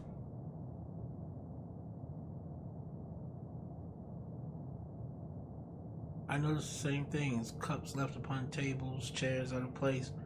I don't know what happened here, but I do know I don't want to be alone anymore. You've searched enough for now. Let's find Alphino and compare what we learned.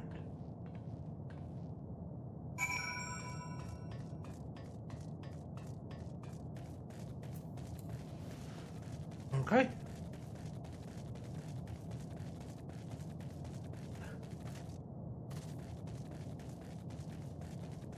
Are those tree stumps? Look like tree stumps.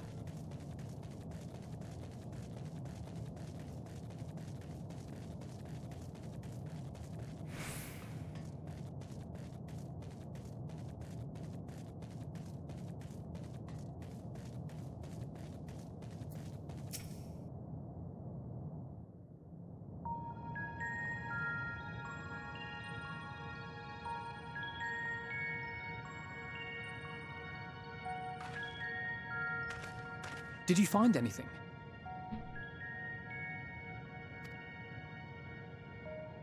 No. This place is completely deserted. And I can't see how we're supposed to move on from here. Neither can I. It's quite the quandary. There are no denizens to bar our path, yet there is no way forward. For another mystery, we did find signs of very recent life. You'd swear everyone just vanished into thin air.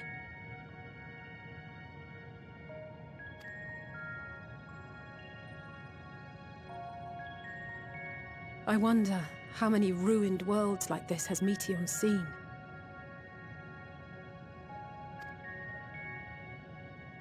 Ah. Could it be? Yes. Yes, I believe I may have puzzled this out. Despite how it appears, It's no different this time. There is someone here who has wished for this ruin.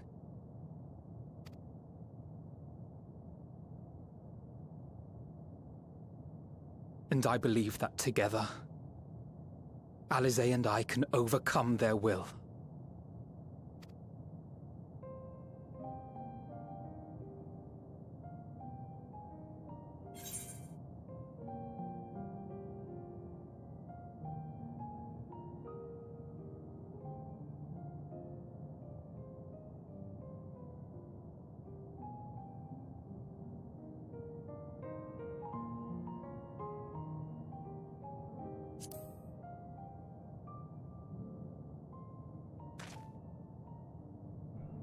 I'm afraid it has to be done. For our comrades, for everyone on Aetheris, and for myself. I will not pretend otherwise. I have my fears. Not for myself, but for you. The last to remain.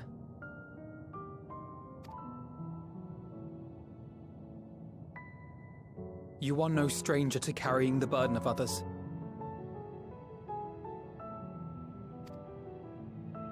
But I can only imagine how heavy the weight would be this time.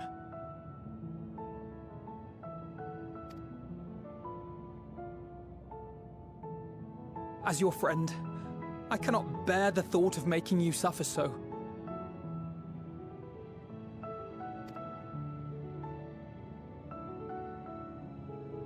Then why suggest such a thing?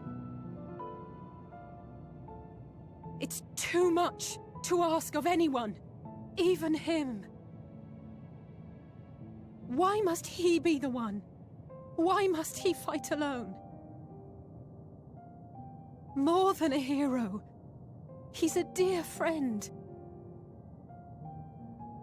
Not only to us, but to so many others.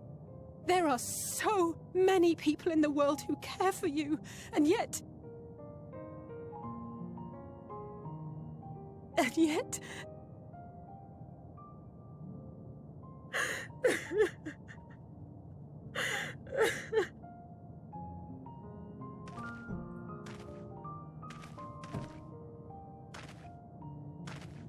Alisaie, I have an idea.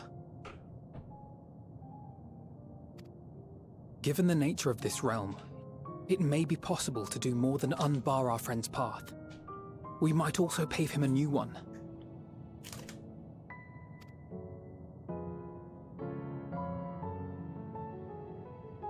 For instance, a path where he finds happiness at journey's end. You would swear up and down. Let me just stop real quick. This is some beautiful music, anyway. You would swear up and down that Alisaie sees us as like a damn near like big brother, damn near like you think they both see us as like a big brother. It's weird, like, cause I mean we've traveled with them a lot and we've seen them grow, but it's like for some reason it seems like with all the group, while we do have like, you know, connections to all of them, we seem to have a very special connection to these two. I don't know what it is about these two, but we seem to have a very special connection to these two.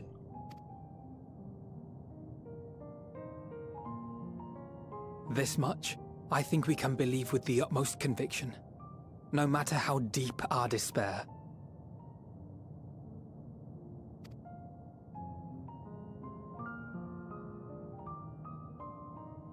So please, believe in us too, and press on.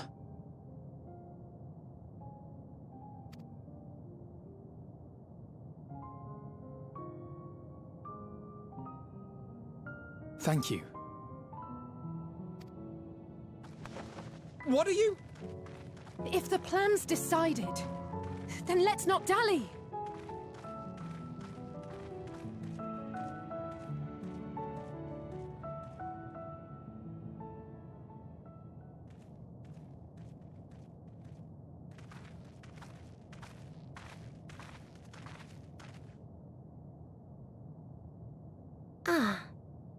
There you are. It was as I said, was it not? It was. We couldn't find anyone. But this place isn't entirely deserted, is it? You are here.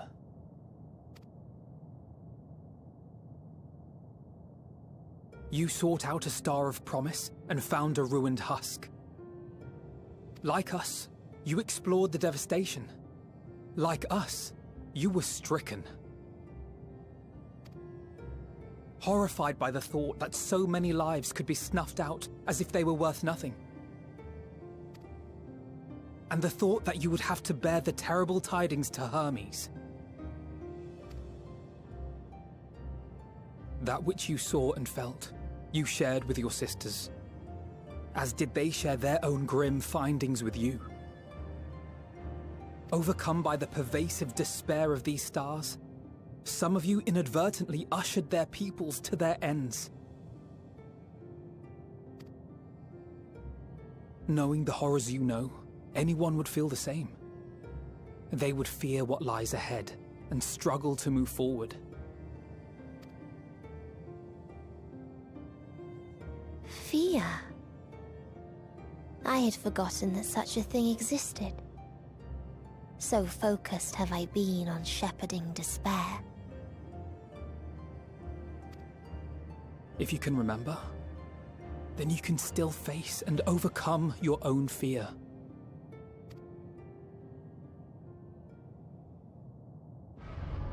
Why would I bother with such an insignificant emotion? If the despair I command is as a raging river, then fear is but a trickling stream. It can do nothing to alter my flow. You spoke with the Aya, yes? Heard their tale of what awaits the universe. It's true. The stars grow colder and more distant. Eventually, all will enjoy frozen solitude. Using the power of Dynamis, I'm hastening that process. In so doing, nothing will be born ever again. Everyone will remain dead. Alas, it will take time for that to happen. So in mercy, I sent you my gift, to spare you needless suffering.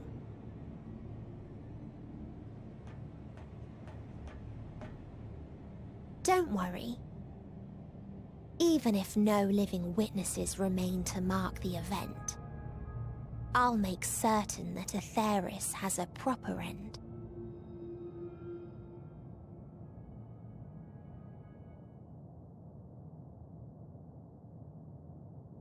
For all the power you wield, you're more fearful than the familiar you used to be. That Meteion feared simply to move forward. But your fear is such that you've given up on everything. I know it well. That sense of defeat. I've tasted my fair share of it. But as many times as we've fallen down, we've learned how to pick ourselves up and carry on. We take each other's hand, share in each other's courage, follow in each other's footsteps, and turn sorrow into strength. There are times when we fail. We bear wounds that do not heal. But these experiences are part of life, and they make us stronger.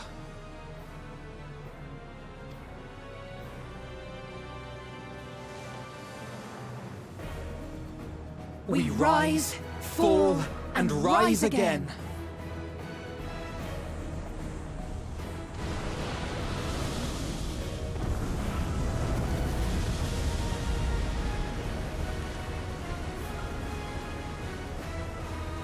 Don't worry about us.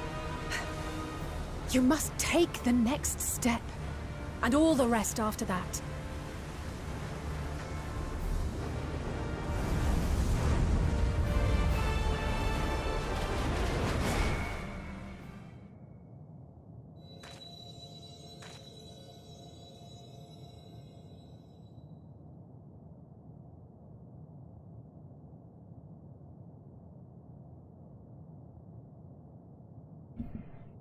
Come on, Amon-Rellik.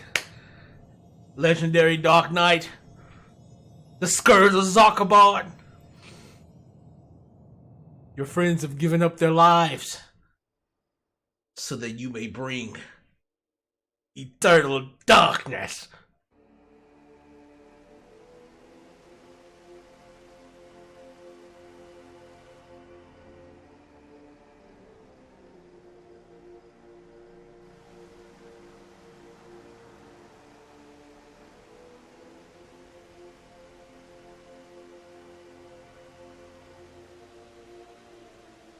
Please. Please. Oh, please let them all be safe.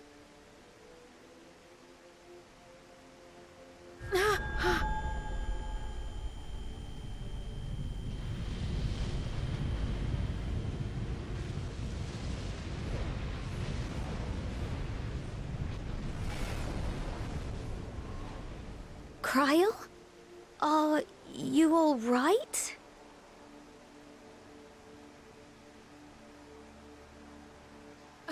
It's nothing. Just a headache. They'll be fine. I know they will.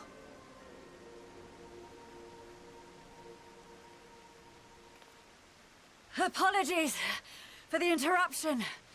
A man arrived on the last ferry. An associate of the Scions. He wishes to speak with you at once.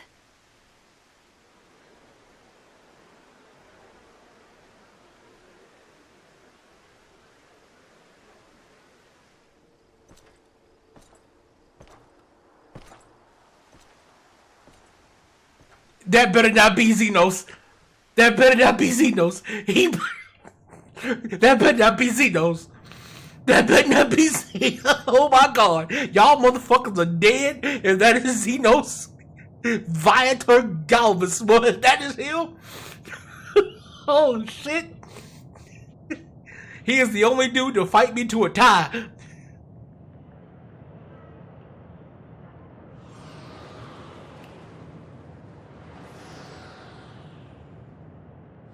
City devoid of life, you sense the presence of another.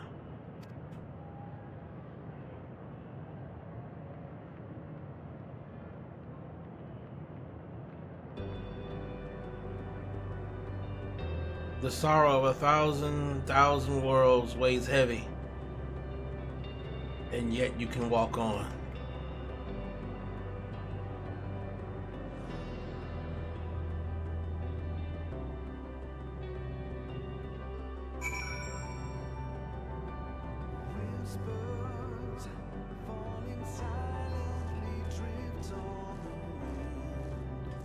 If you need a push, I'll be right there behind you.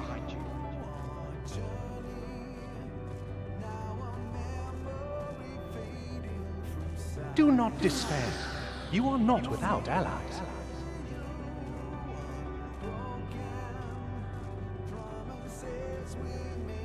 What we have sown in blood, we have reaped in suffering, and it cannot go on.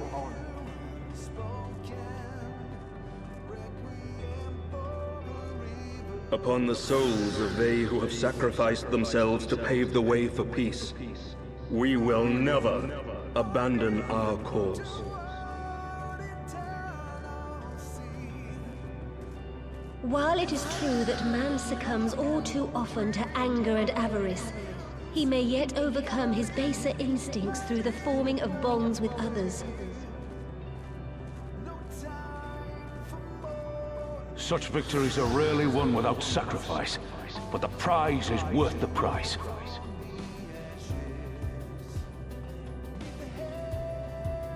And we, for our part, are glad indeed to be able to welcome friends both old and new.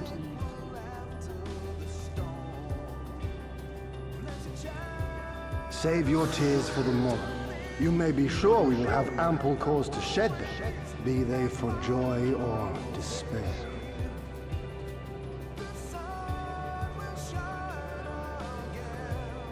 From tragedy and sacrifice, we rise to greet a new dawn.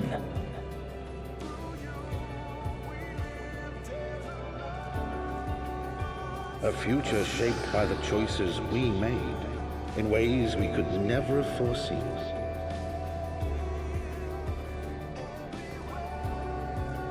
Yet miracles do happen, so let us pray and will our friends home.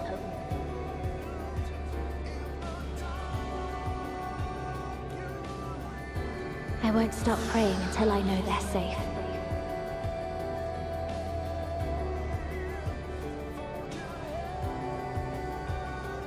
Strong art thou, mortal.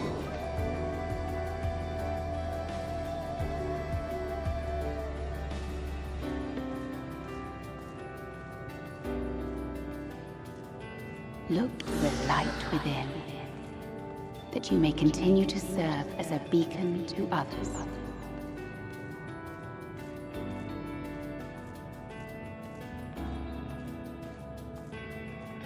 Let's finish this.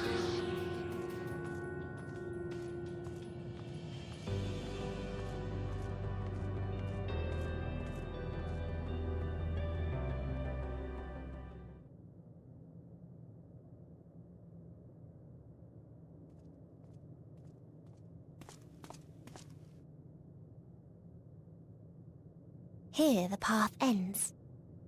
There is no way to reach our nest.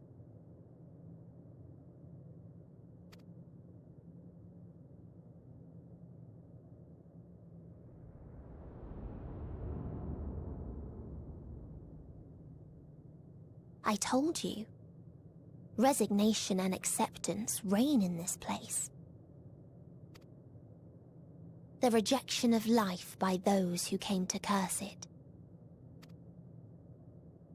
Those whose dreams were unfulfilled, whose prayers were unheard, whose labors were unrewarded. Hope cannot deliver you unto hopelessness. Our refuge is beyond you. Always has it been. Such is the nature of this place.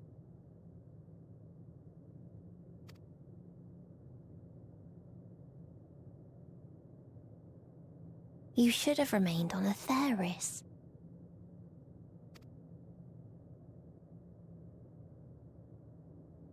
Struggle will avail you not, nor will it grant your comrades peace. Come, let me relieve you of your burden. You've suffered enough.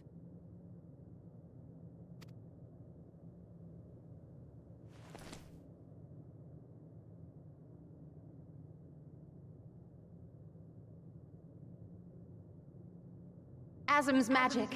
So long as our souls remain, you can use it to summon us back. But you mustn't.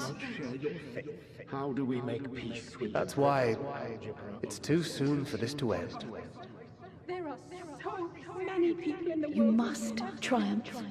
Drink of calamity, drown in... Be safe, all of you, and come back.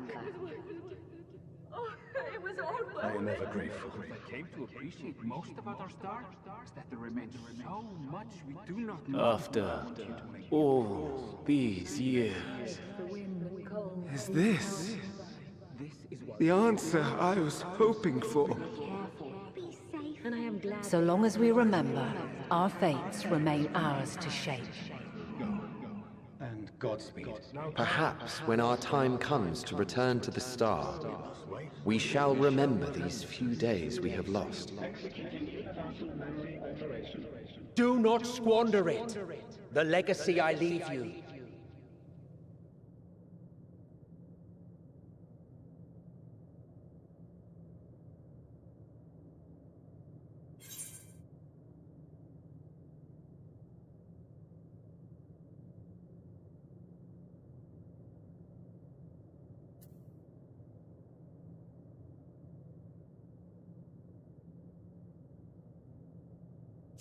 I won't forsake our cause.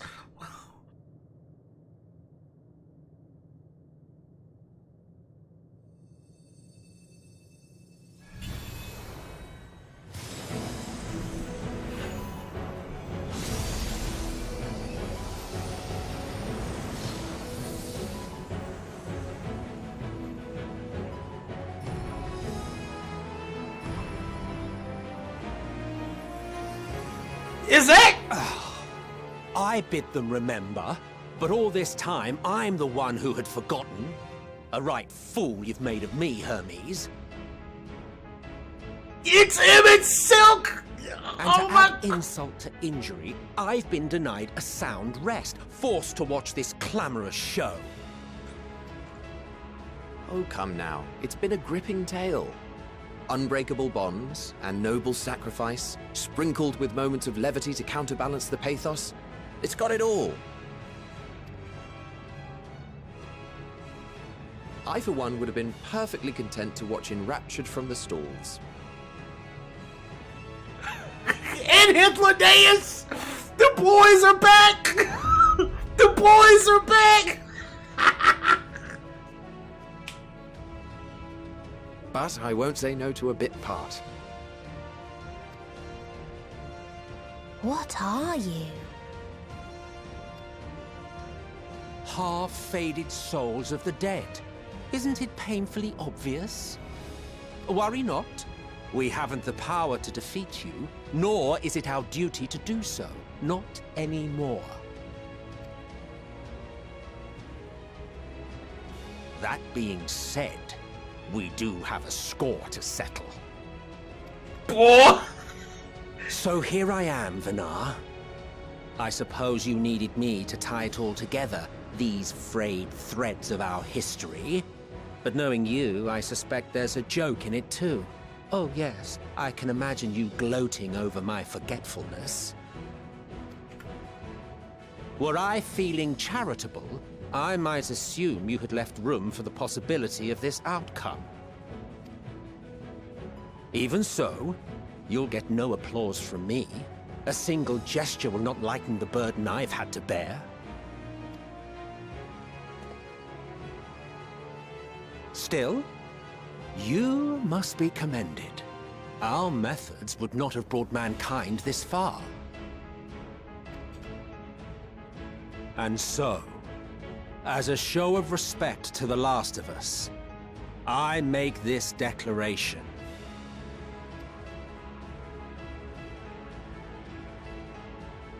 You will not end our journey. That is our answer.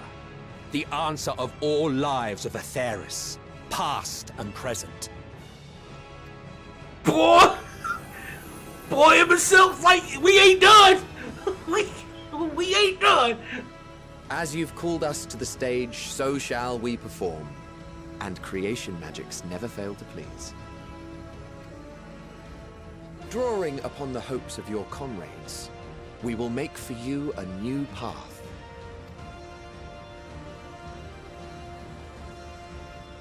What form said path takes depends on you.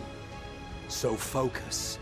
Focus and envision that which rejects the claim that you cannot attain your goal.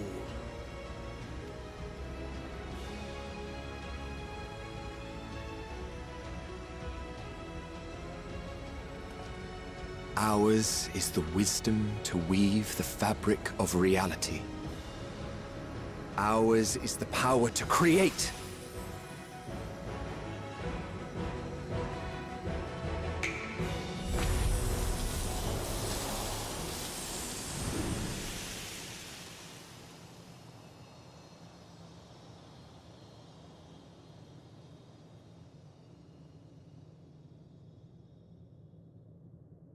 Meteor, though I gave you these wings to soar the heavens, I did not teach you how to walk the earth.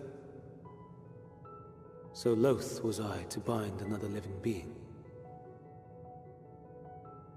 In the course of your long journey, you will learn from those you meet. Learn to walk and run, and so much more.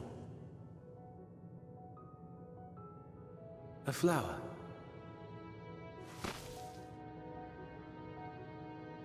Yes.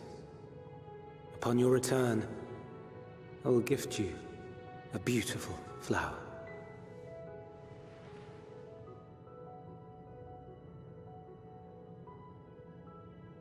These Elpis blooms serve as proof that this realm is not utterly devoid of hope. No more can you deny its power. No more is yours the dominion of despair.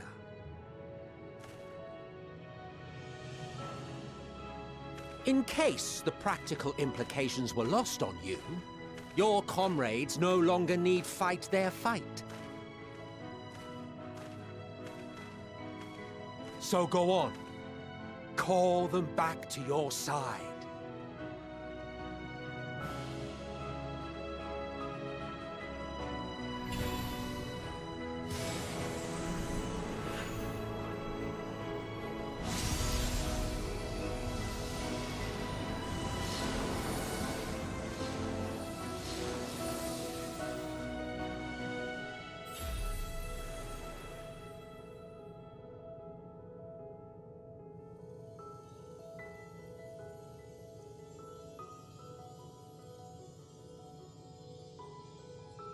May you ever walk in the light.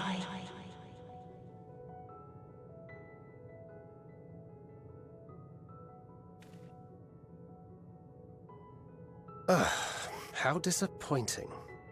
Not even a single scar in the making to brag about. Yo, Tancred is G. Tancred is straight up G. You'll find a way regardless. Honestly, this is far more than any of us could have hoped for. Let us be thankful. Indeed. That we thus stand reunited is a gift. Let us not squander it, and see that we all return to Etheris. Aye. As soon as we've averted the final days. Good to see you again. Our heroic sacrifice paid off, I take it.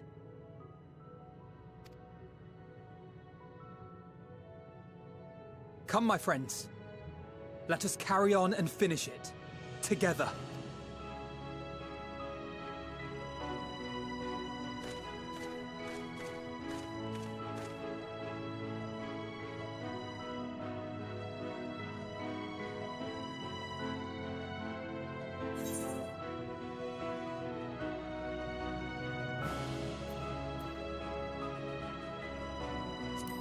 Come with us, Metian.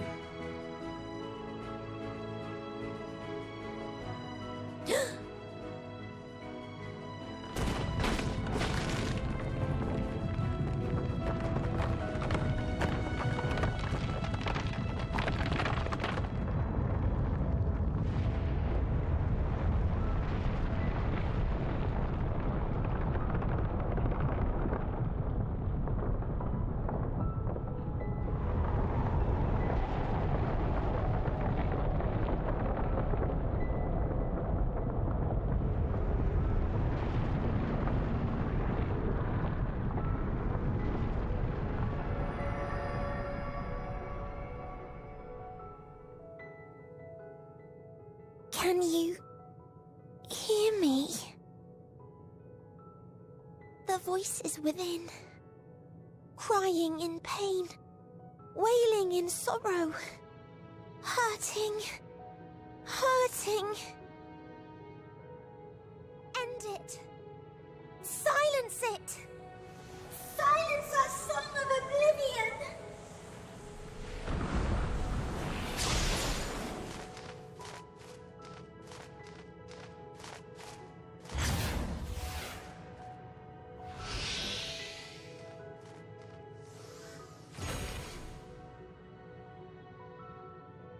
The way is open. They can proceed. So it seems.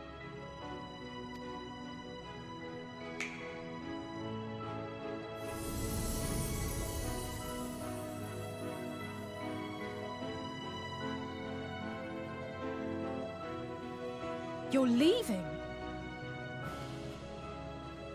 Of course. The Encore is finished, and I will not suffer myself to live again by Hydaelyn's magic.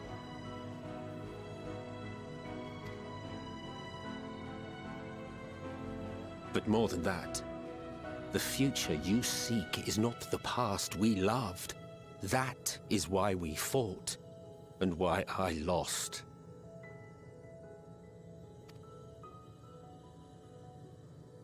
But though you defeated me, my ideals are inviolate, invincible.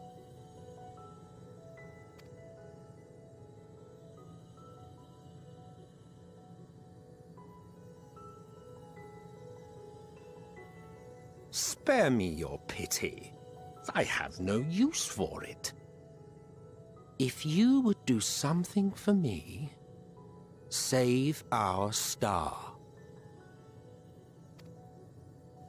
See this tale to a triumphant conclusion, and with elation in your hearts, bid the final curtain fall. Only then may it rise again, and a new tale begin, with new parts for all to play.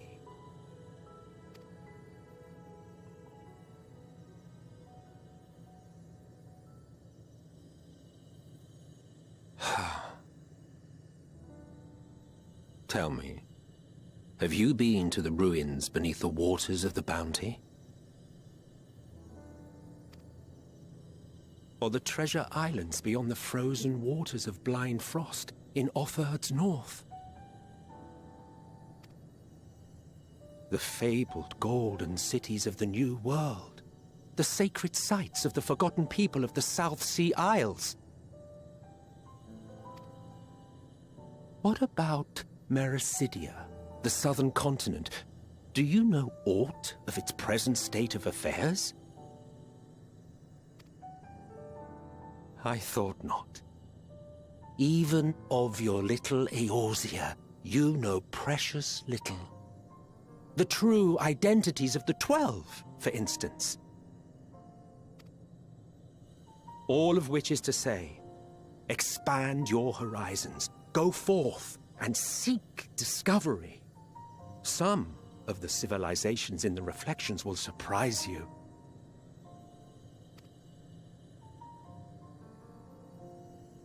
As the bearer of Azem's crystal, you may consider your duty to see at least that much.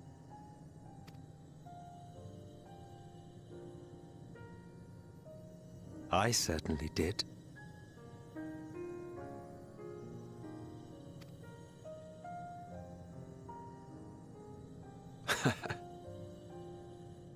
I pray we meet again.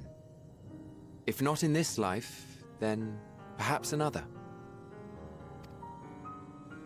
Whensoever it should be, I trust it will be a most joyous reunion.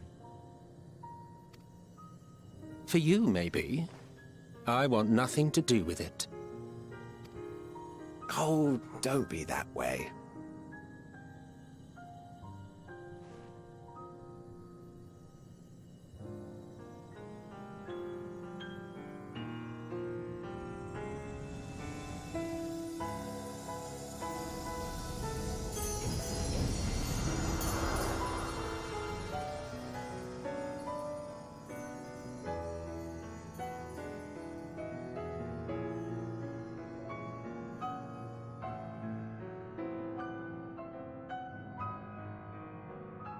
Yo, boy, Amon-Rellik was a G, man. Amon-Rellik hit the dance. The boys came back. The boys came back. Was like, we got you, homie. We gonna hook you up. And the crew's back, boy. I don't think I ever knew what to say to the man. In retrospect, it always felt like the wrong thing. But the past notwithstanding, he came to our aid. He came to your aid in your moment of need. Right here. We will not squander this chance he's given us.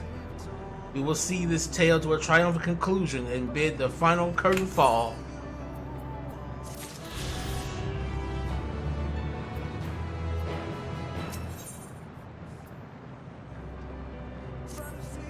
Let's do this, baby! Let's do this!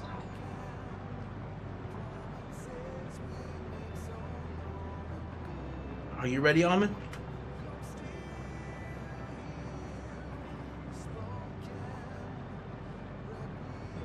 Then let us set forth for the reckoning.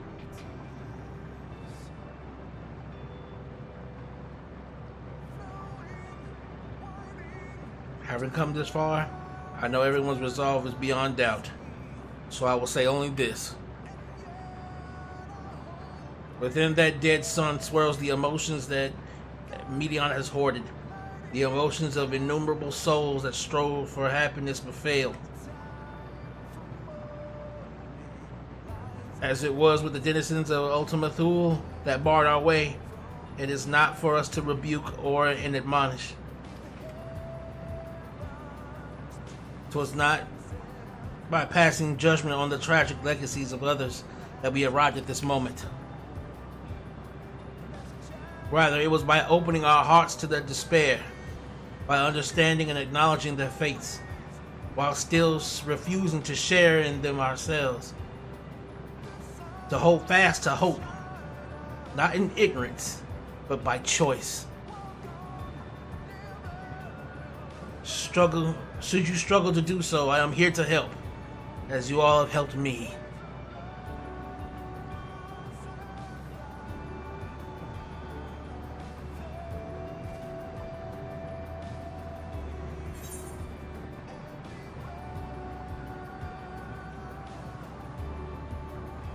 Let's put an end to the end.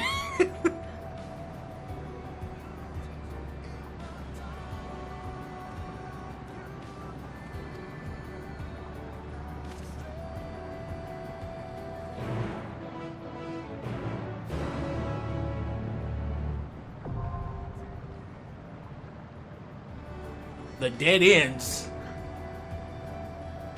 Let's do it, baby!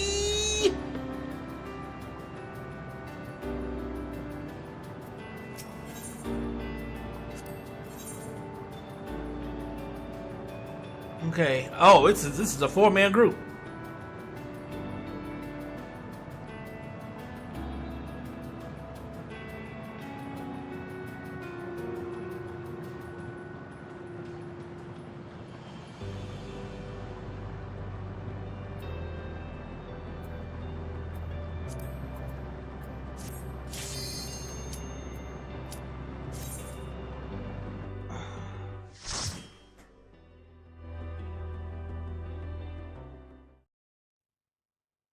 So you are finally here, in this place between death and rebirth, where life knows no dawn. Come then. Follow me down into the darkest depths of despair.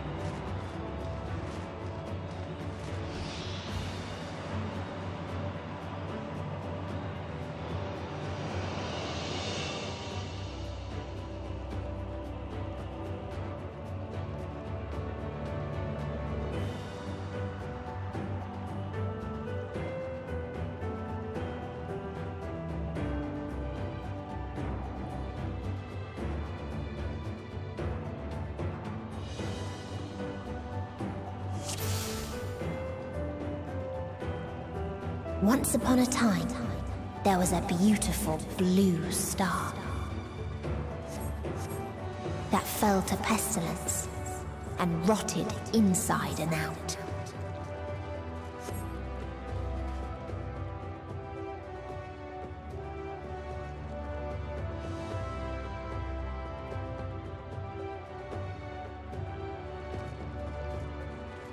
The more its people clung to life, the more they suffered.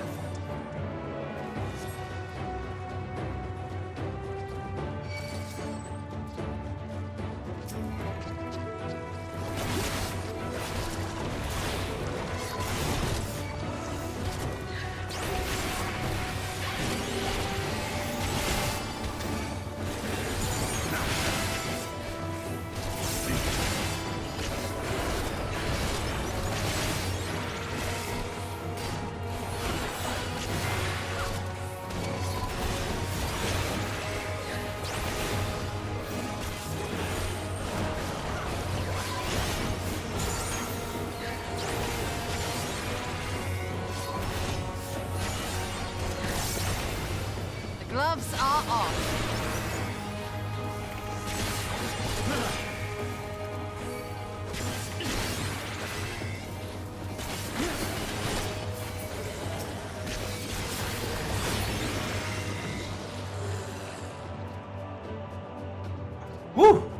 Alright, these some strong enemies.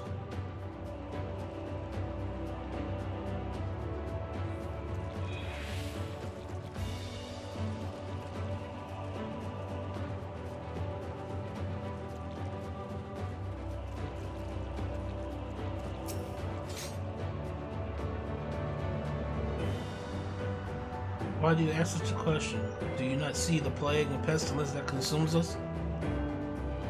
Ours is a world of rancid blood and rotting flesh, where death is the only remedy to suffering. There is no meaning to be found in such misery. But it was not always thus. Beneath the waves we knew only peace and plenty. We wanted for naught, and yet craved more, that our progeny might someday flourish as we never could. Eventually we ventured to the lands above, bearing flame and iron, toppling any who dared oppose our might. The world was ours for the taking.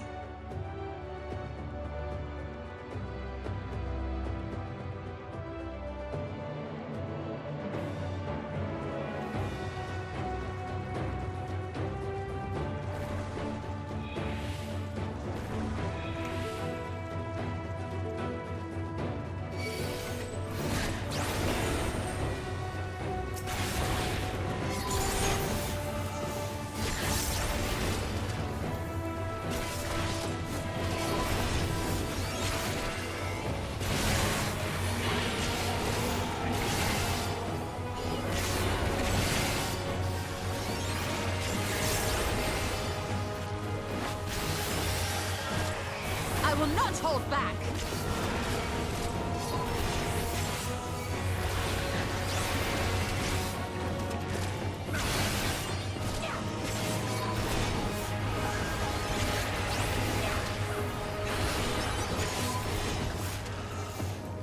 You underestimate me!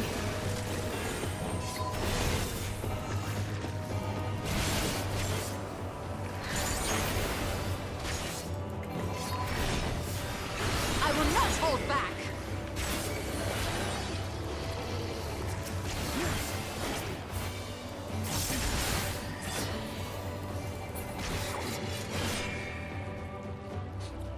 There we go.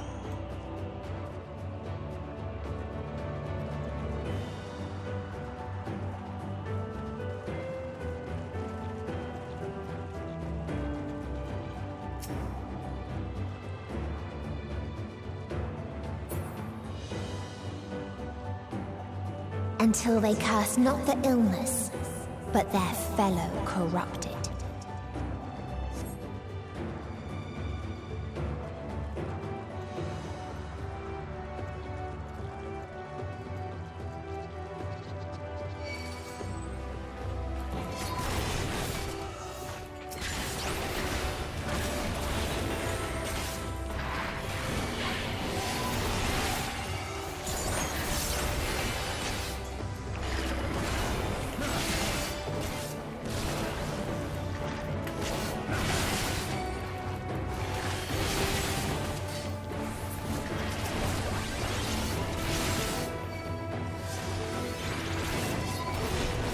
I have you now.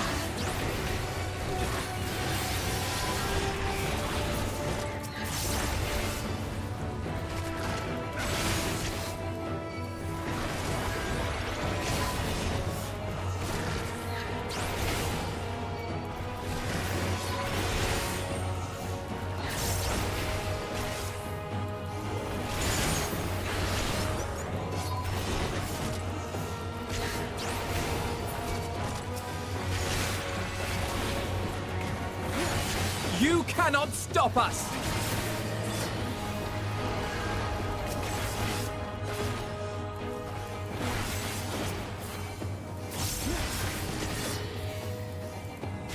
I have you now.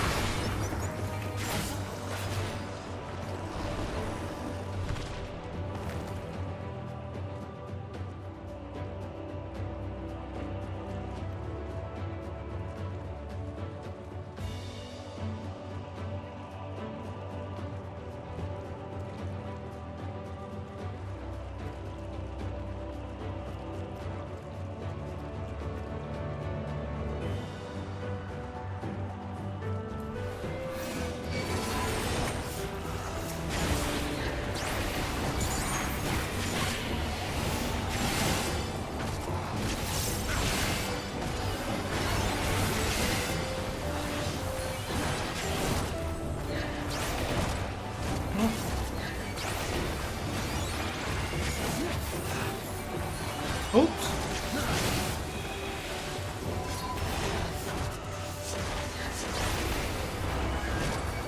You cannot stop us!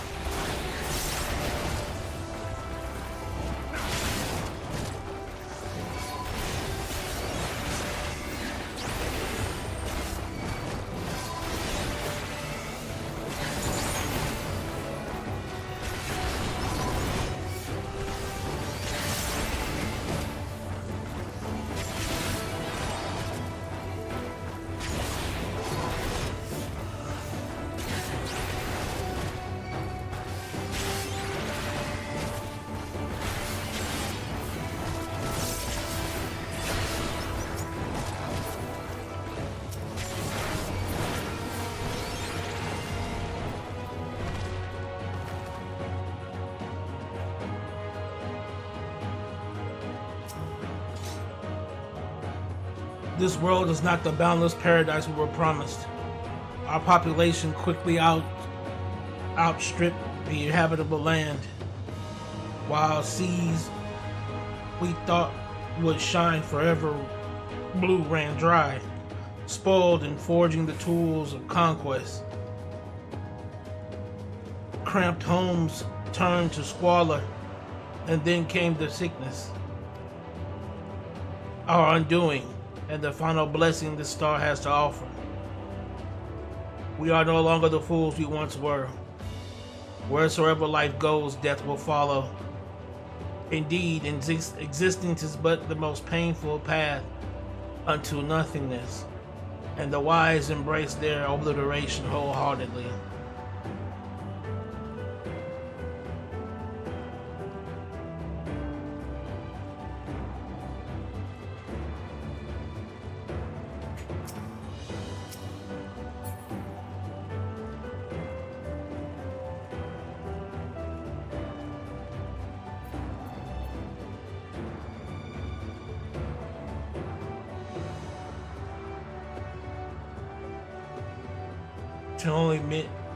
To live only meant spreading this plague to others.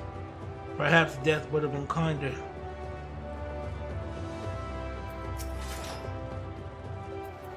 Silence. Those who lived and festered. Those who died and decayed.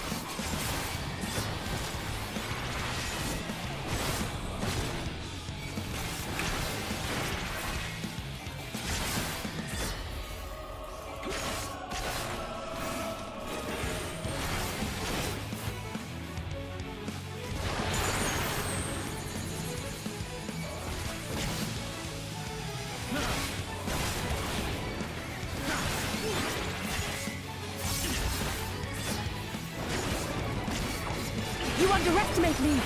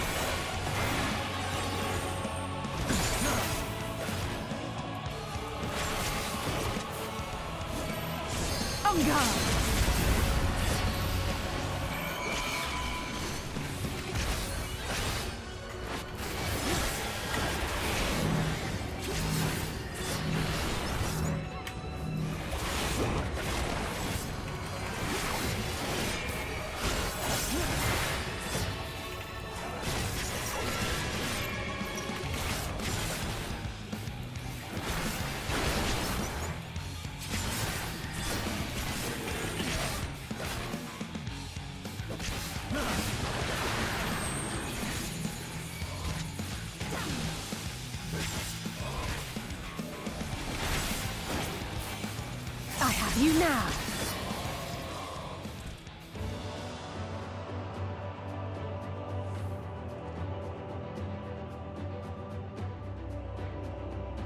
On peace in the hereafter.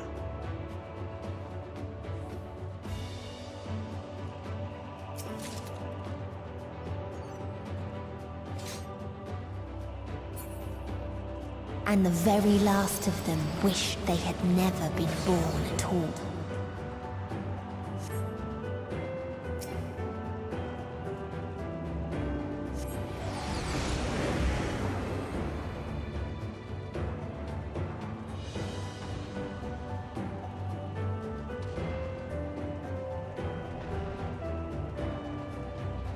In a faraway place, a brilliant star eradicated disease.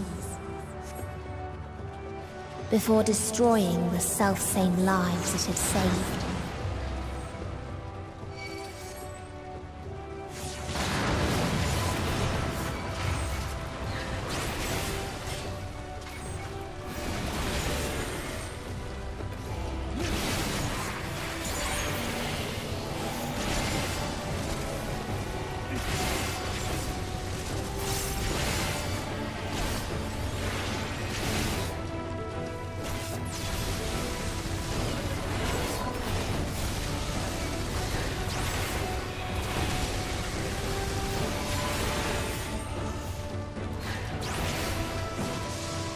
You underestimate me!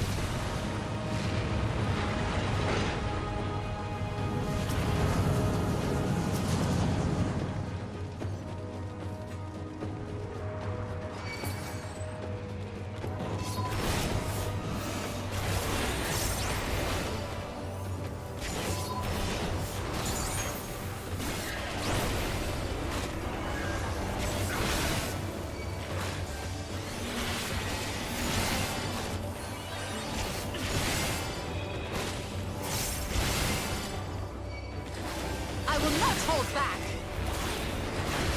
I have you now!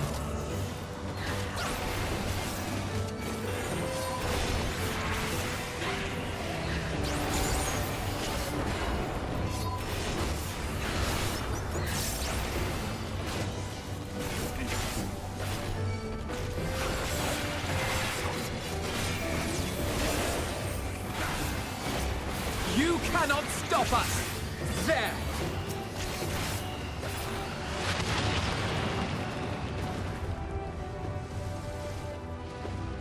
Its people sought ever greater freedoms no matter the cost.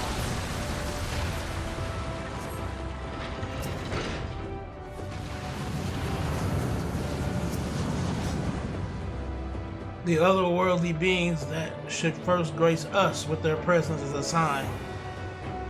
Indeed, they understand that we, the global community, are possessed of the wisdom and compassion needed to guide this star back to the path of righteousness.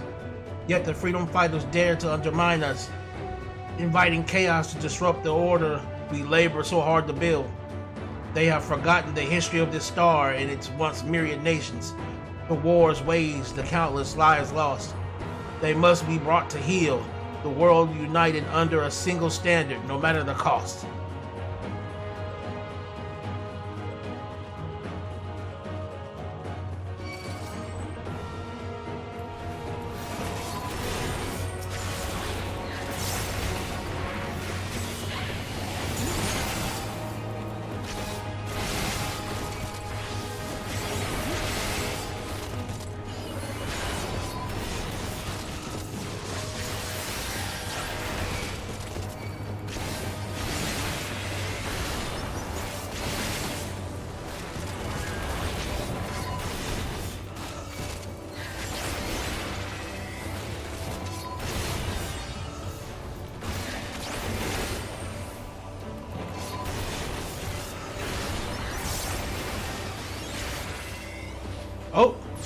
Took that.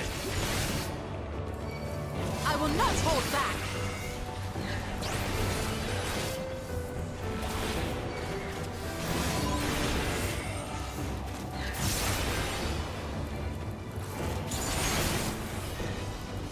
Gloves are off. Gloves are off.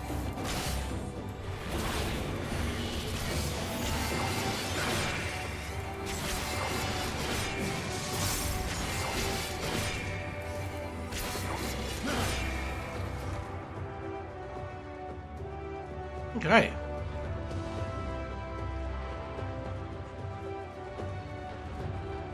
They tried to buy peace with fire and steel.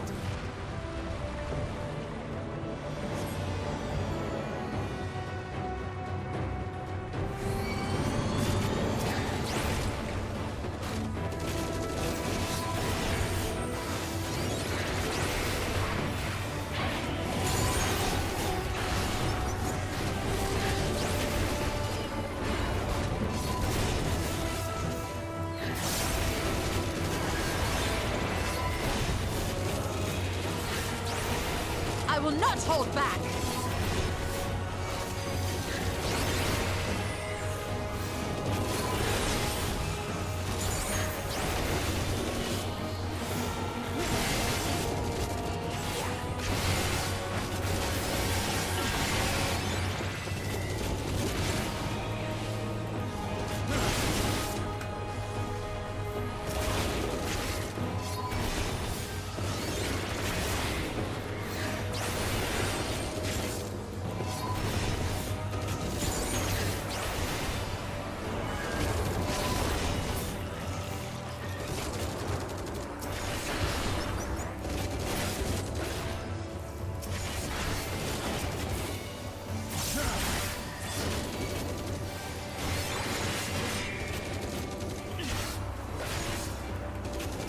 I have you now.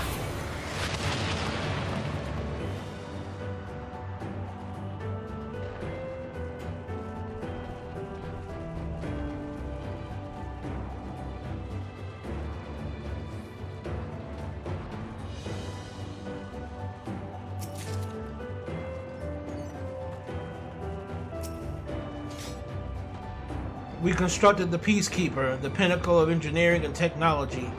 This mighty war machine was designed to rid us of the freedom fighters, as well as any other potential threats to the peace we so long pined for. Its artificial intelligence ensures that this singular function is carried out with cold and calculating precision. Indeed, the 10,000 Peacekeeper units we created have now routed every threat to peace, including us. All that remains is to stand and fight. Oh wow, they created machines that would destroy the threat to peace, and the machines turned on them.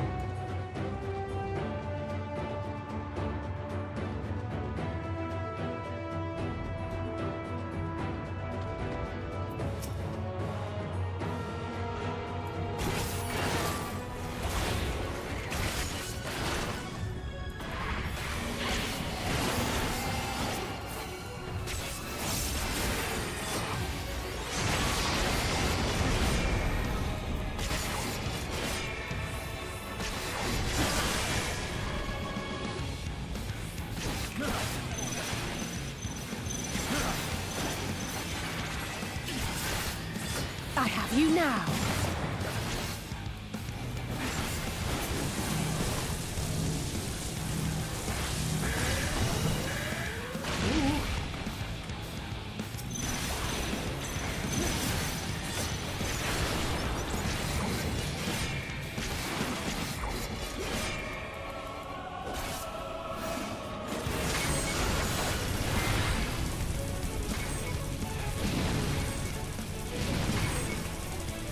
I will not hold back.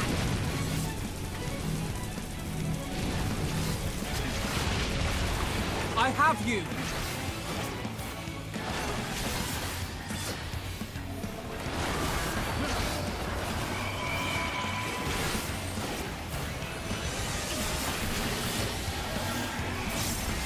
not hold back!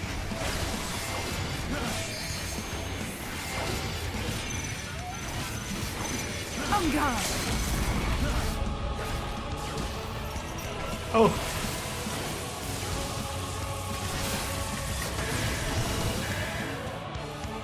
I will not hold back!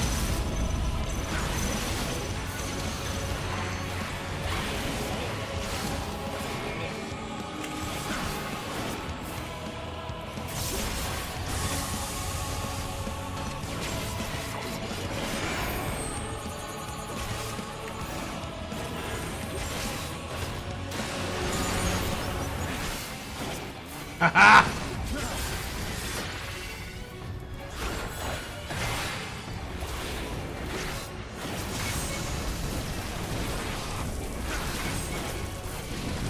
Oh!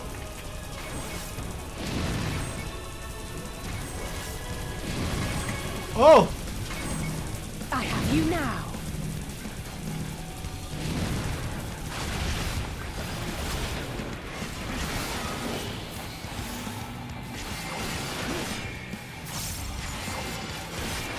You underestimate me.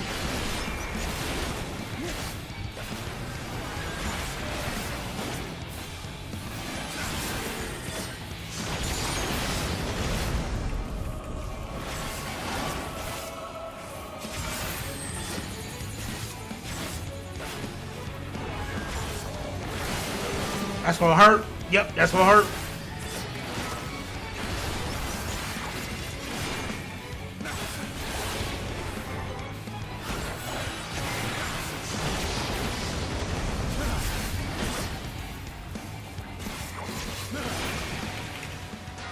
I knew that one was gonna hurt because I didn't time that one well. I didn't time my Blackest Night on that one pretty well. That was a lot of throw. He threw a lot out, boy. That was a lot of shit he threw out. And when one asked, what is the point? There were none left to answer.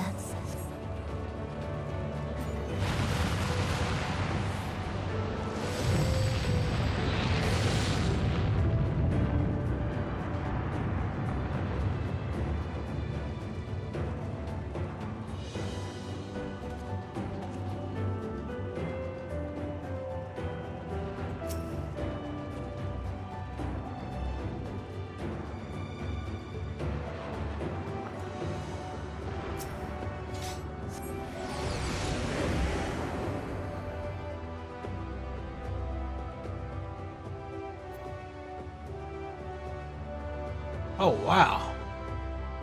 Now this is beautiful as fuck.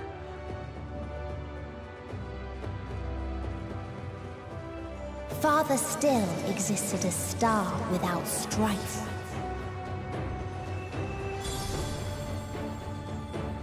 Where none remembered life's trials or its joys.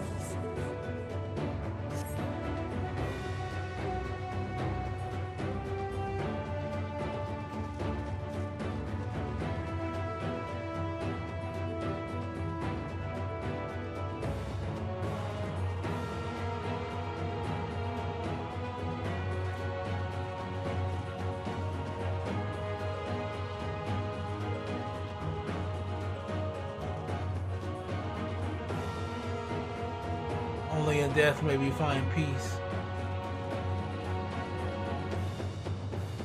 For Allah shall set all to rights.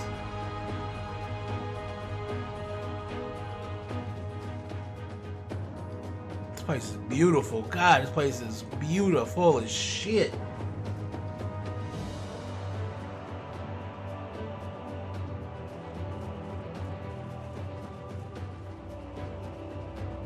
Free us from the shackles of mortality.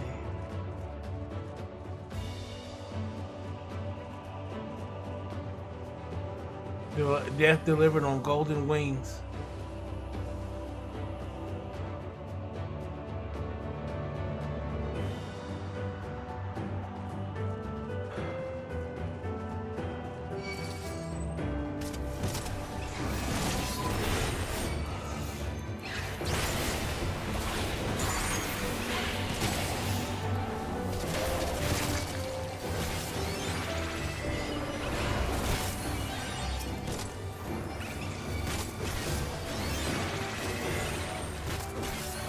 Oh shit. Did I hit something wrong? Yeah, I did.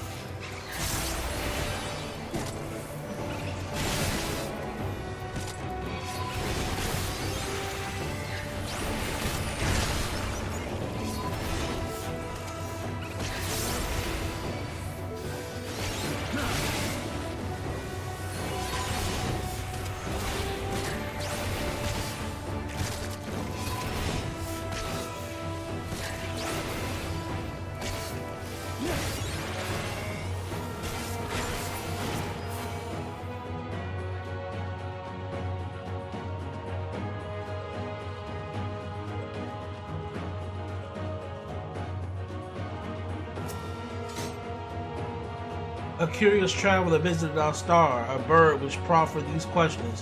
What meaning does life hold? For what do you strive? I could find no satisfactory answers, only bittersweet memories of an age-long past.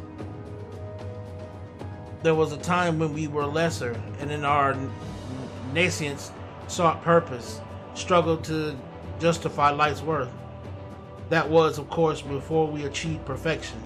Now, condemned to our paradise, we understand the futility of existence. The fatuity of existence. Like the fledglings we once were, the poor bird could not accept the truth. It asked us again and again, hoping perhaps our answer might change.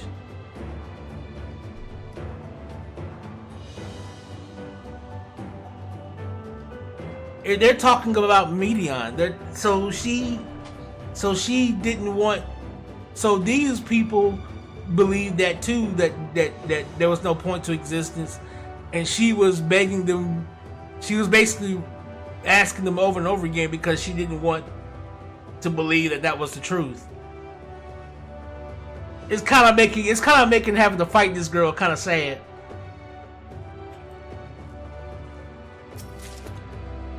Death, only in death can we find peace.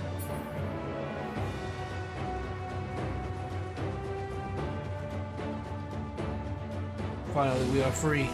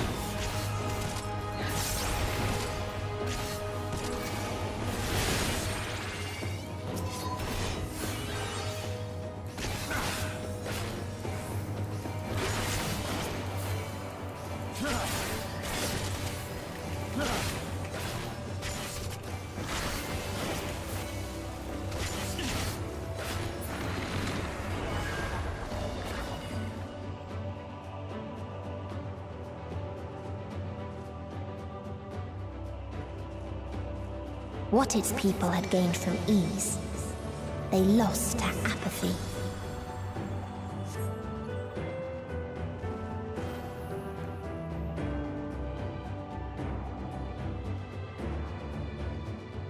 What its people gained from ease, they lost to apathy. They lost their passion for everything, even life itself. By golden wings we shall know our end.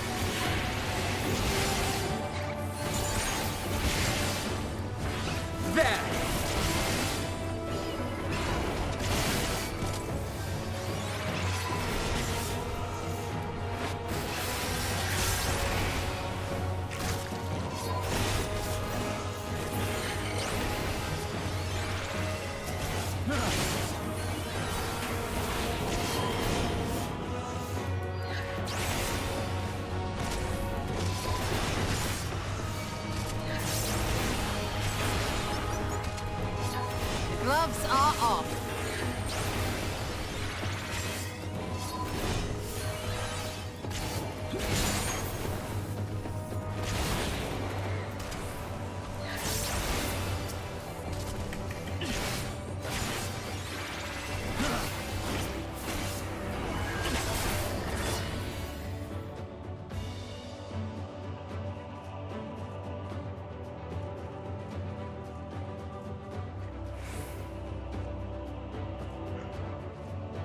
I beseech you, free me from this mortal coil.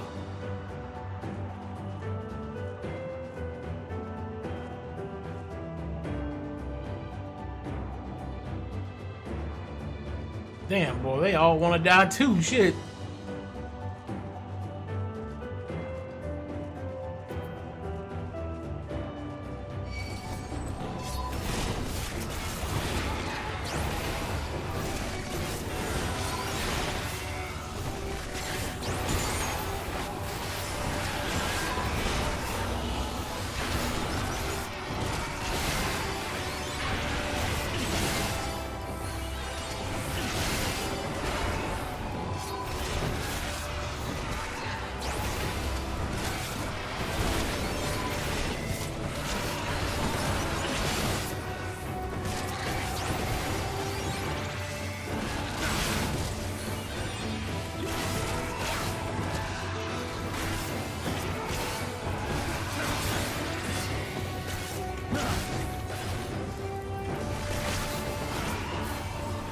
You cannot stop us!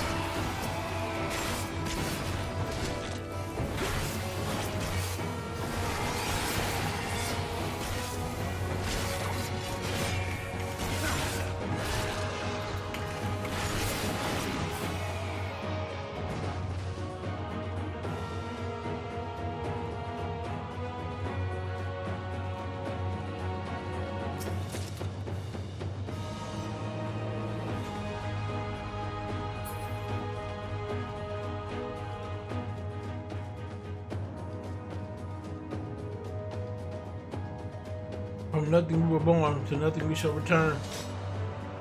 There was a time when we yearned to explore the heavens, found purpose in the hope of unveiling life's mysteries. Our dreams shattered when we reached enlightenment and found it empty. There was a time when we believed in our legacy, thought ourselves marking a worthy path our successors might follow. Efforts rendered futile when we discovered the keys to paradise and immortality. As individuals, we struggled to know what was right, yet in today's perfect unity, there is naught left to question. We are infinity constricted by the finite. But no more. R'Allah shall grant us the mercy of annihilation.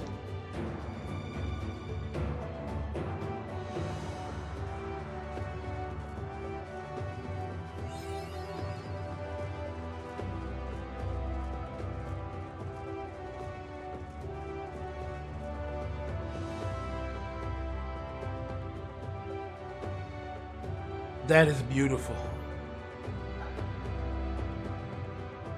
That is fucking beautiful. Look at that. That is fucking beautiful. Hold on. Oh shit.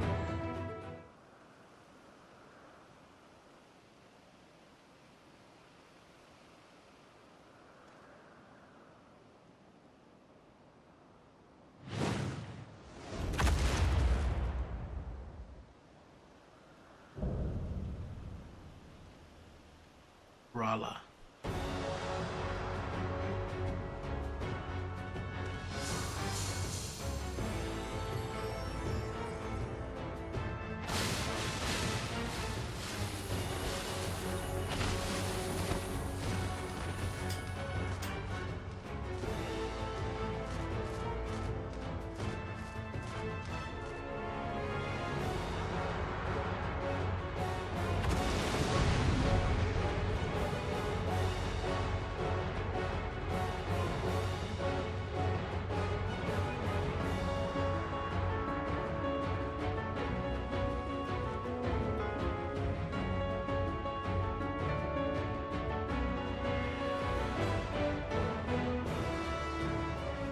All right, people.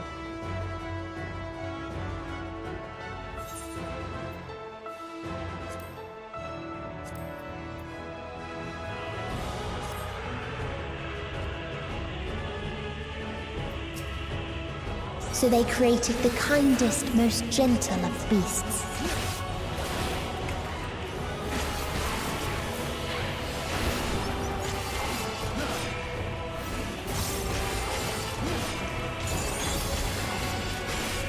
I have you!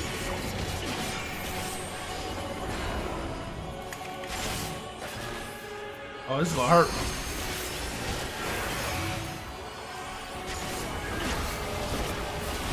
Its steps were Okay, light, so she... and its gift was as painless as it was beautiful.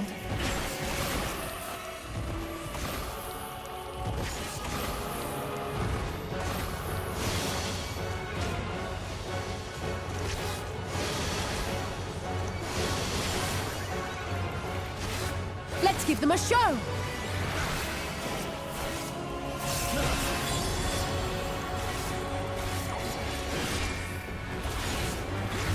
Ah, shit. Bathed in its golden glow, they all slept happily ever after.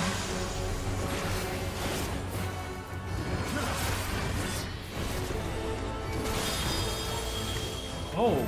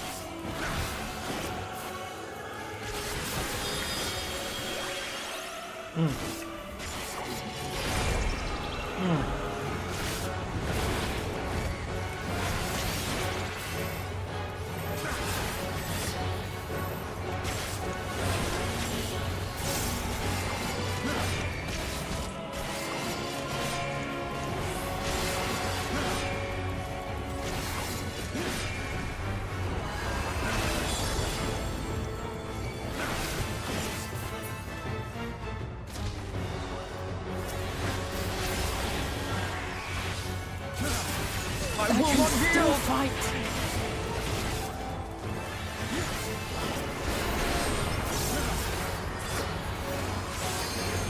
This is going to leave a mark!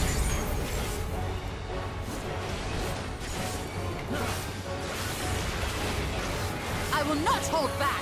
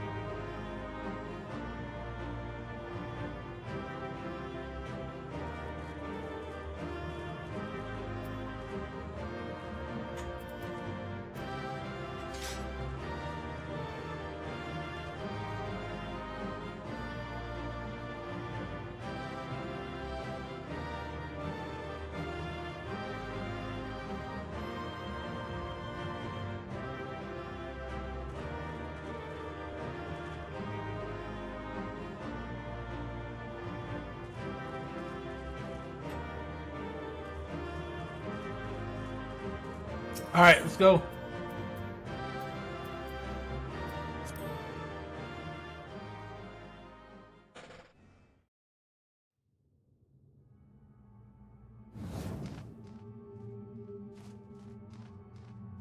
That you still stand. Your determination defies all reason. The souls within me writhe and recoil in your presence. What must I do? What pain must I visit upon you to make you surrender to despair? No one is unbreakable. What pains one may weather may bring another to tears. But therein lies our strength. For when we fall, our brothers and sisters are there to raise us up, again and again, without end. I see.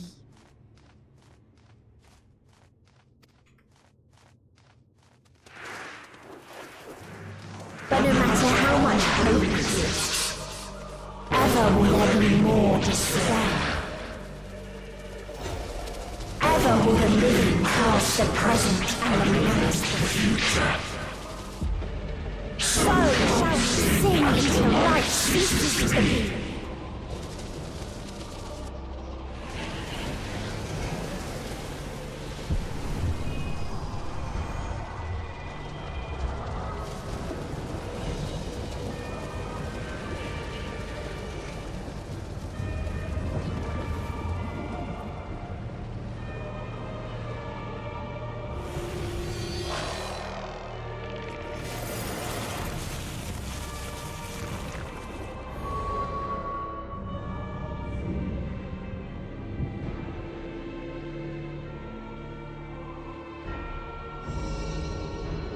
Seven hells!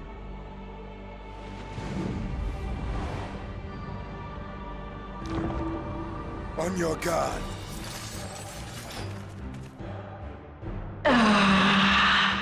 The rage. It rises. Rises.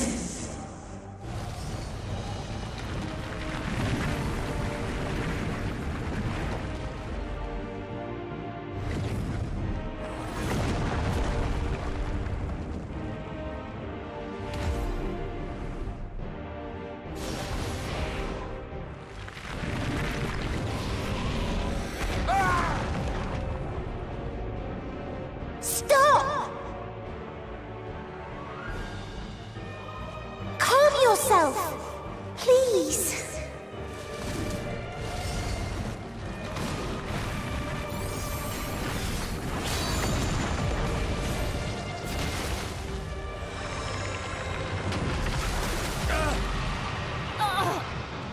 We die in pain. We die in suffering. Who are you to live? Who are you to hope? Hold on, my friends. Oriange, watch out!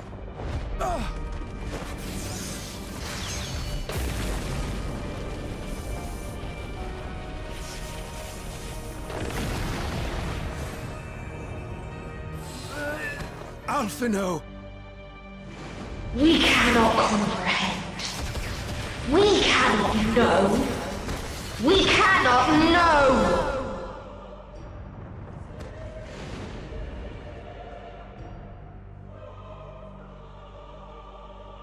Don't, please! Don't do this to them! To yourself!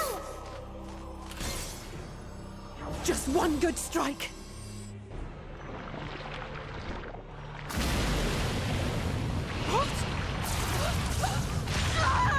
Stop! Please stop!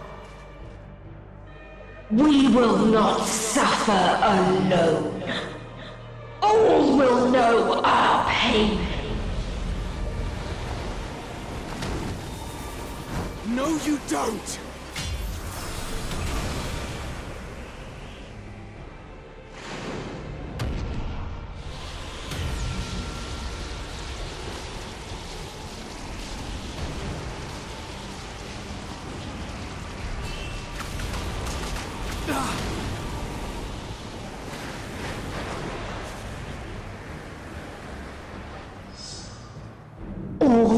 awash in ice, a frozen waste, forever silent.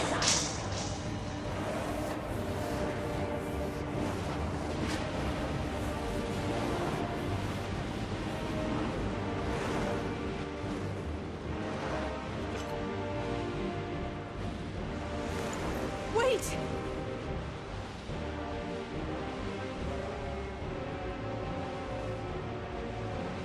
Don't!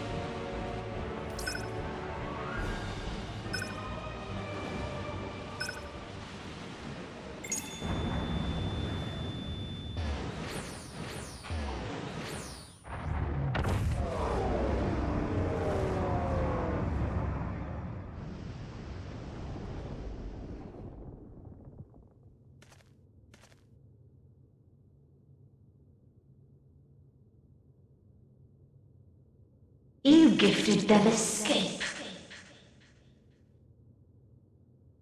and rendered yourself powerless. Bereft of the synergy you claim is your strength, unless you mean to call upon the dead once more.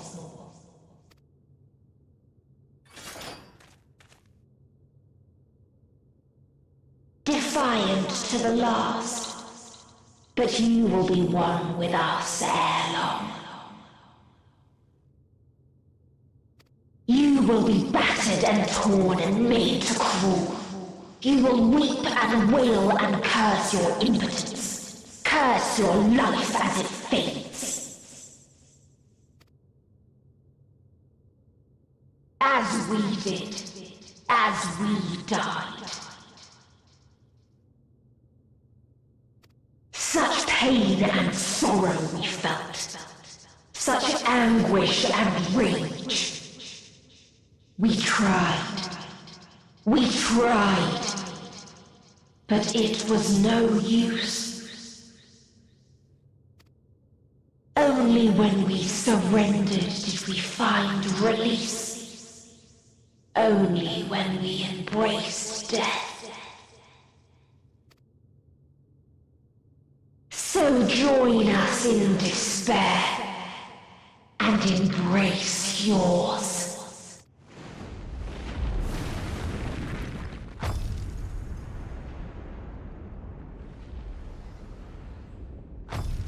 My ultimatum. What is happening?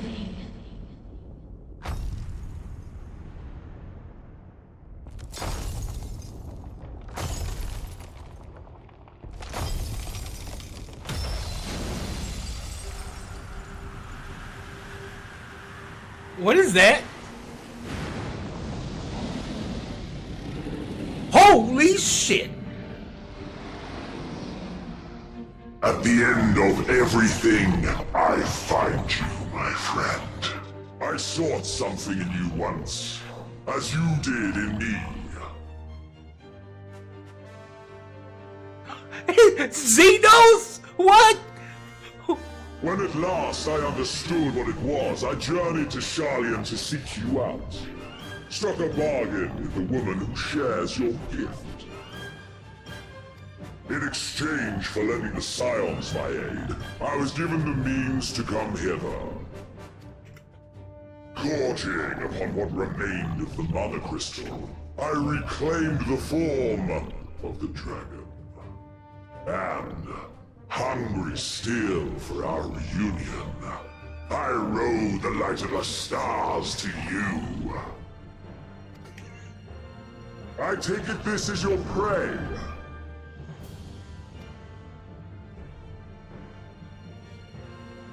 But why does it still live? Surely it is no match for you. But Xenos is a shit. Xenos is like, why is it still here? You should have killed this thing way before I got here. Man, Xenos is the shit, man. I assumed you would be above something so banal as despair. Am I mistaken?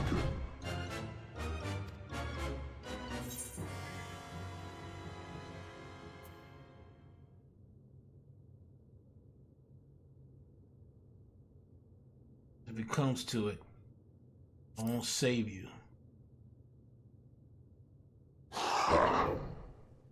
I care not. What I desire of you isn't succor, it is satisfaction.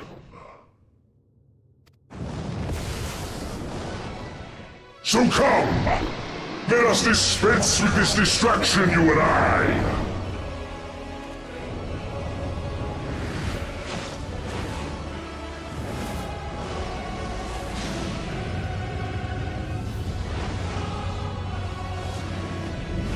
You struggle in vain. You will not silence our song of oblivion.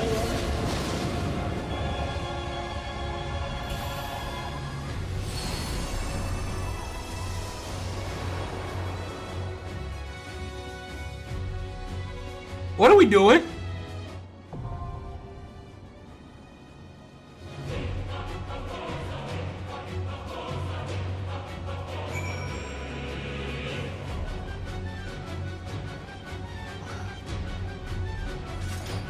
Oh shit.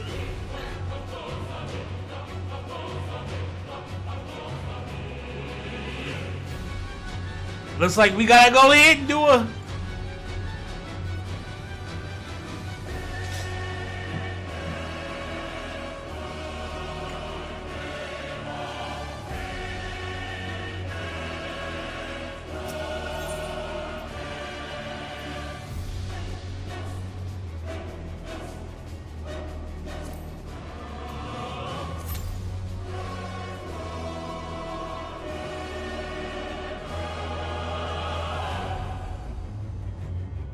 oh shit.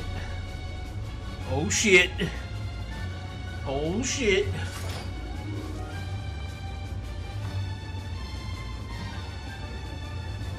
We on the edge of reality, baby.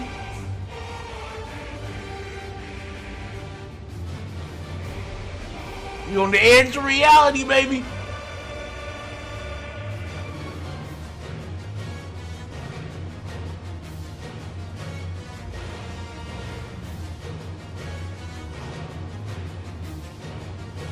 I'm surprised this one is actually having us fight with actual players.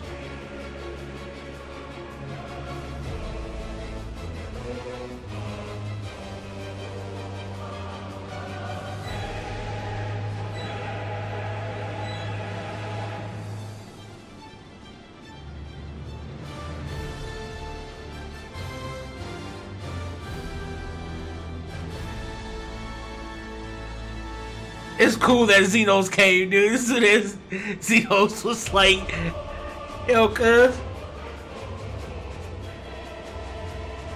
Like, why the heck is this girl still alive? You should have been done killed her. I know you ain't fall something so weak and banal as despair. He's like,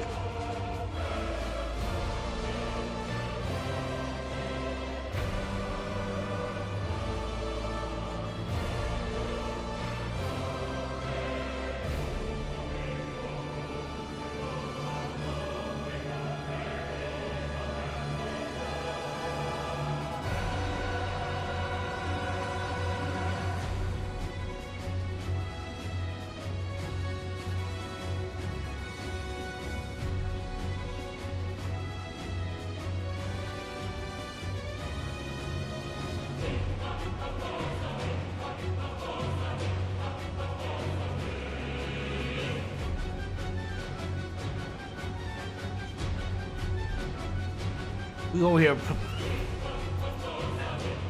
Over here. Passing planets up.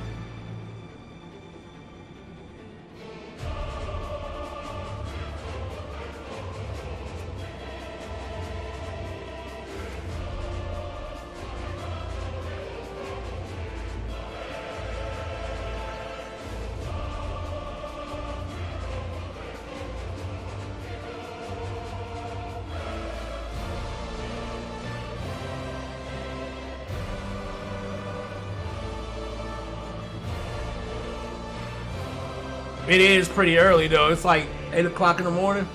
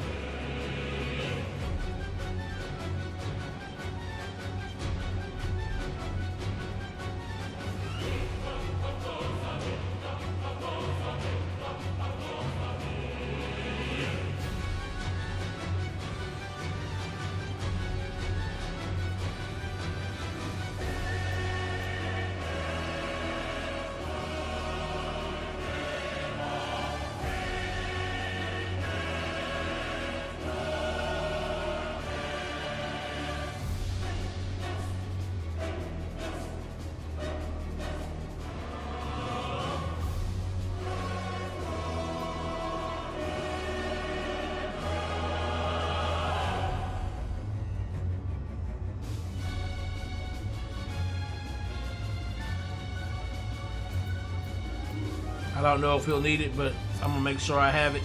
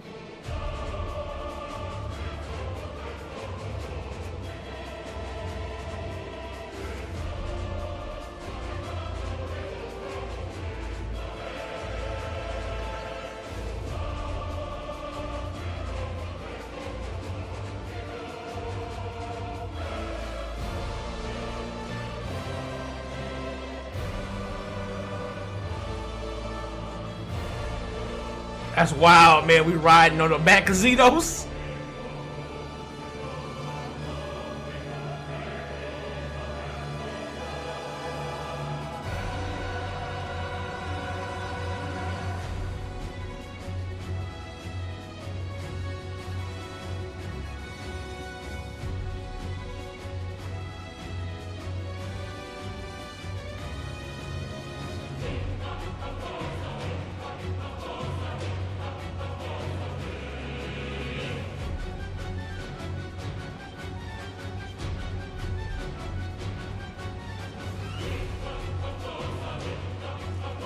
I wonder if it'll just let us in.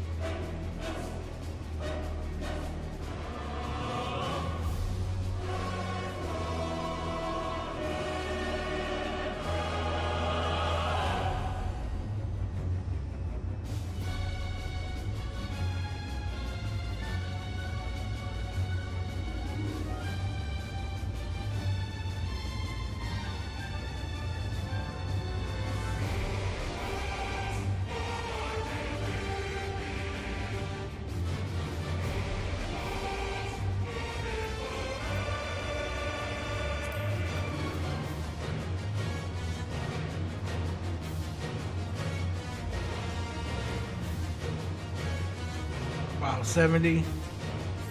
What is wow, 40?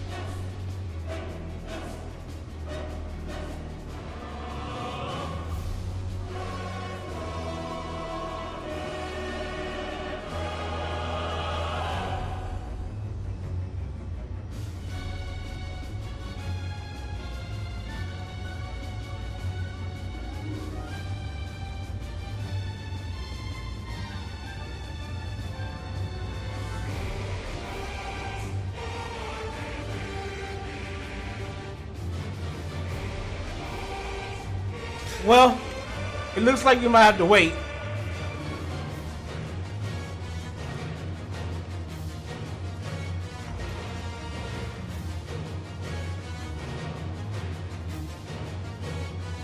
Yeah, you might have to wait, which is fine.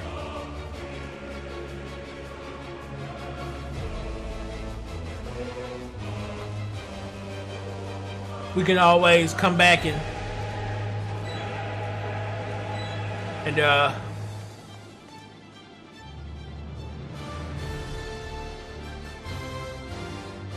complete this another time.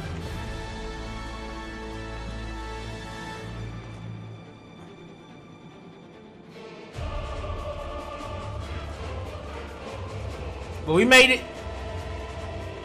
I believe this is like the true, I think this is the true end of Endwalker right here, cause cause it's the title, Endwalker, and the final day.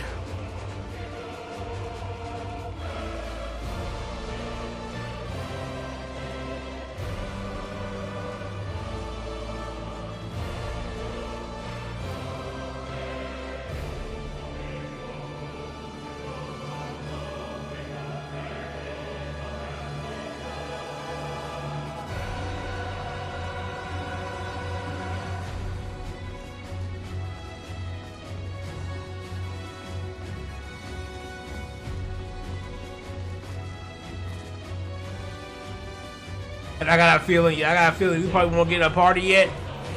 Be it that it's so early in the morning.